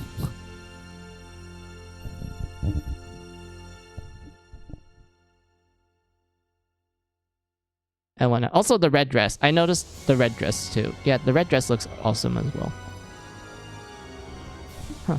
Knight of Azure looking. Also seems like Darkstalkers but in red. It is nice. It is like a lot of people really liked it a lot. Amalthea, like jeez Louise, like everyone had this Maria as their like support character. And I always saw it all the time. I was like, man, people really like Halloween Maria. Like they really like her a lot. I wasn't able to get her. I didn't have like money at the time, like both real life money and also in-game money too. So because of that, I wasn't able to like, you know, get the materials to roll for her and such. So like, yeah, I kind of missed out on Halloween Maria. At least I had friends who had her. And whatnot. But like, yeah, Vampire Maria, very popular. People really liked it. We have Cliff, only has 2. Neil has 9. I don't know why she has 9. I do know people do like Neil too, even though I rarely use her at all, Amalthea. Like, I rarely use Neil. It's because I have like other characters, like a Maria and Faye. Like, they're literally the only characters I use in Star Ocean Drew. Oh yeah, I forgot Abel. I use Abel as well. I did like Abel because like vampiric flesh is so good.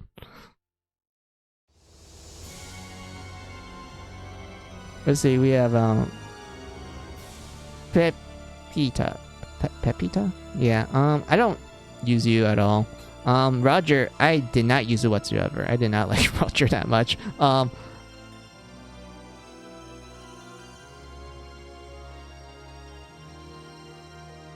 Adrel, oh yeah, the old guy. I rarely use you. Mirage, yeah, I rarely use her too. And then everyone else is like the non-playable people.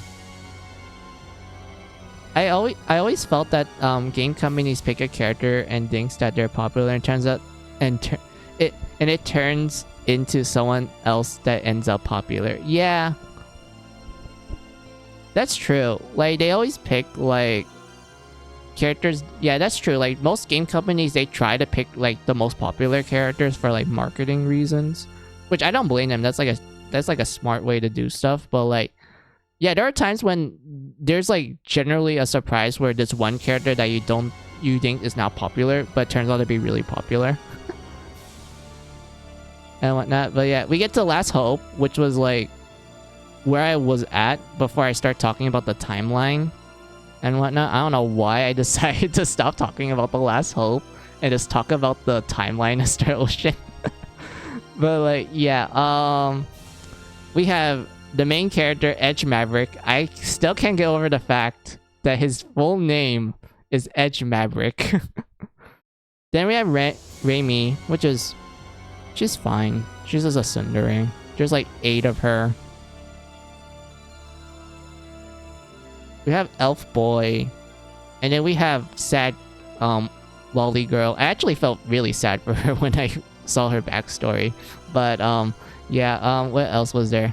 We have Cyborg Guy, or Robot Guy. He was fine. Cat Girl, she was okay. clumsy bird girl I could relate to because I always lost my glasses.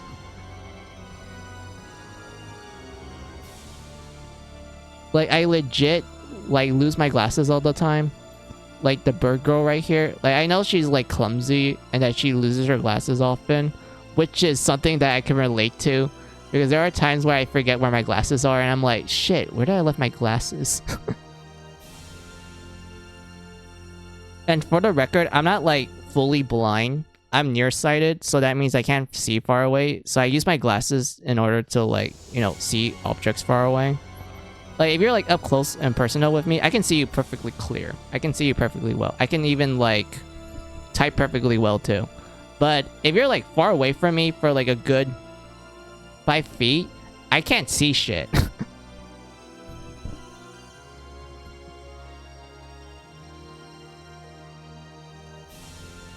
And whatnot. But like, yeah, what else do you guys write down? US didn't get her real backstory. That is true. I remember the US version didn't fully translate it or like localize her backstory and everything, which is a shame. I wish they did. Man, I'm nearsighted too. Same. I just need them to watch TV. I feel I feel out of place as I don't have glasses. No problems, Eagle. I don't think you want to wear glasses all the time, to be honest. Because, like, glasses can be kind of an inconvenience sometimes. That's sometimes, though. Not all the time. But sometimes they can be kind of inconvenient.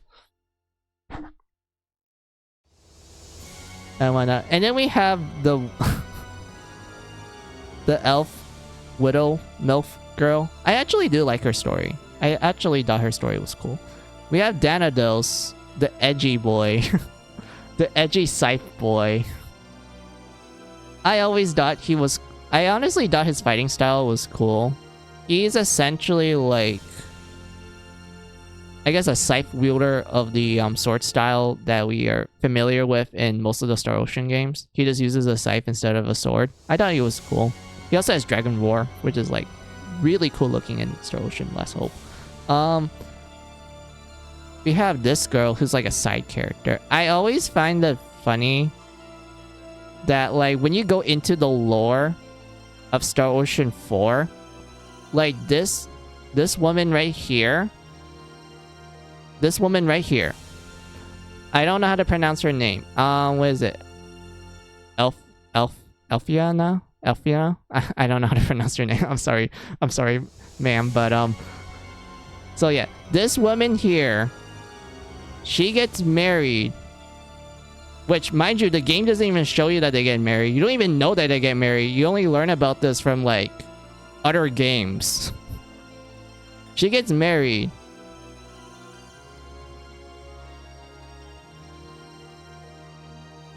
To this guy. Who's, like, a close friend to the main character. And kind of, like, the rival character as well. She gets married to this guy. And... we learn her descendant is Roddick. Right here. You see this little tab right here? So she got married to a human who's redhead. And we learn later in the other... we learn in, like, the other games that she is Roddick's ancestor.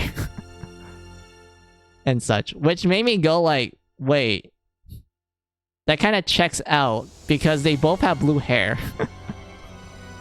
And whatnot. And we also have this guy, Stephen D. Kenny. Yes, this is the ancestor of Ronix and Claude.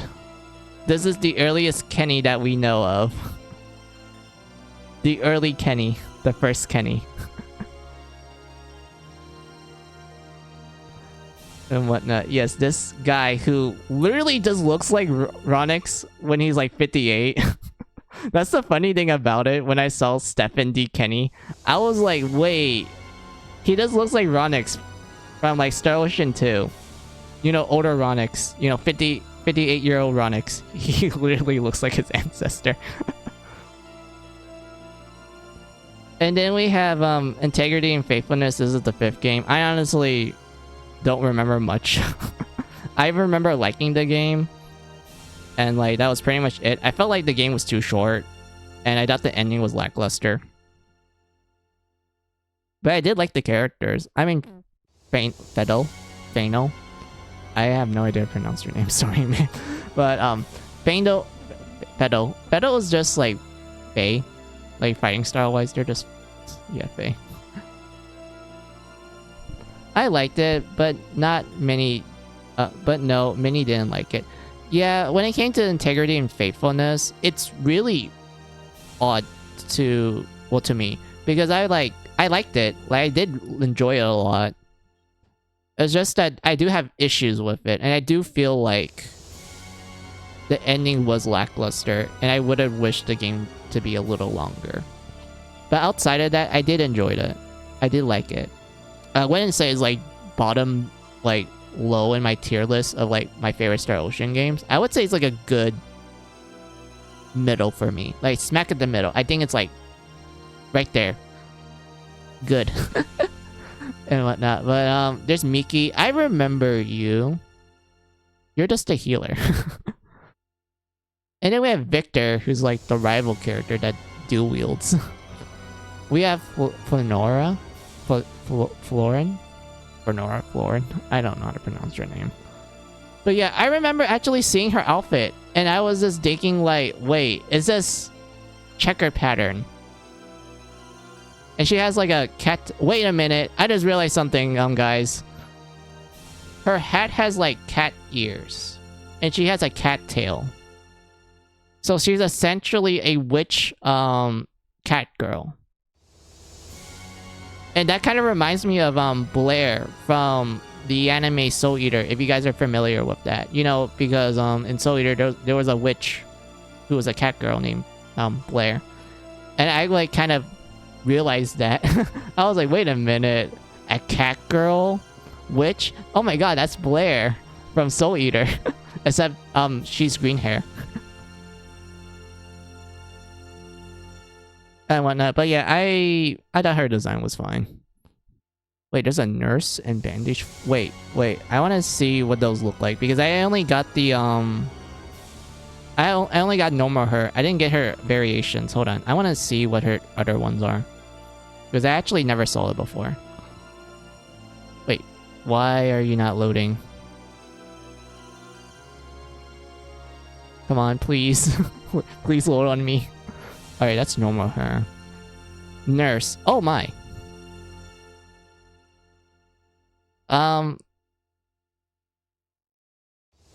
Hello, nurse, indeed. Like, this is Animaniacs. Like, yes, hello, nurse. I do like how her tail is just a syringe. Her tail is literally just a syringe at the end of it. It's literally like cat girl and then syringe. Like, geez Louise. It has more fabric than the OG outfit. Are you sure about that, Amalfia? I don't know. I feel like the OG outfit at least covered like a good chunk. But this one seems like a little less than usual. But like, yeah, I can kind of see that. What else do you guys wrote? Florin looks... I don't know. Hello, nurse. Yes, indeed. Hello, nurse. I don't think I can even do the voice. Like, my voice... I can't do, like, impressions. I suck at impressions. I can't do the, hello, nurse. Nope, I can't sound like them. Nope. Forget that. Remove that. Remove me trying to say that, because I did a terrible impression. Dear Lord. Yeah, I'm a customer. Wait, customer? Costumer. Okay. Yeah, I'm a customer. Them squares are stretched so small. Yeah. Oh yeah, this is Halloween. I guess she's a mummy. This is fine. Very attractive mummy. But other than that... Oh wait, there's a black cat. I like that. She has a black cat. Let's see, a lot of dye action. Barely covering the chest. The lollipop, that does look good. She gets like a small crown of a pumpkin. Overall, not bad. Oh my god, the maid. Excuse me. Alright. Yeah, oh my god, the maid. She has a scythe. She has like hidden knives right here. She has food. What else is there about the maid outfit? Best skirt? I mean cute skirt. Wait, is that even a skirt? Yeah, it is a skirt. She's just showing a lot of leg action. A lot of dives too. Yeah, this is cool. Oh yeah, she gets like a rose right here too. Alright. Huh, this maid outfit isn't bad. This is actually pretty good. Like, well designed. I like it. Like, no joke. People might have to squint to see the difference between her and Sleepy. I mean, Sleepy doesn't have curly long hair or hair that's like tied like this. So like, yeah, I can tell the difference. If she didn't and let her hair flow out and everything, yeah, I can't tell between her and Sleepy. But yeah, alright. That was cool. I actually like that. Let's see, we have Ermin, Sun, T, Kenny. Oh yeah, I remember you. I remember you. I remember seeing you for the first time. I remember seeing that your last name is Kenny. I'm like, oh man, it's a Kenny. And then I'm like, wait a minute. He has blue hair. So Claude and Reina did got married because I remember some people are like, oh, Star Ocean 2 has multiple endings. There's no way they're gonna get hitched and whatnot. This guy right here proves it. This guy proved my ship. This guy, his entire existence is just there to tell us that, like, yes, Claude and Reina, they got together and he's the descendant of them. That's his whole that's the reason why he exists. He's just there to confirm my ship.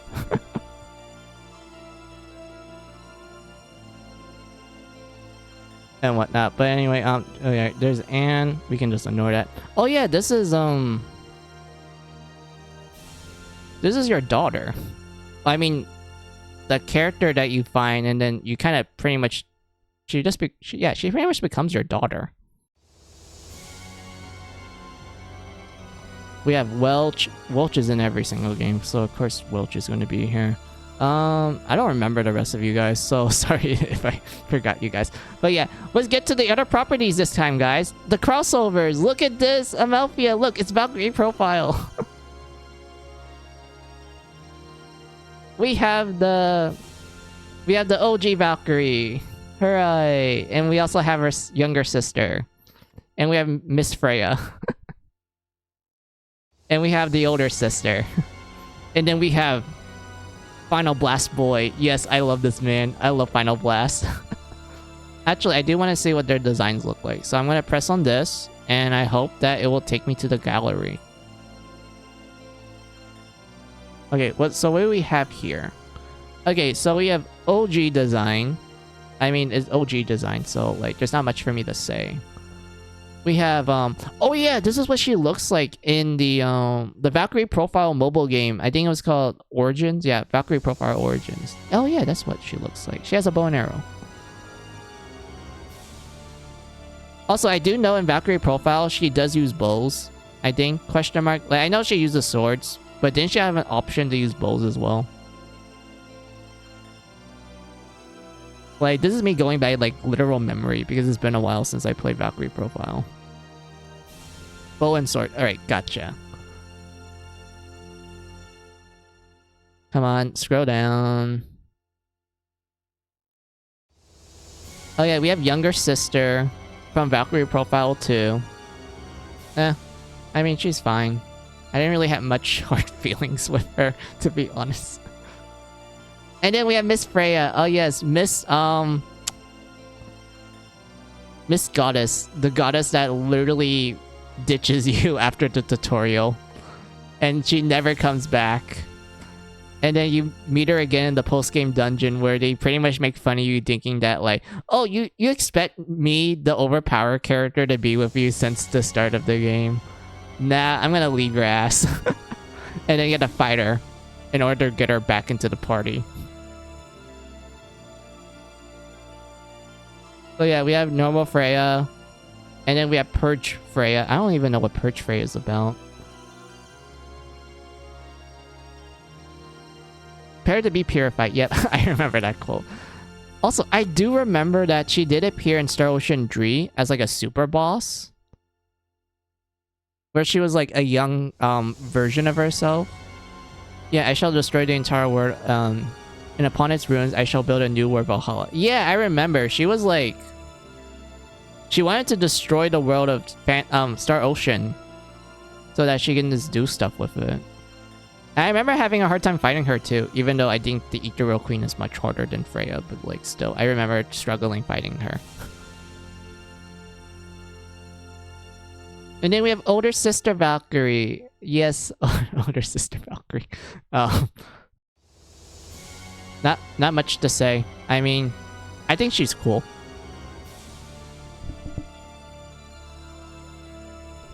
So essentially, she wants to hijack Star Ocean for Valkyrie profile. Yeah, pretty much. That was her. That was pretty much what her super boss was about. But yeah, we have older sister. I always thought that the older sister was cool. Like, I honestly wish we could have got her as like a playable character back in the first game and also in the second game, because I do remember she appeared in the second game. And I remember when the DS Valkyrie game came out, Amalthea, which was like Covenant of the Bloom, which I do have a physical copy of Amalthea. Like, I actually do have a physical copy of Covenant of the Bloom. And it's like, what do you call it? It's not even like an old copy. It's like, looks really new. Like, looks brand new. Like, never been opened before sort of scenario. And everything. And I love reading the instruction manual. It's so, like, beautifully colored. I like the artwork in it as well. Even though the game itself was like, okay. I'm fine with tactics games because I played them a lot. But yeah, I thought Covenant of the Bloom was like an okay game. I was kind of sad that Covenant of the Bloom just focuses on our OG Valkyrie instead of older sister. Which I'm like, man, we really need a game about the older sister. I want that. Nice, same, yeah. And then, you know, we have the new Valkyrie game, which is, I don't even remember the name of that one. That's the Souls game. And I was like, man, can we get older sister in this one? Nope, no older sister. Shame. Complete shame. We need a Valkyrie game with the older sister as the playable character. The new one's kind of boring. Yeah, I played a demo of it. I thought the first parts of it was fine, but like outside of that, yeah, I thought the game was boring in general. So yeah, we have Final Blast Man. Oh man, I love this guy. He's like, he's a cool man.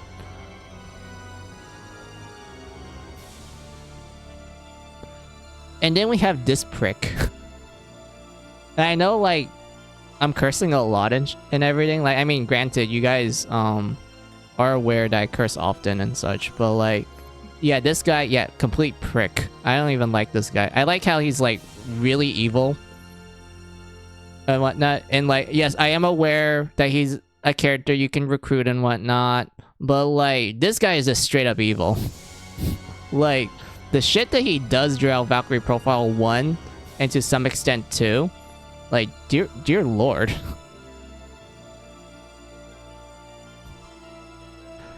The only word not cool with ratings is the F word. That, I guess.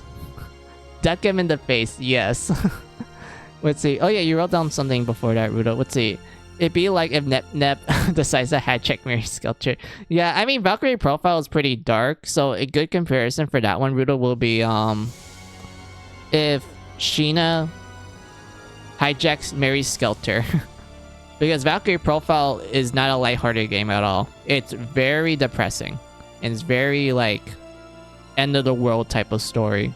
Because it is, like, a game where you have, like, a time system, well, a day system where you have to spend a certain amount of time in like certain days to like either recruit people and also to level up and such, because the game's telling you that like, oh yeah, within a week Ragnarok is gonna happen, so we want you to like get ready and prepare for this like epic battle and such. And while that's happening, as you explore each city, you notice that the world is really going to heck Like, a lot of people are just dying left and right. There's a lot of depressed people.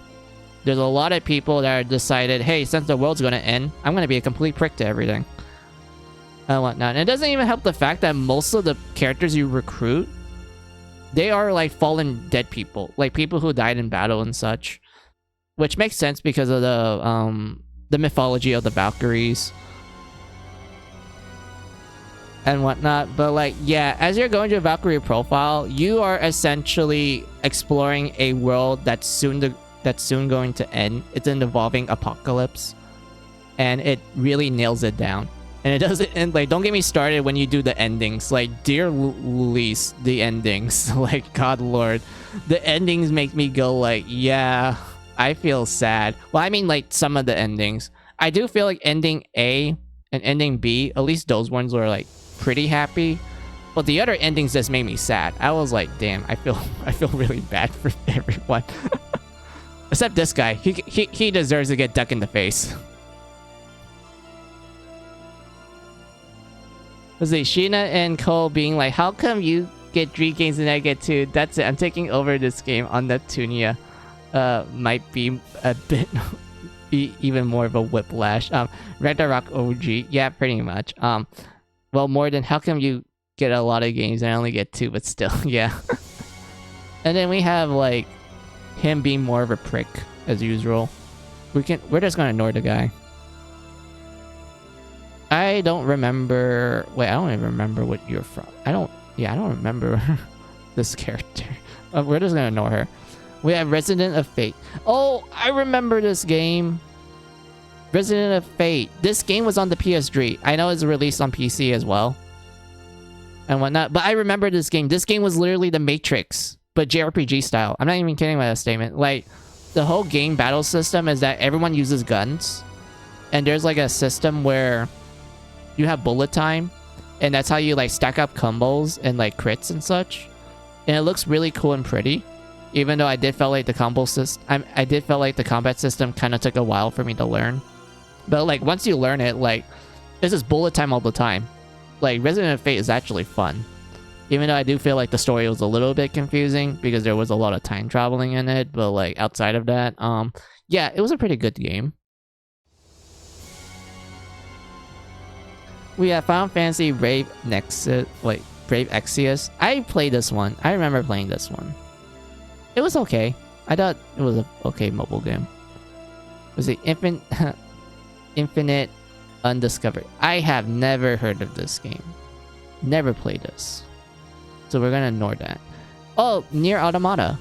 Automata. Yeah. We have the Nier games. We have 2B, 9S, and A2. I did play the Nier games. I played both the first Nier on the PS3. I played both the Japanese exclusive Replicant, and I played the Western version, which is I think it's called Gretel, which is where they replaced the teenager guy with the DILF daddy, and that's it. Infinite Undiscovery. I played a bit of it. Can't remember much though. Yeah. If I recall correctly, Replicant got remastered and Geist didn't. Yes, that's true. They remastered Replicant, which was originally Japanese exclusive and such. And I think the reason why they did that was because at the time, they thought people didn't like teenager guys, so they're like, oh, for the Western people, we'll just give them a hot daddy. Like, that's totally fine. And I thought it was cool. I thought the dad Nier was awesome and whatnot. But yeah, they remastered Replicant, which I can understand why, because that one didn't have an English release, so they might as well remaster the Japanese exclusive one first, and then who knows, maybe they might remaster Daddy Nier as well later in the line. Let's see, there's Radio Ocean. Wait a minute. Radio Ocean. I don't even know what this one is. Alright, let's just skip that. Oh my god, Sakura Wars. I remember you, Sakura Wars. I played the the Wii game of Wars. I thought that was a cool game. The girls were cute as usual, but I don't have much to say about this actually. I remember enjoying the Wii game, and I didn't remember much of it afterwards. I thought the girls were cute. I thought the guy was like pretty cool. I like the romance in it. And like outside of that, yeah, that's all. Oh my god. There's Attack on Titan. We have Mikasa and Levi. Of course, it's these two. The most popular characters from Attack on Titan. We have Edgy Boy Levi. And then we have Buff Girl Mikasa.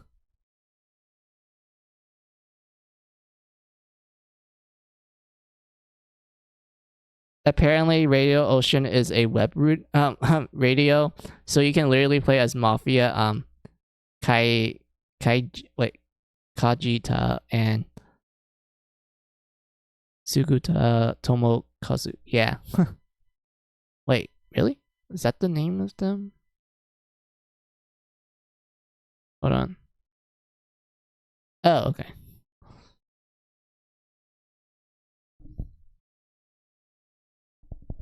Oh wait, my Switch fell asleep. Oops.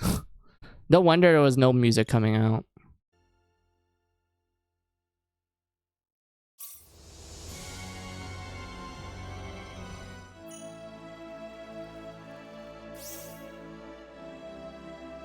Alright, let's see. Attack on Titan. Yeah, okay. Rating as stories. Oh yeah, I did play this one. Back on the PS2, I believe, is when it came out. And then we have Guilty Gear. Look at this, guys. It's the Guilty Gear characters. We have Soul Bad Guy. We have Elfin, Valentine, Miss Wedding. Sorry, Miss Bride. Like her literal moveset is just like wedding stuff, which I like a lot. Yeah, Miss Bride here. I like how like I believe her whole story was that she was looking for a husband to get married and hitched and whatnot. And then, you know, things get complicated when you learn about her origins and everything, but like, I don't want to get into that. Guilty Gear story can be a little convoluted sometimes. I'd rather get to that when we actually play the games. Yeah, we have, Kai. Dunder Boy. we can just ignore the guy.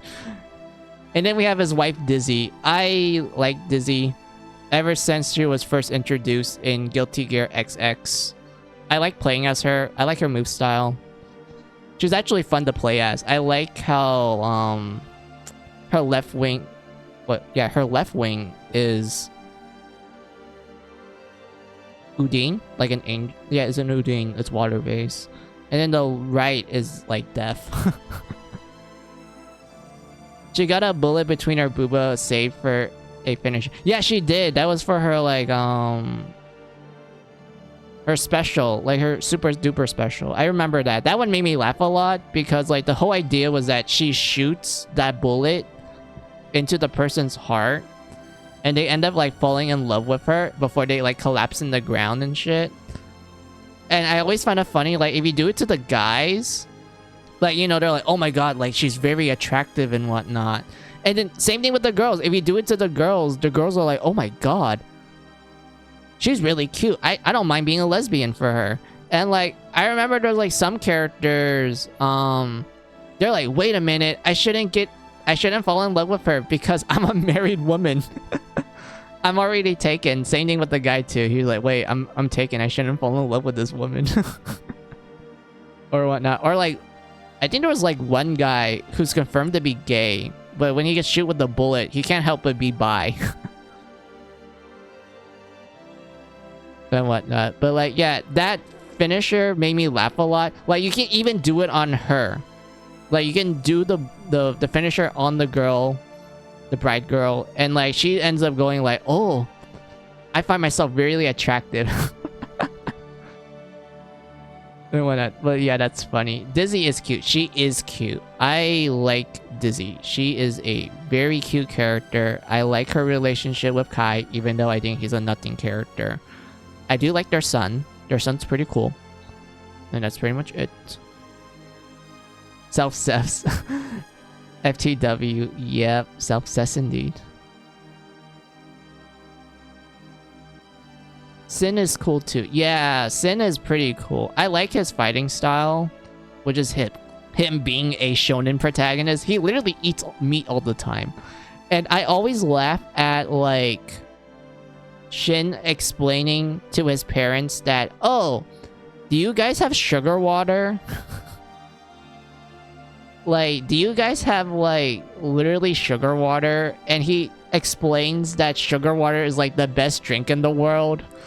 And he puts, like, a little bit of salt in it. And it makes it really good. Like, he's not even talking about soda, guys. Like, he's literally talking about, you get a cup of water. You put sugar in it. You stir it until the sugar dissolves. And then you put a little bit of salt in it. And you stir it until it gets dissolved. And then he just drinks it. He drinks it like it's nothing. And he's like, yes, this is the best drink in the world. And the reason why he drinks it is because Soul, when he was like babysitting the guy, he was like, oh, hey, we're not gonna buy soda. We're gonna save money. I'm just gonna give you some sugar water. Like, it's hilarious. I don't know why why they even like mentioned it, but it made me laugh a lot. And everything. What you guys wrote down? If I recall correctly, Kai, Soul, and Eflin, yeah, Eflin, also got Fantasy Star Online 2 replica outfits. Well, also weapon cameos too, but still. Shame that Ananessis doesn't have Mei and Mila Rage though. I honestly, yeah, I was confused why Mei's not in here, because Mei's pretty popular. Like, back when Ananessis was a thing, people really like Mei. But yeah, then we had Tales of Fantasia, the first Tales game, which makes sense because the people who make Star Ocean made the first Tales game. They made Tales of Fantasia. And after the release of Tales of Fantasia, a majority of the team felt unsatisfied because they felt that they were held back by the publisher.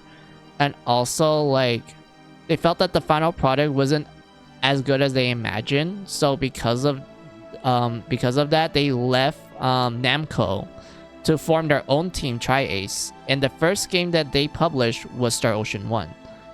And a lot of people, especially at the time who played the first Star Ocean game, they're like, oh, this is like Tales of Fantasia. Well, yeah, that makes sense because it was made by the same people. And everything. So yeah, we have Tales of Fantasia. We have Crest, my boy. I like Crest. We have Mint.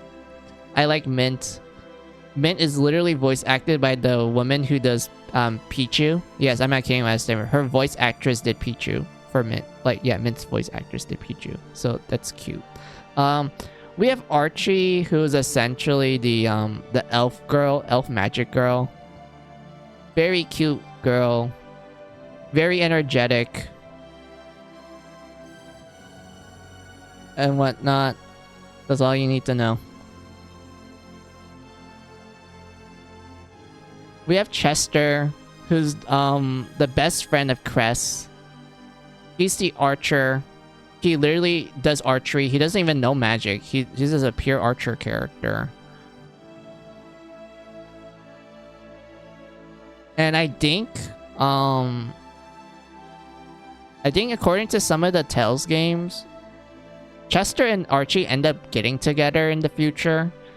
And for Cress and Mint, it is implied that they get together, but they never show like them, like, you know, getting married or like having descendants and such. Because for Archie and Chester, when in the first Tales game, when you go to Chester's house in like a certain point in the game, I think it's like the end game, you meet an old guy that looks like Chester, and he's accompanied by his granddaughter who happens to look like Archie. And she's like, "Oh, grandpa, like, can you tell me how you met grandma and such?" And then the grandpa is like, "Oh, I'm tired right now, so I'll tell you later and whatnot." And the old geezer, when you talk to him, he acts really similar to Chester. And he also like implies he misses his his wife to an extent. I don't know where Archie was at the time, but it's implied that he hasn't seen her in a while. But yeah, so it's kind of implied that they became a ding. And then we have Douse, the main villain of Tales of Fantasia. Look at this man. Look at Douse.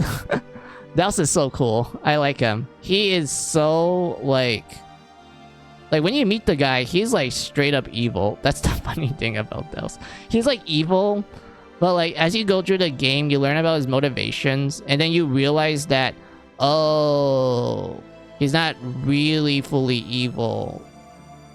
It's just that the things that he do makes him evil, but the intentions that he has, they're not evil at all. It's just the actions that he does is evil and whatnot. But like, yeah, that's the interesting thing about Douse.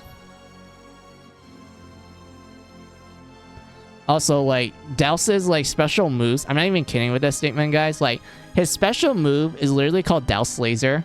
Like, he literally named the move after himself.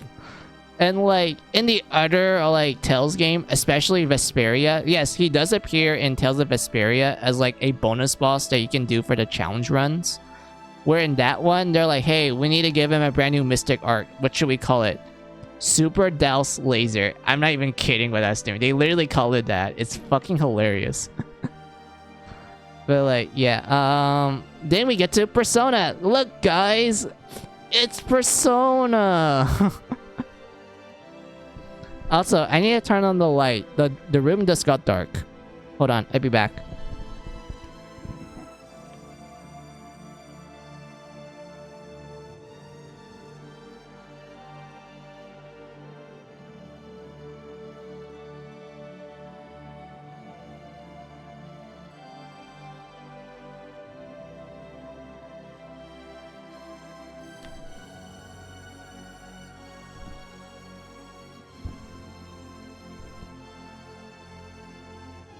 But yeah, we have Makoto, Yuki, and Yu. Yuki and Chan Narukami, yeah. And then we have Ren. Joker. We have Futaba, we have Kasumi. And such. Okay, you can kind of tell. Yeah, so we have Persona 3, 4, and 5. I find it funny that we get literally 3 Persona 5 people and there's 1 Persona 3 and 1 Persona 4. Like, if they really wanted to, like, give us a good selection of Persona people, I could assume that for Persona 3, they would have done Makoto and then maybe Mitsuru, because I know a lot of people like Mitsuru, so I think they would like put her in along with Mikoto. Sorry, Mikoto. I don't know why I call him the other way, but yeah. And such. And for Persona 4, I don't know, to be honest, Rudo. For Persona 4, I don't know who's like considered really popular other than you. Maybe Yosuke? No, Yosuke is a different character. Who was it? Yeah, it was Yosuke.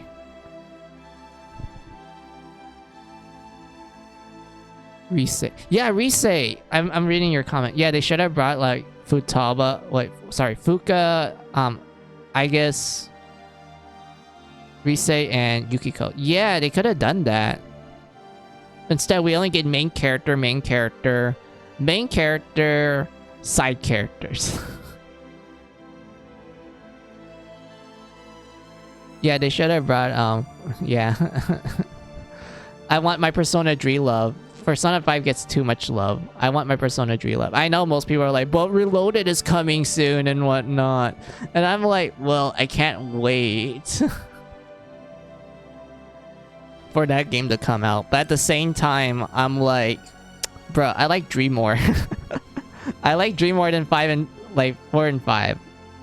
Like, this is me being really honest. I prefer Dree over 4 and 5. And such. If you ask me, like, between Persona 3 and 5. Persona 3 to 5. And if you ask me, like, the Persona games in general, starting from the first game all the way to the 5th game, I would say Persona 2. And whatnot. And then Persona 3 is, like, second place for me. And whatnot. And what do you wrote down? Well, replace Yukiko with Naruto. Yeah, Naruto would be a good choice. People like her.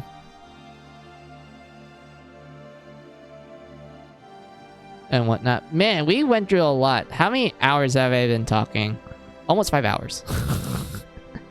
It's been like 5 hours of me talking about Star Ocean and the mini crossovers.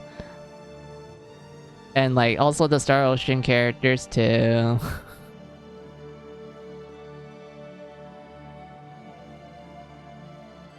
And whatnot. Oh my lord, I've been talking a lot. What you guys wrote down? Also their rush that I saw on YouTube. Yeah, I did saw their rushes.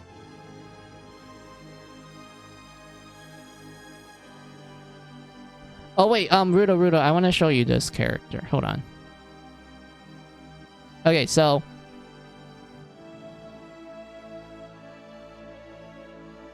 this character here, his name is Welch. And she's essentially the item girl, like wait, not item girl. My bad. She is the girl that you talk to both buy items but also do the item crafting system for Star Ocean Dree. And she's really popular. Like people like she's like a fan favorite of sorts. She's not like, you know, popular like Maria and Reina, but she's popular enough that she appears in almost every Star Ocean game. She's essentially the I guess you can color the Anna of Fire Emblem if you're familiar with Anna from Fire Emblem. So she started out in Star Ocean Dree. So this is what she looks like in Star Ocean Dree. Then she appears in Star Ocean First Departure and also Second Evolution. I know this labels her as like Star Ocean 2 Second Evolution, but she also appears in First Departure. So we're gonna call this design her PSP design, since she appears in both games. So yeah, this is her PSP design.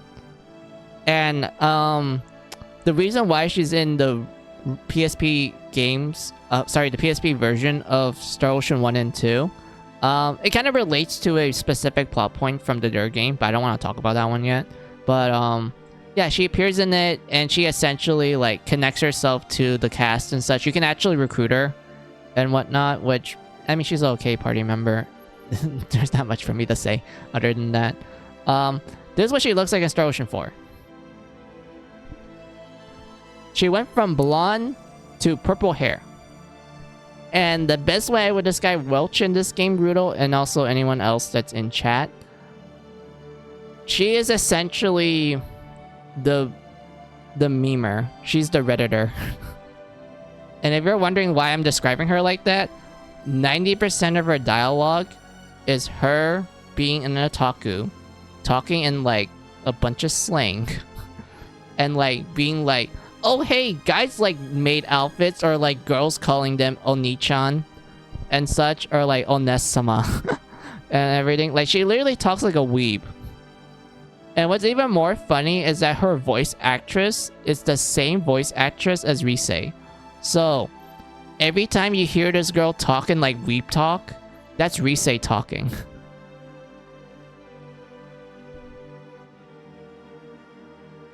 And whatnot. Also, she ships like the characters as well. Like there's certain characters that she ship.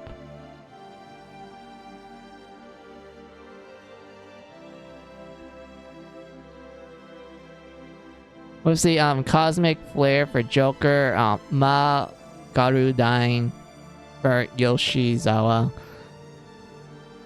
Let's see, Vorpal Blade for Yuki, and all attack reference for both Futaba and Reina. And Chad Nakami just gets Zeodai. Honestly, I kind of felt like they could have give him a better one. Like, for real, for real. Wait, they could have gotten him, like... What was a good skill in Persona 4?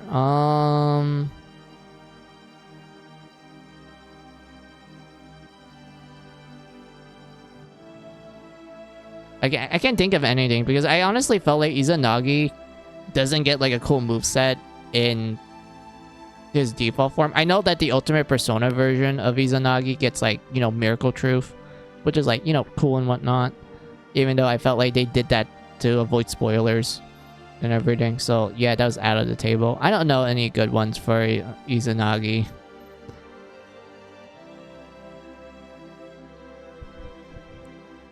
And whatnot. But like, yeah, so Star Ocean 4 Welch.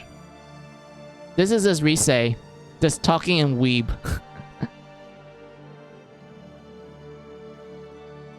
This is what she looks like in Star Ocean 5, going back to the blonde look.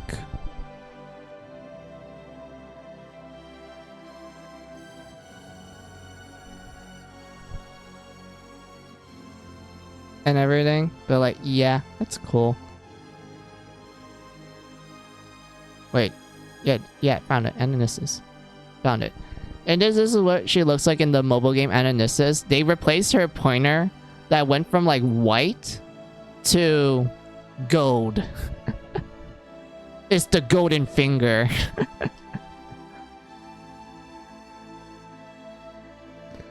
Izanagi no Okami. Yeah, I guess it's appropriate that they try to avoid using Izanagi no Okami, Thanatos, and Messiah, but still. Yeah.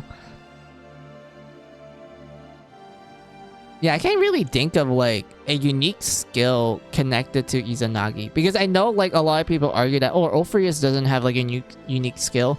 Even though I would argue that, well, technically he does through the form of the dual spell that he gets with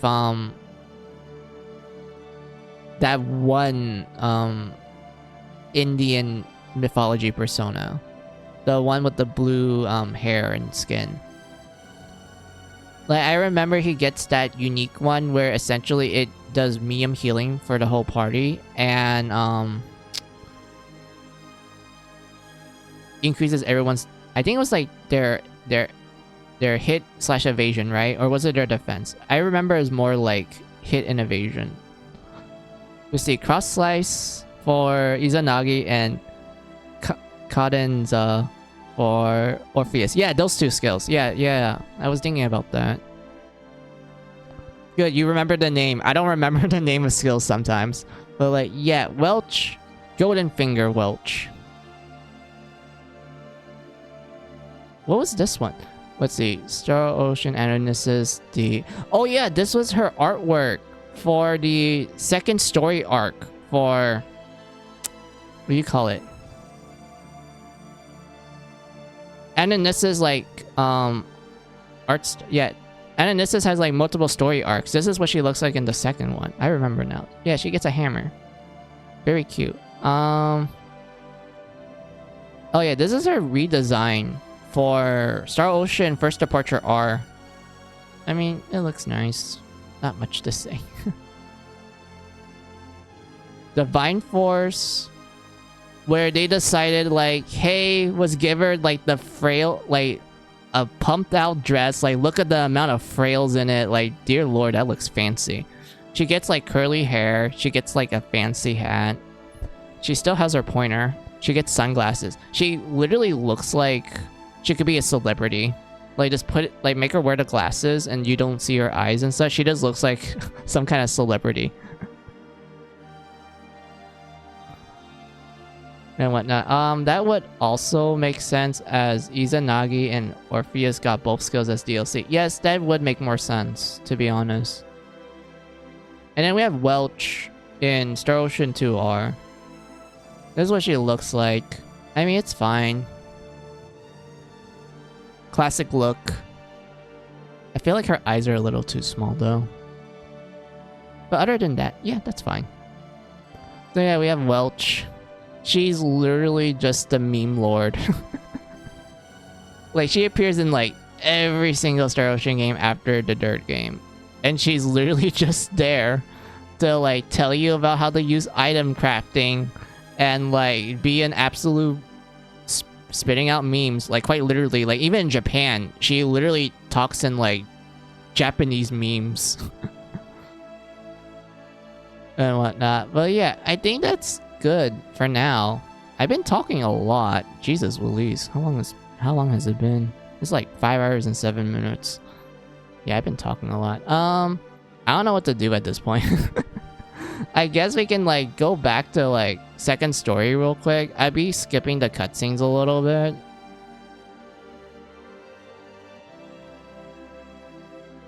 But yeah, good talk, guys. I like this. This was fun.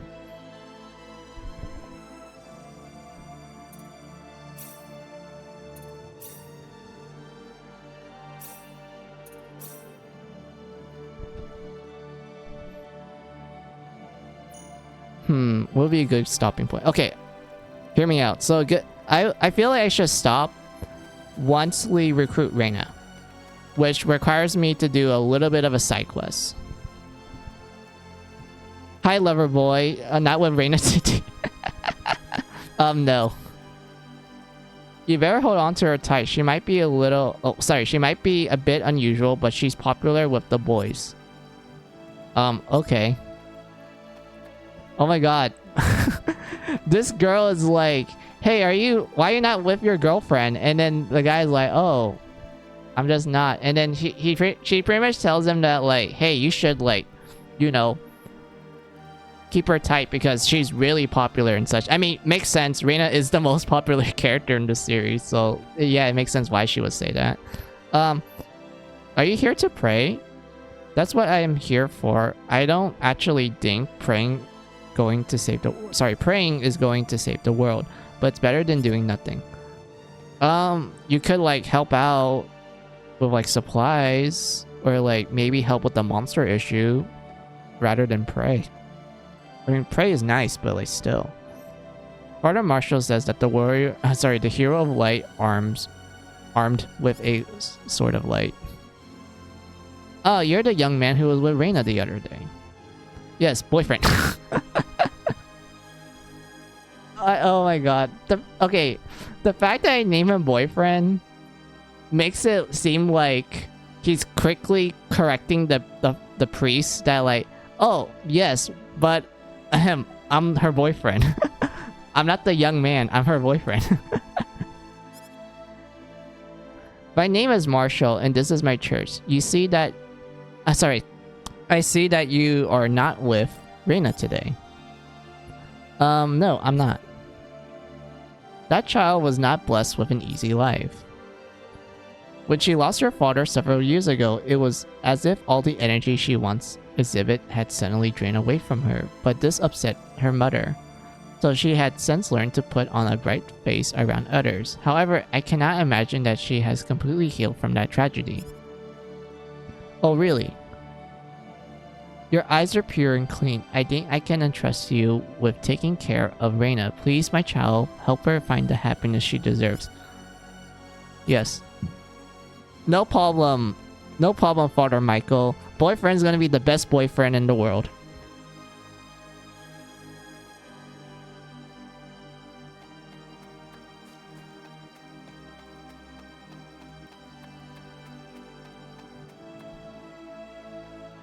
It was only recently that the animals in the sacred forest started to attack people. What is happening in this... Sorry, what is happening to this world? Let's see, what about you? I'm just hoping nothing bad happens to this village.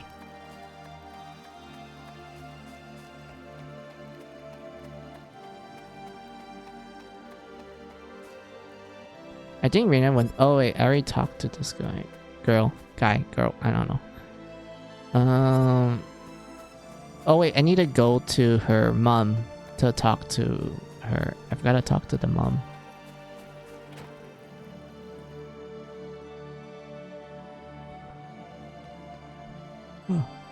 Hi. Hello, boyfriend. Reina's not in right now. Alright.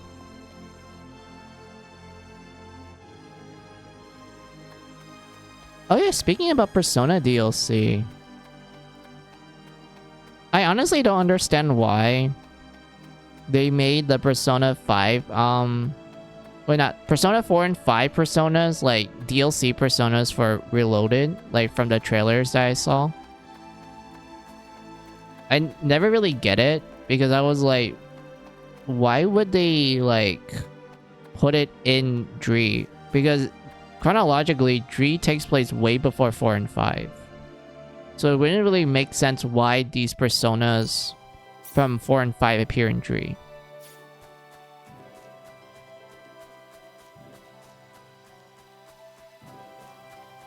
I know it's like meant to be like, oh, it's not meant to be serious and whatnot, but like, as someone that kind of pay attention to like the small details and whatnot, I was just really confused why they did that.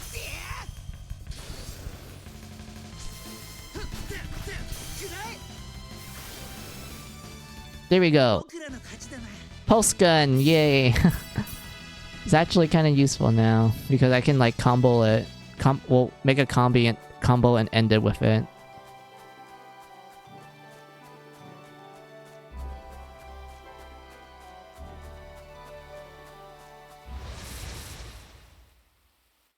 Of course, I guess that logic applies to like Persona 5 as well, where you have both.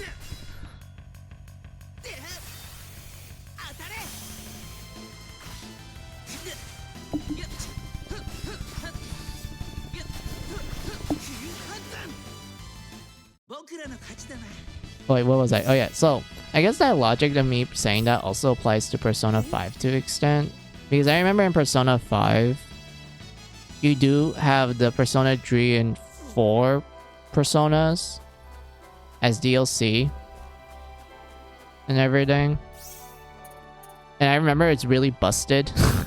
Like the Persona like DLC, like yeah, the DLC personas are like extremely powerful. I don't know why they decided, hey, let's make Izanagi no Okami be like the most busted ass persona in the world if you just happen to like doing the Persona compendium. Like if you happen to like filling out the compendium and shit, Izanagi no Okami just breaks the game in half.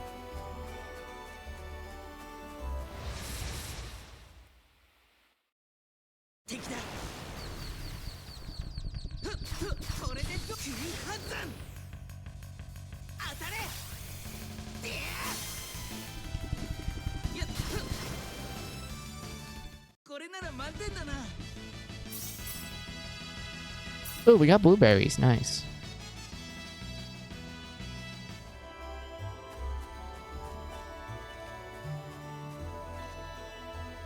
Lena. あ、クロードさん。おはよう。おはようございます。昨日はすみませんでした。勝手に大騒ぎしてしまって。いいよ、自分でも怪しいやつだと思うし、話を聞くと勘違いされても仕方がないかなと思った。私、勇者様の話を子供の頃から聞いて育ったんですよ。みんなが困った時には勇者様が現れて助けてくれるって。今いろんなところでみんなが困っているでしょ。そんな時に伝承とそっくりなクロードさんを見て、この人だって思ったんです。そうだったんだ。なんとなくですけどね。Rena still calls Claude as Claude and not boyfriend. Look, they don't have a lot of money to, like, you know, voice act the different names you can give the characters. I know they technically reuse some of the dialogue from the previous game and previous, like, Star Ocean 2 versions and such, but, like, let's just imagine she's just calling him boyfriend, okay?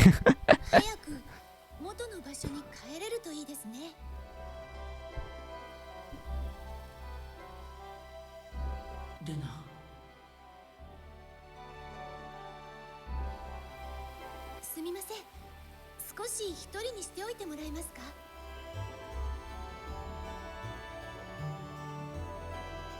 Oh, there we go. Alright. すみません。 Alright. Bye, Reina.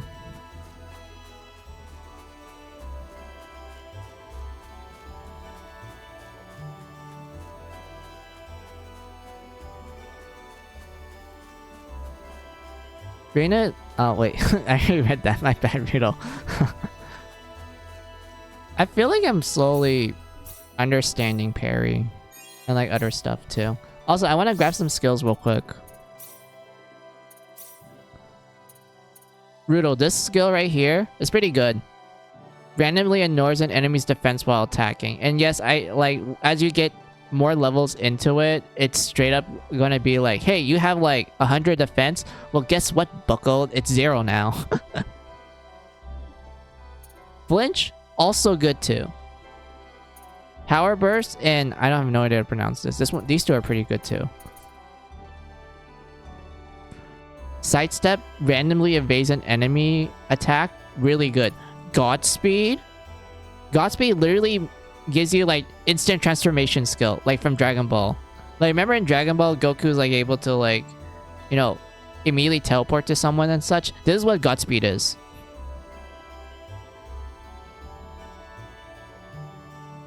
So in other words, this skill is pretty much the nothing personal kid just teleports behind you.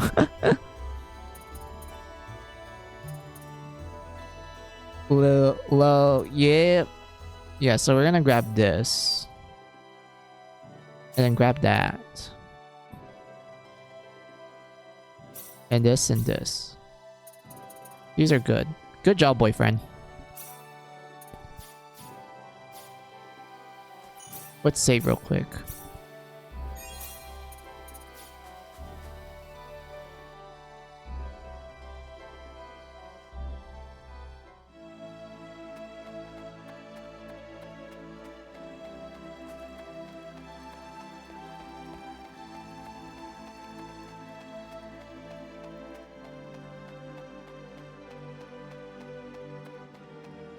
Also, Rudo, I'm like playing the Switch version of this because the first time I played the demo was on the PS4. And from what I'm like gathering from like what one would call it, comparing the two demos and such, Switch is not bad. Like Switch kind of pretty much looks like the PS4 version to me. Like I don't think there's any dips in the quality of the graphics, and I think the performance is actually like very smooth. I don't feel any frame drops.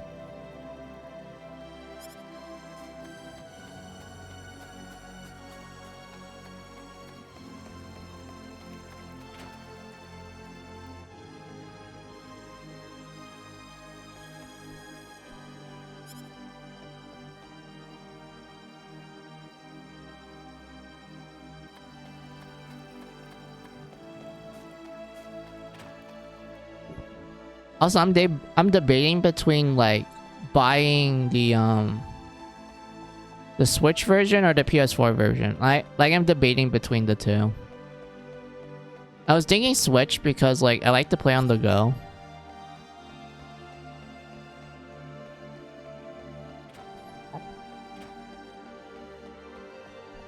But at the same time, like I don't know what the benefits of PS4 would be, to be honest. Like, because they both feel relatively the same. Wait, they say the upstairs bedroom I can use to rest anytime I want. Why aren't you letting me sleep, game? You say I can sleep. Let me sleep.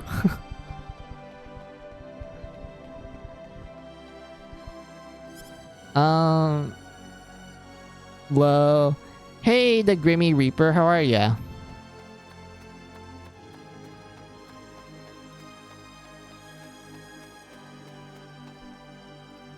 If you want to travel outside, you go.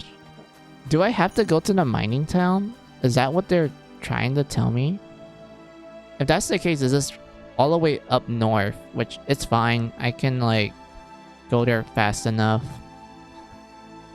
I'm doing okay. Can't wait for this game to come out. Yee! Are you a fan of Star Ocean?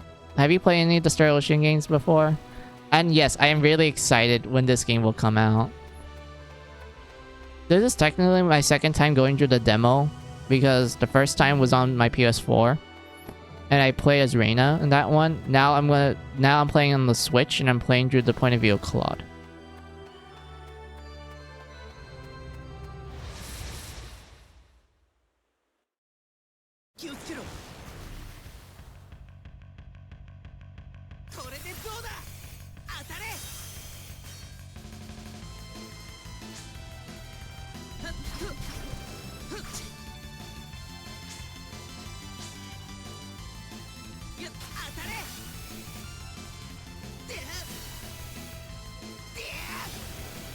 There. I kind of wish I could like combo it more better, but sadly no.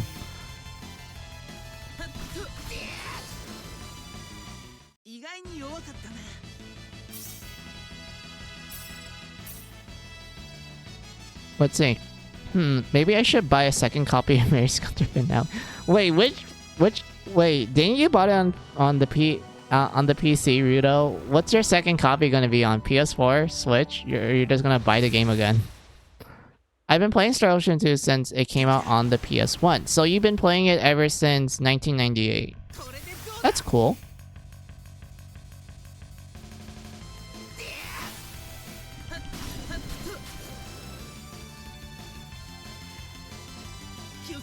Yeah, I kind of wish I can combo better. Also, damn Claude.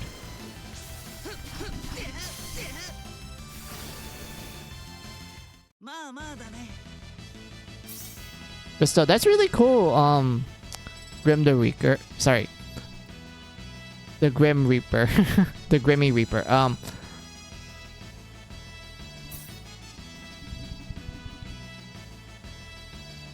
I also played the game on PS1 as well. I also played Second Evolution on the PSP.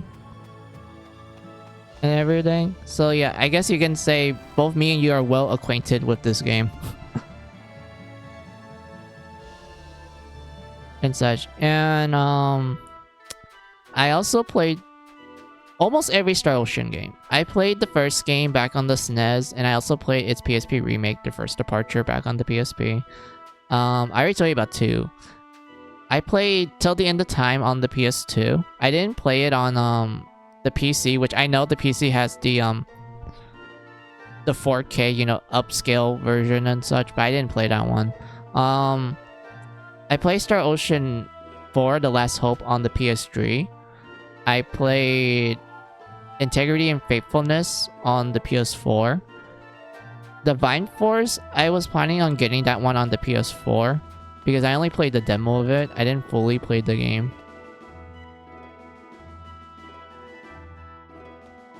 This is an in. We can ignore that.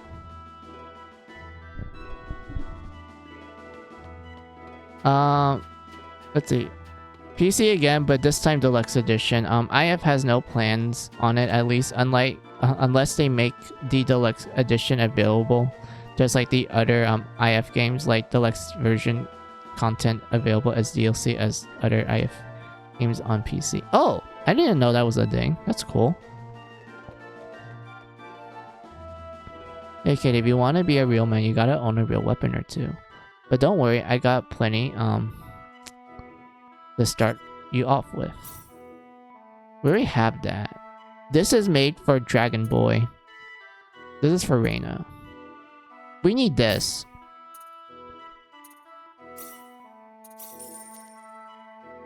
We already have that. We have that. We need this. I got the collected edition. For pre-order for Star Ocean 2R? If that's the case, that's really pog. You got a good eye, kid. Yeah. Yes. Oh, that's cool. I wish I bought it. We're out of supplies, but we still have, Oh yeah, I could technically... Yeah, I can't buy this. I can't buy this. This is expensive as fuck. Come back soon. Alright. I don't have money. Need to earn money somehow. Say 2 weeks ago, some guy found a mysterious orb in the mines. Turns out that the stone is worth around 50,000 full. Man, I would pay to get a glimpse of that stone. Yeah, that sounds expensive. But rumors going around that said Alan, the mayor's son, took that stone away from him.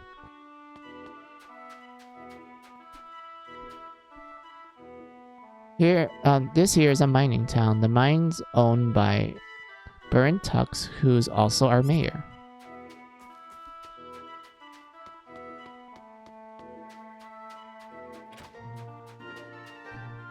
Machinery, I'm sorry, man. I don't know what you're talking about. No problems. Okay, hello there. I haven't seen you around before. Where have you come from? This is Sylvia, a mining town. Whoopee! Women, if you want to know, if you want to learn about what's going on, you might want to go visit the bar. I thought I did.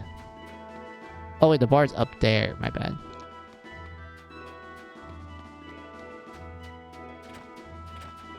Yeah, when it was first announced, when I first announced this game, sorry, when I heard,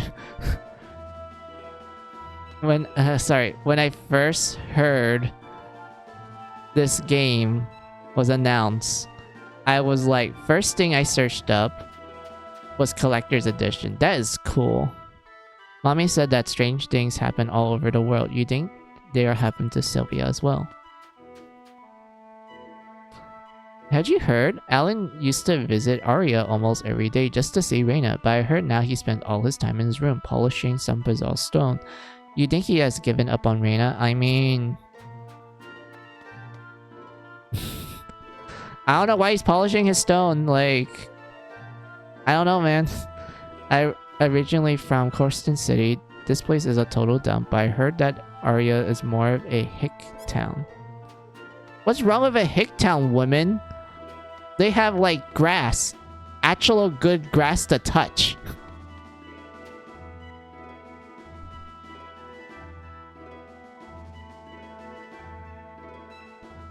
Anyway, you're wearing some unusual clothes for these parts. I have never seen anything like that. Some carpenter from Arya been working on the mayor's house. He's supposed to be, shit. I'm really getting tongue-tied. It's been like 5 hours. Reventilating the house, revolting the house, but I don't see anything different. What part of the house do you think he's renovating? Oh, renovating!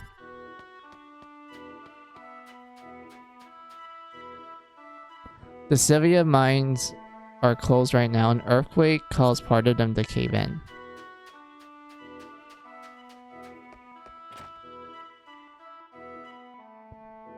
Man, I wish I could buy the collector's edition.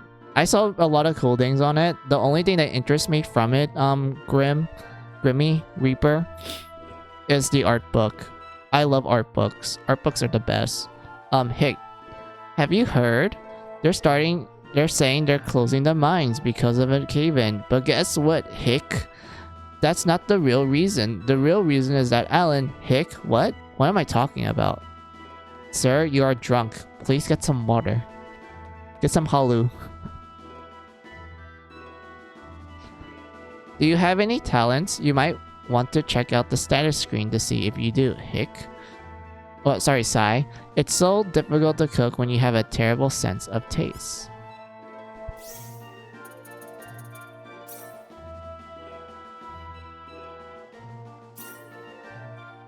Let's see. Talents, originality, rhythm sense, love it, animals. Boyfriend, why you don't know how to cook? I mean, you can make like a good music person. You're a good musician because you have rhythm sense. That's good. You know how to make music. Love it, animals. I think Reina likes animals. I think you will hit it off with her.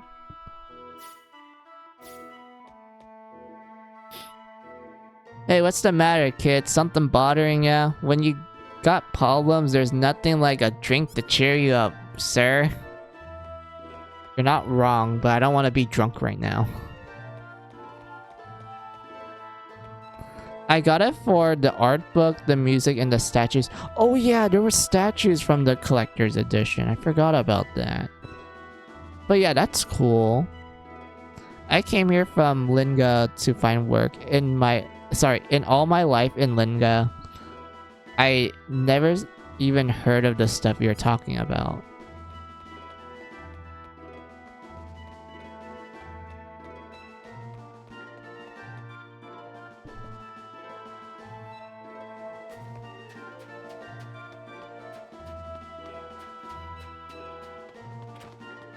Oh yeah, I can enter his house.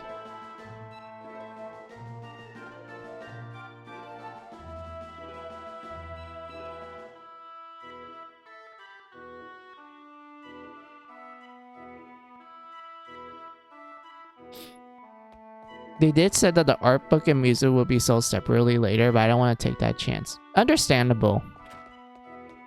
I'd rather just have it all together through the collector's edition if that was the case. Master Allen has been acting very strange recently. He spends all day in his studies. He doesn't even seem to be eating anything at all. I just hope that he doesn't fall ill. What a nice chef. Sorry, old guy. No one here? Talisman. Yeah, I can wear that. Wait a minute. I have a ton of these. Why do I have 2 of them? Excuse me. Why do I have 2 of these? But who cares? My defense are like really high right now. Sorry, really high right now, so that's wonderful. This is the maid. The stone that Master Allen acquired the other day is really quite remarkable. Sigh, I wish I had a stone like that as well. I mean, you can ask your boss if he can get you one. I don't think he will mind. He seems like a nice guy.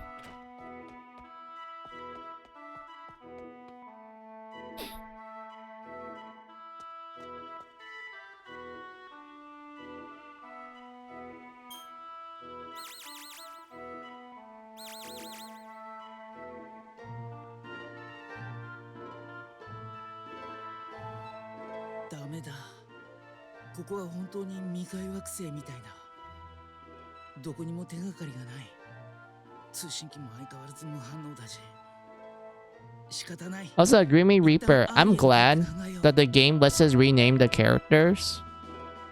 Because, when I discovered that, I was like, yes, we're gonna rename Claude into Boyfriend. Because of the whole, like, you know, NPCs constantly shipping him with Reina.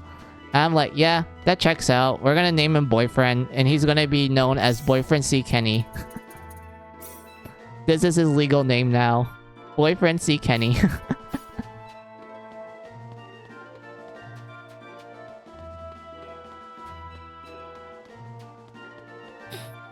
I think we had to go... Yeah, we had to go back to, Aria.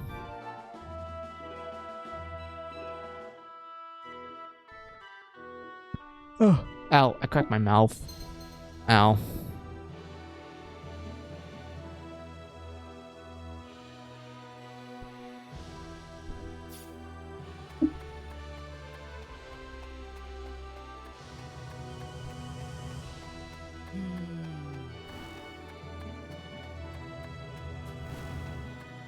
I'm pretty sure there's like a treasure somewhere here.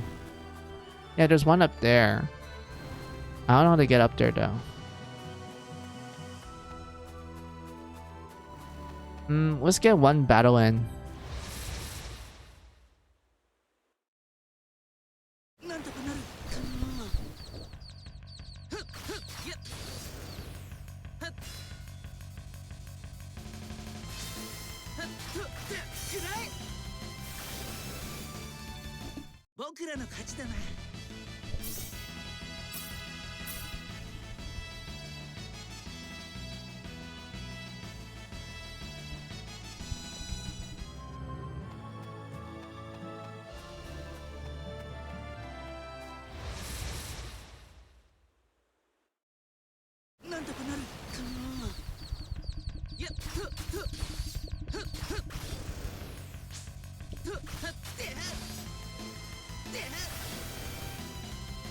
意外に弱かったな。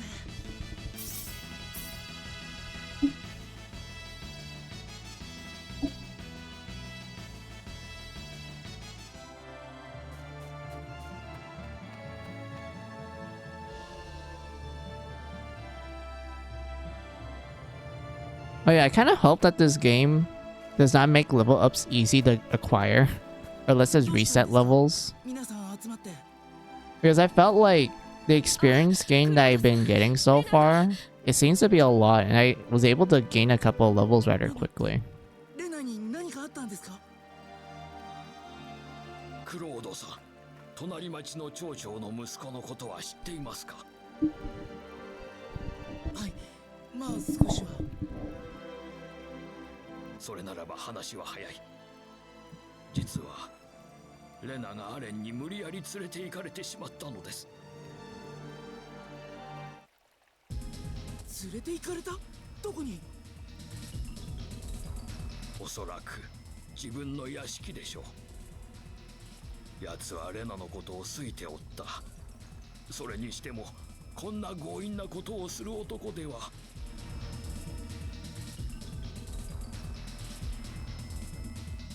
何をじっとしているんです？早く助けに行かなきゃ。話はそう簡単にいかないのです。Hey, can you set B/circle/A as confirm and wait, A/cross/B as cancel? Also, can you add English sub in the screen title? Hey red guy. How are ya? Should I put English sub? I don't think so, because like, yeah, I don't really think I should, question mark. Because is it really English sub if I just play the game in Japanese voice actors, but everything is like English text? I mean, I could like put down like JP dub, which is enough to tell that I'm playing the game with Japanese dub on.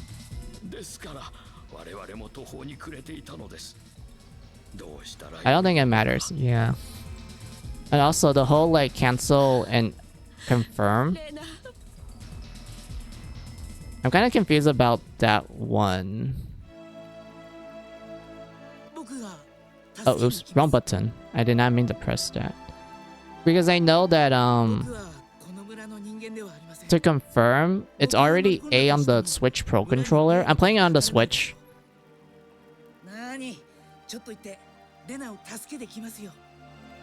And such, and like B is like to cancel and everything. So I don't think I need to like change the settings or the button presses for that. In English is like, what's the JP? You can switch between the original PS1 and PSP guys. Yeah, I know about that red guy.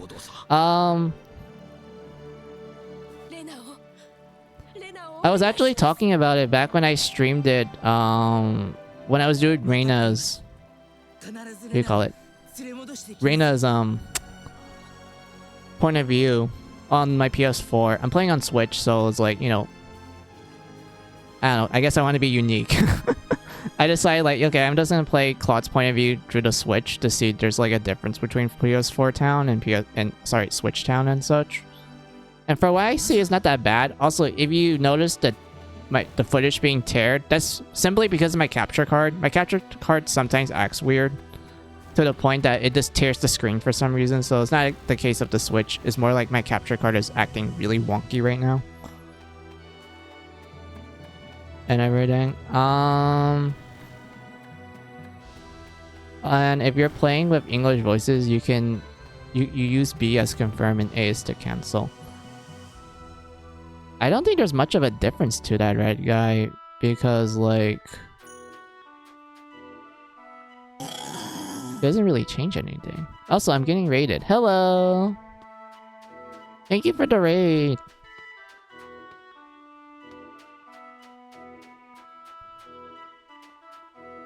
Oh yeah, I need to go beat up Alan. I forgot. Hold on. What do you think Ellen is gonna do to that girl? I mean, I already know what he's gonna do to her because we played it through Reina's, like, what do you call it? Point of view. Oh yeah, you can choose to disable excuse me, I just burped. Hold on. Individual voiceovers.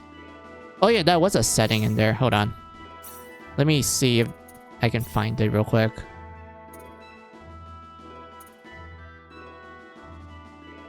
Yeah, I know about that. That's the screen. That's controller. That's language settings.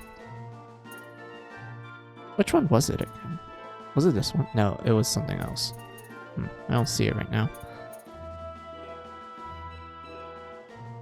You can switch to the arranged BGM if you want. No worries about that, red guy. I already know about the game settings because Oh, it's grayed out.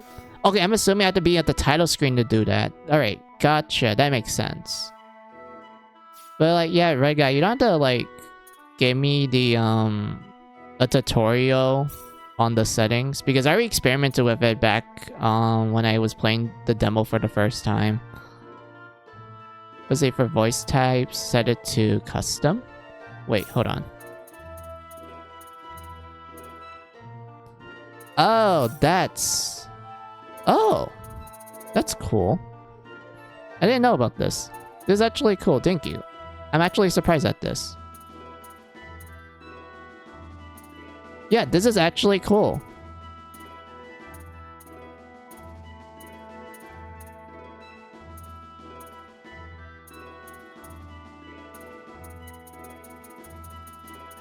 Let's see, boyfriend is art. Oh yeah, I remember why I did that. That was because I wanted to listen to the PS1 voice actors. Because I already listened to the second evolution voice actors when I was doing Reina's point of view. That's why I swapped it to oh yeah, he didn't have one, now that I'm remembering. And then Welch was also someone that only came in second evolution. Everyone else is fine. I didn't know that. That's interesting. Thank you, red guy. Let's see. Landed stick the landing in Chicago site and at Kira Rudo's channel. Alright. Not all of them have that. Yeah. I do know like some characters like Welch was only in second evolution. She was not in the original Star Ocean 2.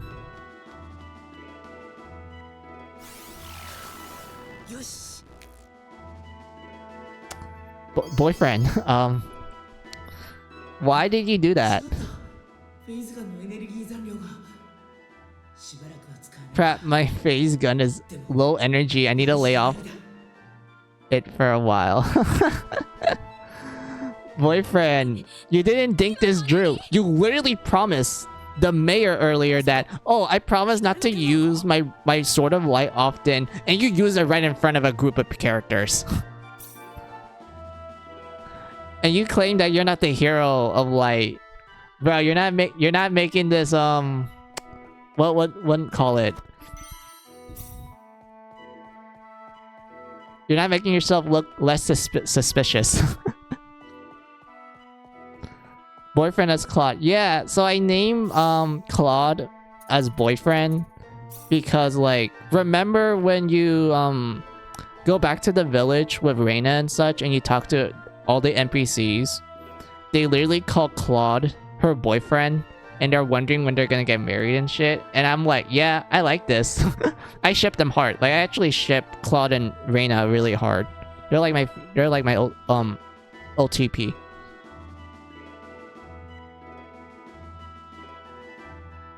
And such. And I decided, like, since this game lets me, you know, rename the characters, might as well make Claude be named boyfriend. So he's now known as Claude C. Kenny. And yes, I am aware that you can see the portraits from the previous games. Like, PS1 boyfriend, second evolution boyfriend, and we have Modern Boyfriend. I'm gonna swap it to Second Evolution Boyfriend. I actually like this one, but like, yeah. I'm going to love the crafting system in this game. Oh yeah, I didn't really get the chance to experiment with the crafting system, so when I unlock it, I'll probably like check it out to see if it's cool or not.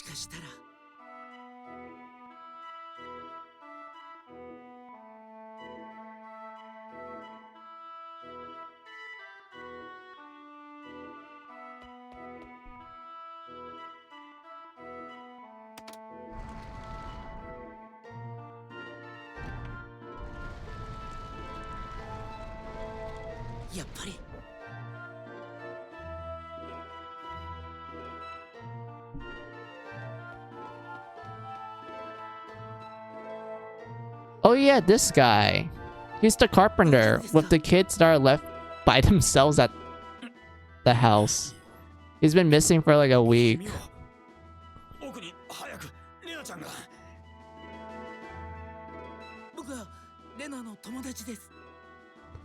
I'm Reina's friend. No boyfriend. You're her boyfriend.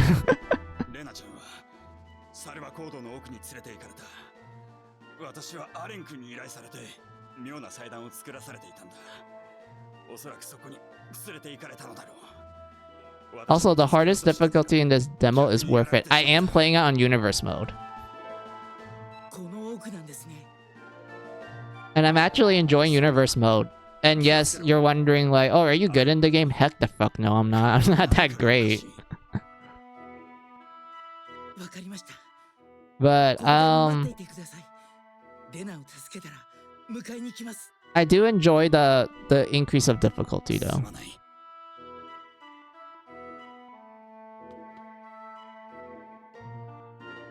Also, I turned off the mini-map because I'm gonna do this PS1 style and also PSP style. No maps. Straight up gonna explore it by myself. Also, it's been like 2 hours and 23 minutes. Holy shit, I'm almost out of 3 hours.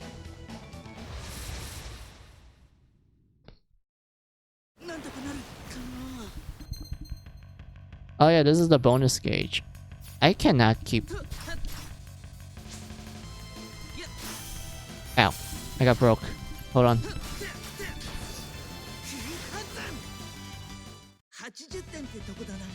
Yeah, I still need to practice counter / parry.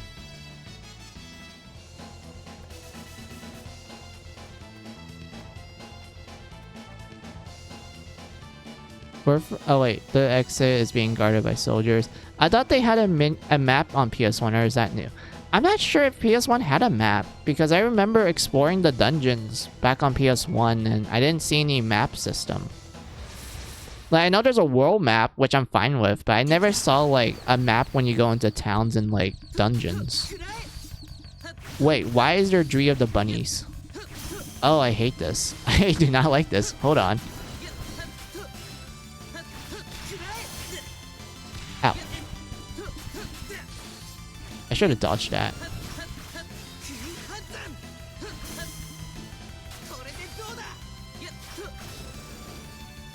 I kind of wish they extended the combos a little. I'm not sure it's because of like, this is a demo, so they had to limit it to like early game stuff, which if that's the case, that's fine. But I do wish like in the full game, they make like, you know, make it easier to do combos and such.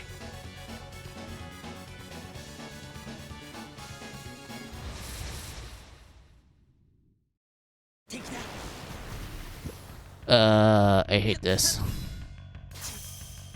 No. Fuck. Please. It's just like PS1. You have to upgrade it from what I remember. Yeah. By combos, I mean like your default attack. Because remember how in like some games, they at least give you like a basic 3-hit combo of sorts. I felt like when I was playing this as Reina, I didn't really have much of a like a basic 3-hit combo. Like Claude, he does have it, which I'm glad that he did. Reina, I didn't feel like she had one, and it's a little bit on the short side. Of course, I could be like wrong, and that I didn't notice the finer details of the animations, and if that's the case, then I do apologize for being incorrect.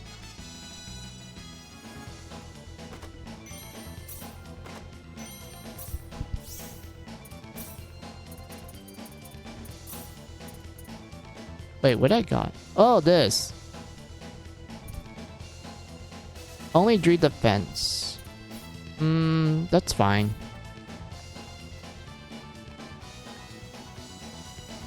Oh wait, we got Palm of Destruction. I forgot. Hold on, hold on. Where is it? There we go.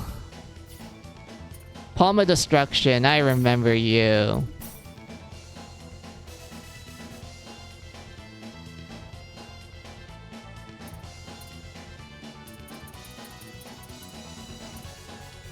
Interrupt, concentrate, trance, Haitian speed. I mean, these are for mage people. He's not going to be a mage. Reduce days time. I think I might need this because I accidentally keep getting bricked often. So that might help me. So let's put 1 point in there. And then, Godspeed. Nah. These two are better. But I do want, like, a little bit of extra defense. Let's put 1 point in there. And I know I could technically upgrade Air Slash and like Meteor Palm. Wait, it's Meteor Palm. It's not Palm of Destruction. Oh my god, I was thinking like I was thinking of what do you call it? Star Ocean 1. My bad. I was like, wait. Palm of Destruction? No, it's Meteor Palm in this one. Palm. Reina is more like a 1-2 combo. Claude is more like 1-2-3. Yeah, I think I prefer a 1-2-3 combo more than a 1-2 combo. Because 1-2 combo, I felt like it was really short. And I know you can technically, like, you know, spam it. Because, like, Reina is relatively fast. But I prefer a 3-hit combo because I felt like that at least gives me a little bit more wiggle room for me to, like, put in some arts in the middle of it. Because most of Reina's skills are mostly magic, which is hard for me to, like, you know, connect it to the melee.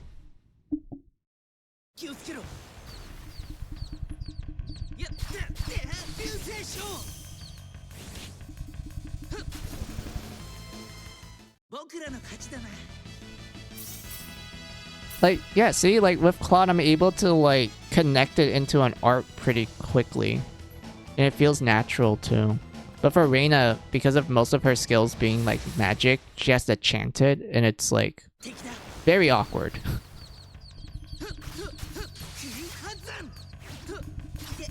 Ow.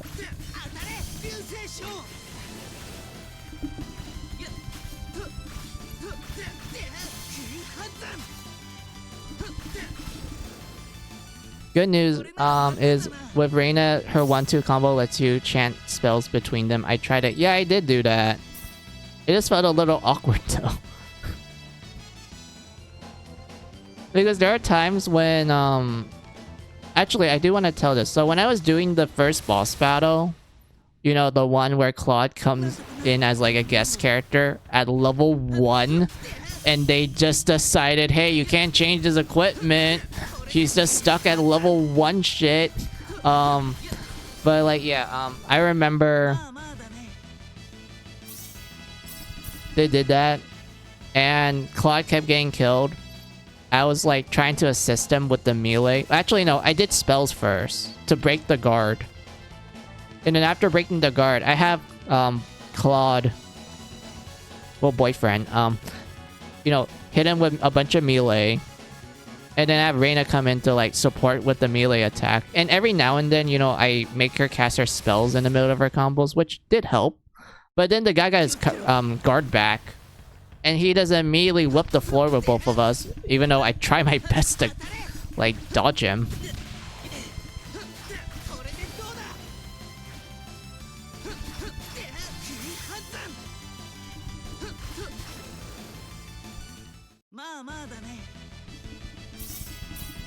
and whatnot. And I ended up getting killed by the guy like multiple times, but I did manage to like pin down exactly how to combo with Reina efficiently.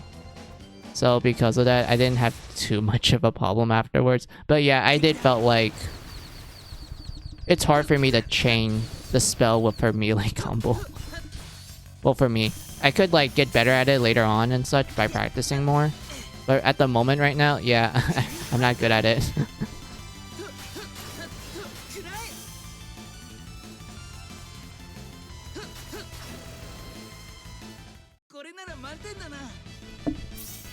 I would love to play all of those endless endings they say they have for this game. Like, do they make it available and like after you beat the game once, or do you have to like play the game multiple times like before in order to see every single one? But also, yes, I would like to see the multiple endings of Star Ocean 2 because I actually like how the endings are handled in these games.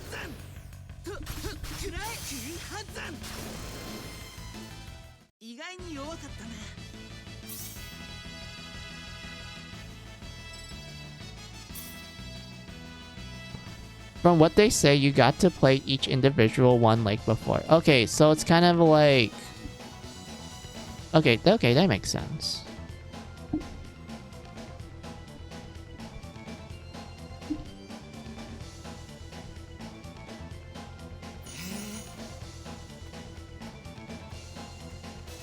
Good job, boyfriend. You got to level 8. Alright, I'm gonna pull up the map real quick to see if I, like, missed anything. Because I think I did pretty good. Like, this is pretty good. I actually did a good job trying to get everything without looking at the map.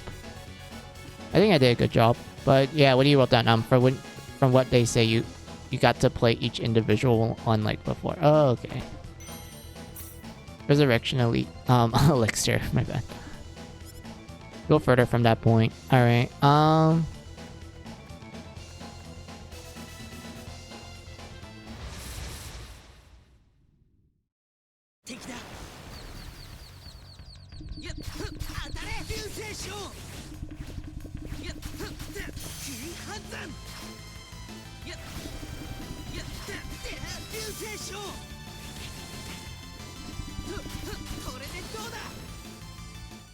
Okay, but here goes the problem. PS1 number endings was 24 to 25. PSP remake number endings was 52 to 53. Now this game is 99 plus different endings from what they said. Wait, so you're telling me that they pretty much decided, hey, let's just give out more endings than usual for the second remake? If that's the case, then would that mean they added new characters? Because I can't imagine them like making 99 endings with the same cast as like, you know, Second Evolution. Because like you said, like with Second Evolution, they added like, they went from like 24 to 25 to 52 by 53 because of the additional characters that they added in Second Evolution, and also added like brand new ones for characters that didn't have a lot back in PS1 Town and such. But like now for this one, 99 plus random number that's probably triple digit. That's kind of impressive, but at the same time, it makes me wonder, like, so did they add like a brand new character this time to like make the endings, to make more endings, or is this just gonna be them like adding a lot more than usual and just keeping the cast the same? Like, is the same number of party members you can get?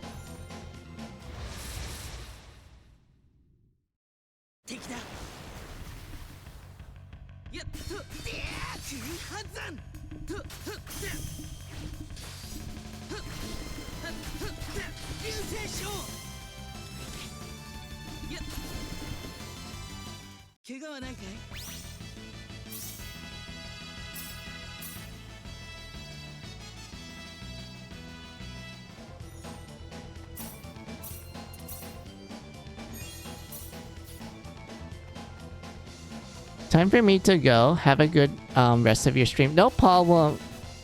Eagle, thank you for like stopping by and like staying with me for very long. I did not expect to stream this long.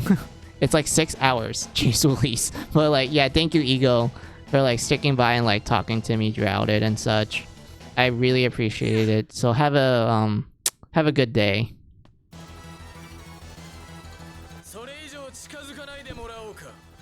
Oh look, it's Alan. お前がアレンか。自分が何をしてるのか分かっているのか。早くレナを離すんだ。嫌だね。今は神聖な婚儀の最中なんだ。これから僕らは一つになる。邪魔をしないでもらおう。さあ、レナ。Alan, I don't think Reina's into yandere, so you can leave. Let her be with boyfriend. 一方だけ。それは間違いだ。僕らは愛し合っている。愛し合っているんだ。愛して。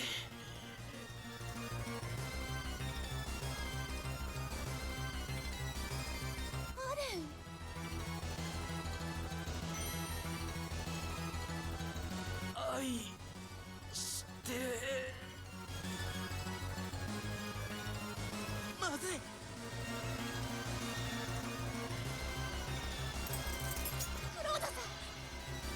Let the Frankenstein go, yeah.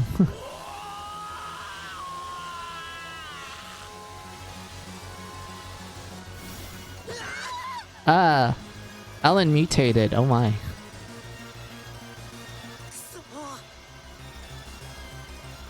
Alright, time to beat up Alan.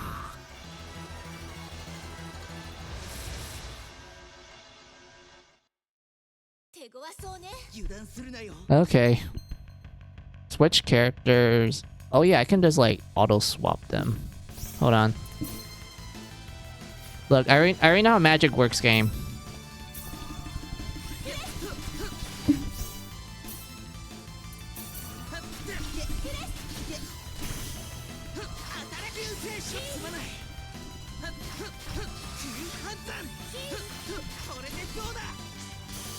Ow.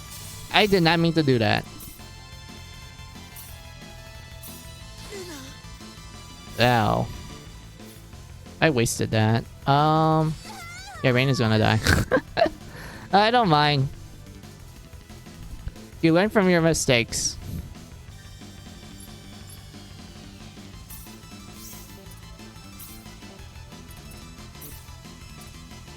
Yeah, I'm still in universe mode. That's fine. Tactics, formation. There's literally no other formations I can use, game. Attack with everything you got. Don't use MP, focus on allies, fight with a good balance. Run around and evade. I kind of want you to keep spamming crush, so use that.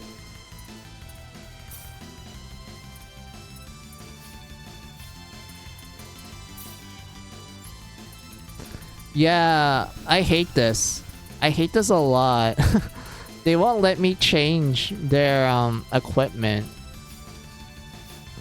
It doesn't even help the fact that I need to rely on both Reina and Claude to, like, you know, survive this shit.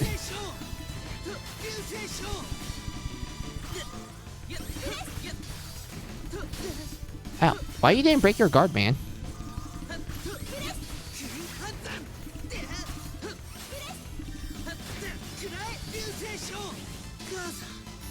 Ow.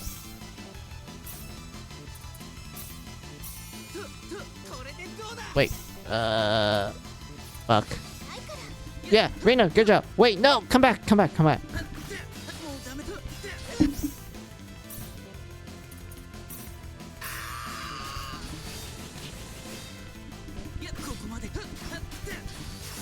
I have no idea how to counter him.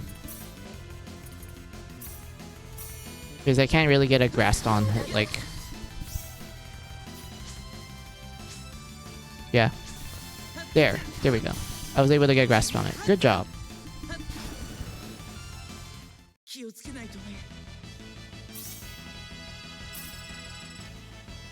Oh yeah, Reina doesn't get anything because she died. Oops. Sorry, Reina.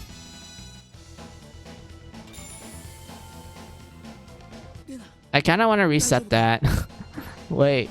I kind of want to reset that. Reina died. Yeah, I kind of want to reset that. 彼は一体。わかりません。アーリアに来た時から何かに取り憑かれているみたいでした。しかし人間があんな姿になるなんてどういうことなんだ。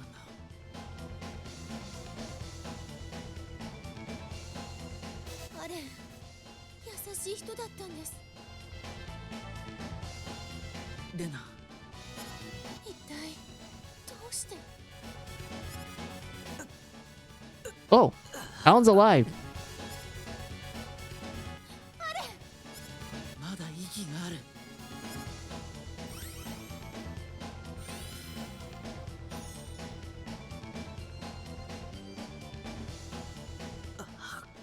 ここはレナ、どうして君が。アレン、元に戻ったのね。 Let's see, in the game trailer, it showed a person from Star Ocean 6 in the assist menu. Really? They did? Huh, that's weird. That's like weird in both like a timeline point of view, but also weird as in like, really? They did a Star Ocean? They're gonna put a Star Ocean 6 character in the remake of the second game? That's pretty odd, but like, yeah, okay, that's cool. でもよかった。とりあえず屋敷に戻ろう。話はそれからだ。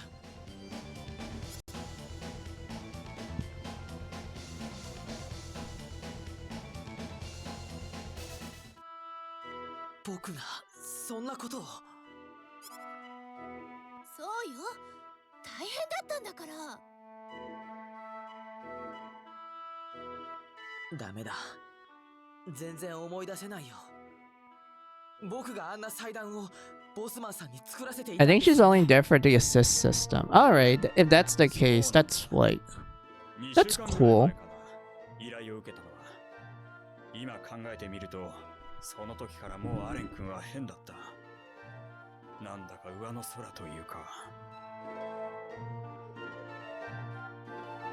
おそらくあの石のせいでしょう。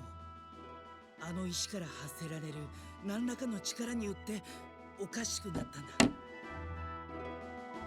確かにそうなのかもしれない。あの石を初めて見た時、なんだか妙に気分が高ぶる気がした。自分のすることに間違いがあるはずがない、そんな感じで心が満たされて。その後のことはよく覚えていないけど、その瞬間だけははっきりと覚えてる。アレ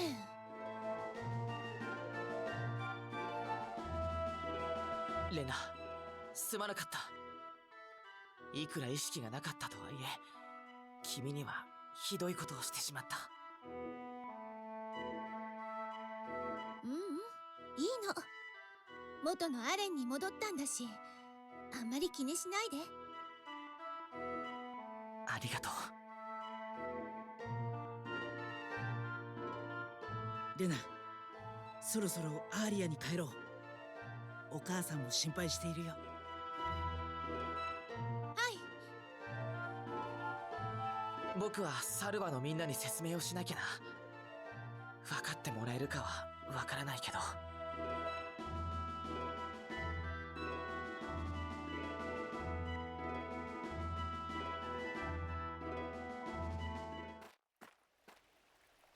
レ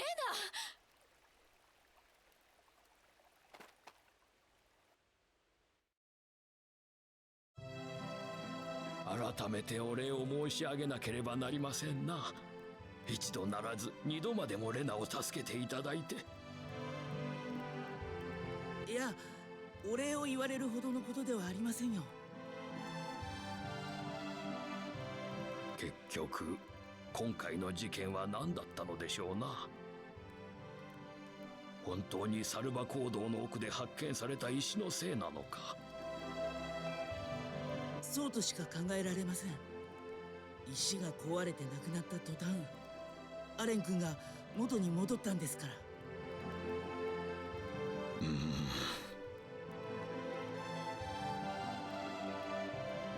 おかしくなって魔物になる。まるでソーサリーグローブみたいな石ですね。確かにそうじゃな。もしかしたら何らかの関係があるやもしれん。ソーサリーグローブか。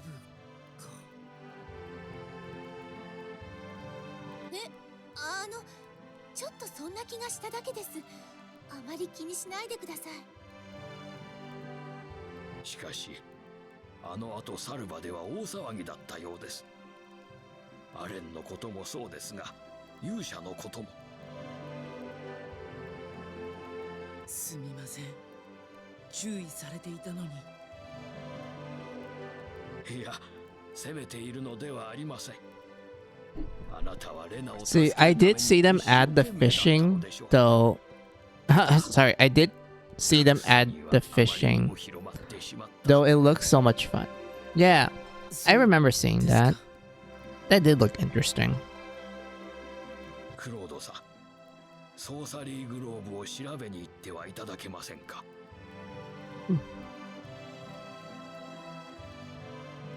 非常に身勝手な願いであることは分かっています。ただ、やはりあなたしかいないと思うのです。 If only I could fish the blood armor. Well, yeah, that would be interesting. That's how you would get it. Man, it's been a while since I played Star Ocean 1. I don't remember most of the game combos and such. I remember blood armor being really good.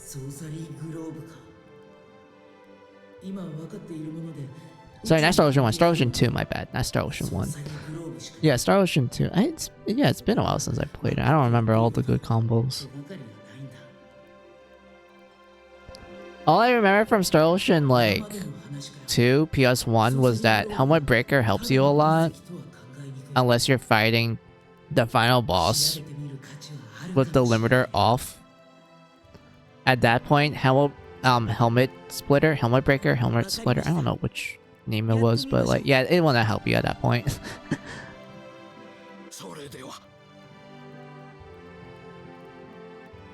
前にも言いましたが、僕は勇者ではありません。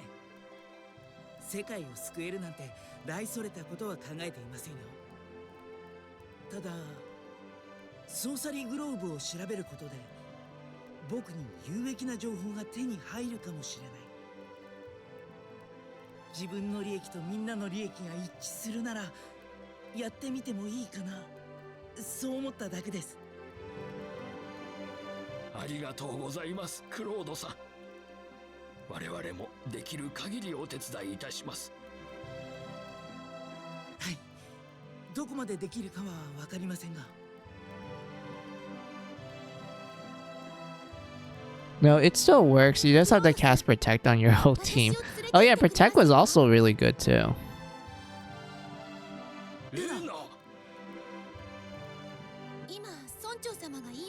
Then we have the Ethereal Queen. Oh my god, the Ethereal Queen moves so fast. I can't. Like, throughout my entire life, I only fought her once. And I don't think I can fight her again because, like, she is very hard for me. I remember dying to her so many times. And I still can't, like... I'm still not able to beat her often. I can only beat her once and I was satisfied afterwards. But if we're talking about Star Ocean 3 and onwards, I did fight the Ether Queen a lot in Star Ocean 3 and onwards. Because I know for 3, that game is easily, like easy to break. Like, let's all admit that when it comes to Star Ocean 3 till the end of time, like, once you understand the combat system for that game, you're gonna snap everything in half. Like, from magnetic field to, Scatter Beam or Pulse Blast, or Magnetic Field and Energy Breaker, or Blade of Destruction and then Blade. Wait, not Blade of Destruction, it was Blade of Fury. Let's constantly cancel that one. Or like constantly cancel like Charge. そうじゃなければ連れて行かないから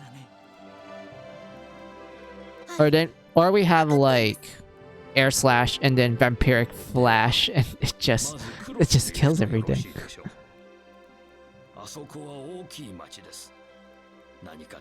This is a bit jokey, but that's how I felt about Star Ocean 2. Yeah, I know like there are ways you can break Star Ocean 2, but Star Ocean 3, I felt like that game is like so easy to break. Like 3 honestly made me felt like it just made it so fucking powerful. Like, damn.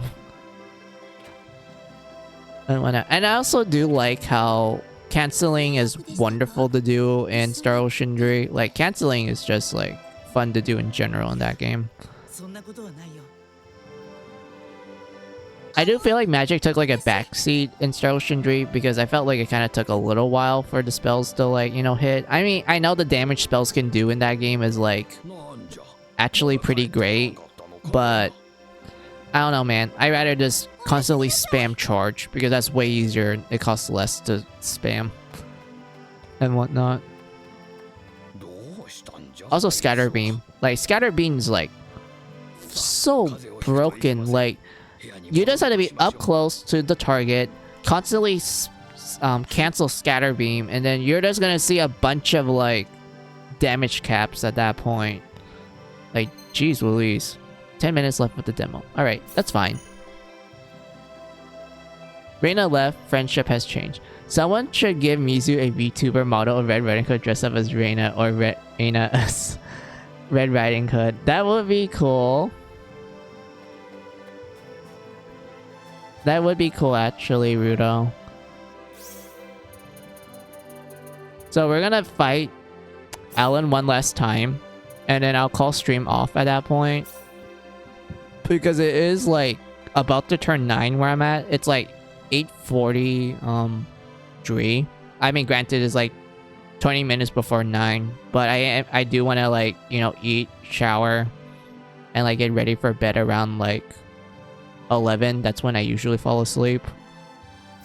Sometimes I do stay up, but like most of the time I do go to bed around 11. Let's see, Star Ocean 2 casting spells was not with casting spells was fun.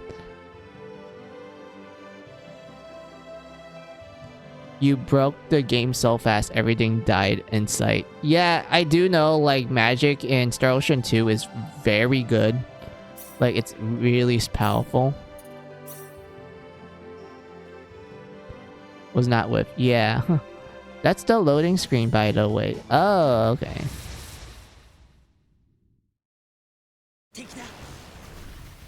But yeah, I don't think I have the money to what do you call it?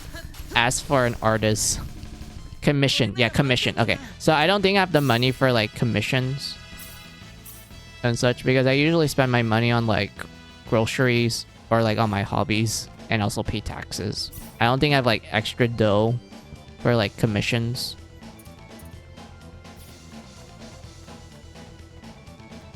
But that would be cool. Like someone make a VTune model of like Red Riding Hood or Reina and they just cosplay as like one of my favorite characters and such.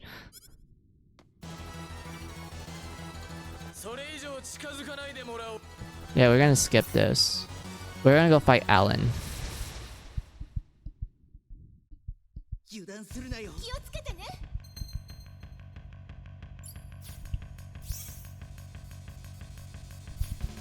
Wait. Focus on your attacks. Ow! I couldn't dodge that! I hate that. Ow. Thank you, Reina.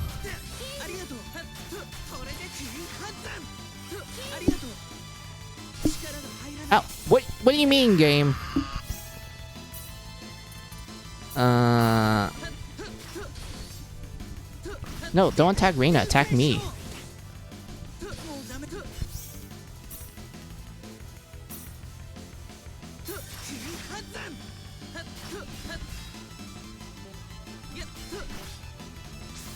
There.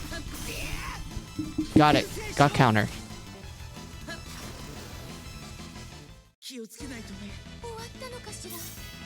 Alright, I did much better.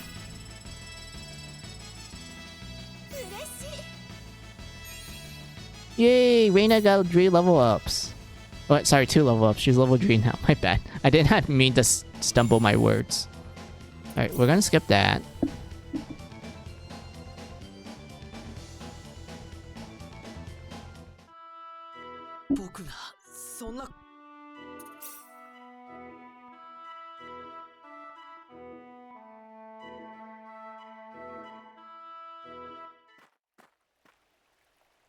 Have a good time. See you later. No problems, Grimmy. I mean, I do have like an ending stream. Sorry, ending stream screen, which I will pull off after I like skip through all this dialogue.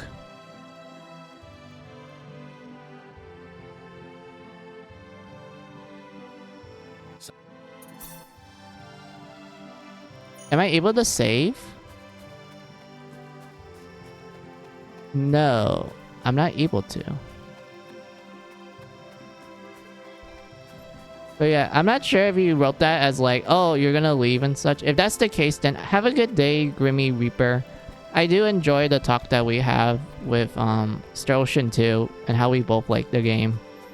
And how you like talk about certain aspects of it as well. Yeah. Am I supposed to go back to the mayor? Hold on. I only played this through Reina's point of view, so I don't know what to do with boyfriend right now. Join me for a little check before bed. Oh, we never saw this. 実はあの子が自分から行くと言った時、正直な話、私はああやはりと思ったのです。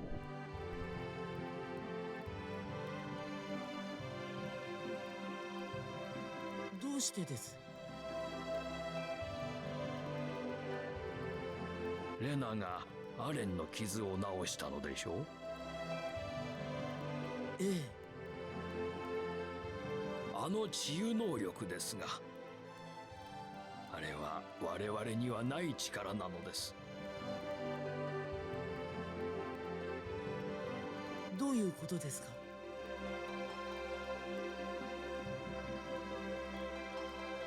正直に言いましょう。レナはウェスタの本当の子供ではないのです。レナは2歳ぐらいの頃、シンゴの森でウェスタに拾われたのです。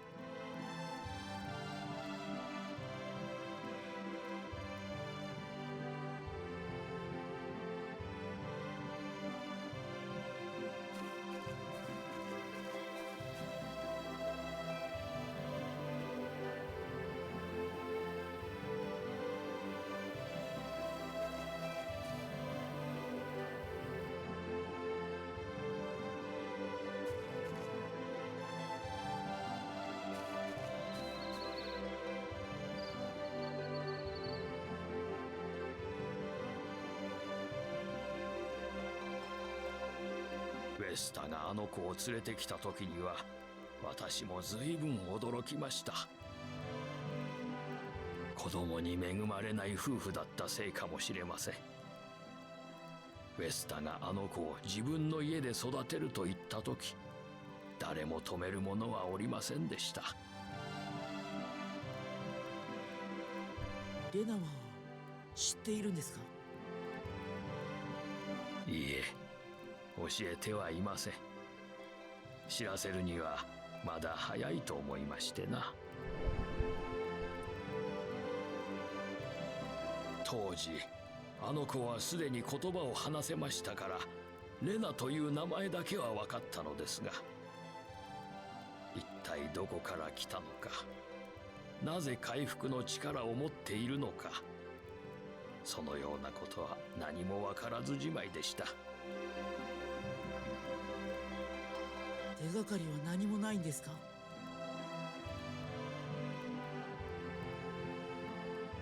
つけていたペンダントが唯一の品ではあるのですが、それも決定的な手がかりでは他には何も。そうなんですか。もうこんな時間ですか。長々と付き合わせてしまい申し訳ありませんでした。2階に床を用意してありますので。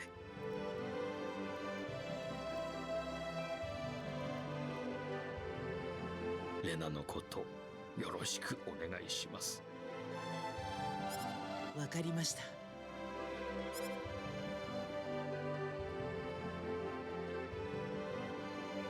レナ、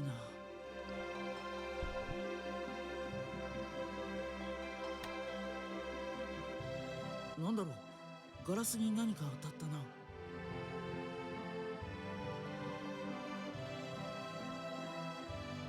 Let's see, in B4? What's B4? Wait, in B4, the pendant has a locking mechanism that allows you to picklock it. Wait, does that happen in the OG, Ocean 2? The pendant was just like an item that Reina has.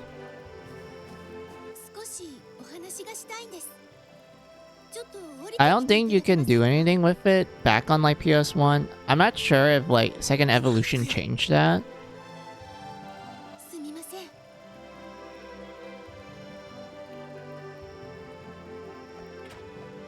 Huh, that's interesting. We didn't have that scene with Reina asking Claude to come outside.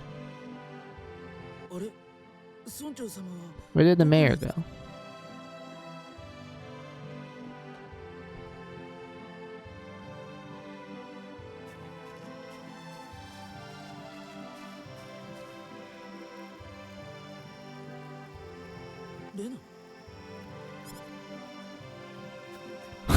Bro, Reina tells us to go down and she was right here and now she's not here. Where is she now? I don't think we're able to get a save point, so I don't mind like pausing the game here. Actually, no, if I pause the game's gonna still run. It's gonna be like, oh, you still have like, 10 minutes left and shit. You know what? I don't mind stopping the game right here and then we go to the ending screen so I can say my goodbyes to you all. Yeah, I think I will do that. Hold on. We'll just leave the game like that. I'm not gonna touch anything. I'll like, turn it off stream and such. Not save one bit. But yeah, let me go pull up the ending screen.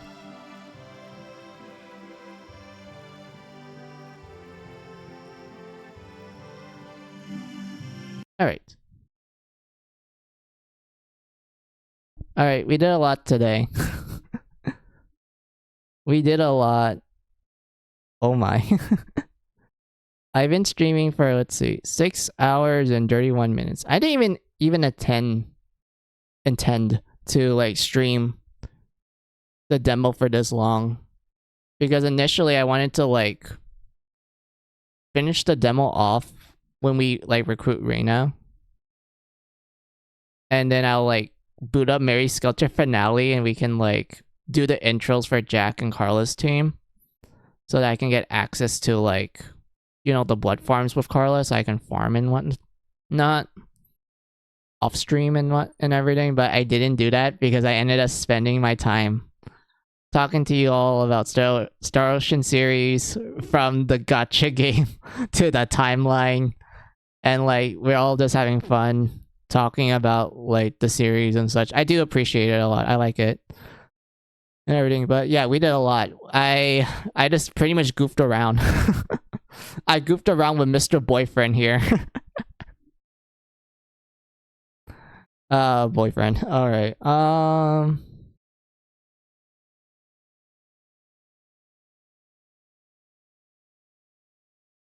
I don't know what else to say to you guys.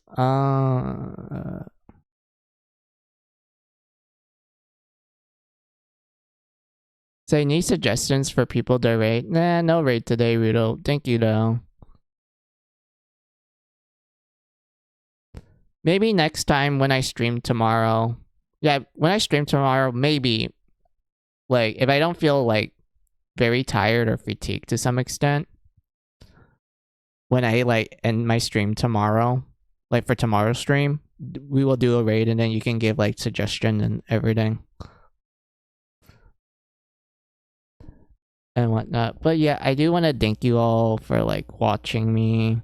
This is quite fun. Me being able to talk about Star Ocean and such. And yes, I am going to do a marathon, guys. I will do a Star Ocean marathon starting from the first game on the SNES and building my way up to Divine Force. And I'm hoping that when I finish Divine Force, Second Story R will be released, and I'll, like, you know, buy the game, and I'm going to stream the whole game with you guys. Granted, this marathon will only happen, I will start the marathon after I finish Mary Skelter and such. So I'm hoping that I manage to finish Mary Skelter within a reasonable amount of time. Like, you know, I finish it rather, not too quickly, but, like, a good amount where it will give me enough time for me to do the Star Ocean marathon and such. And during the marathon, I will, like, dive into, like, other games while it's happening so that I don't feel, you know, fully, like, you know, fatigued from, like, playing a ton of RPGs. I'll, like, branch out a little while the marathon's happening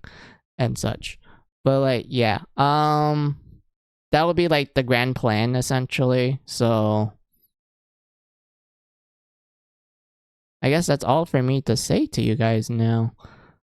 So I guess I'll do, like, a last minute goodbye and then, well, not last minute goodbye, a last minute thank you, and then I will say goodbye and such. So, like, thank you guys for, like, watching me, letting me talk you guys' ear off when it comes to Star Ocean. I really do like the series a lot. And, like, me being able to, like, you know, talk into immense detail about, like, certain characters that I like and the designs for the gacha game that they get and such.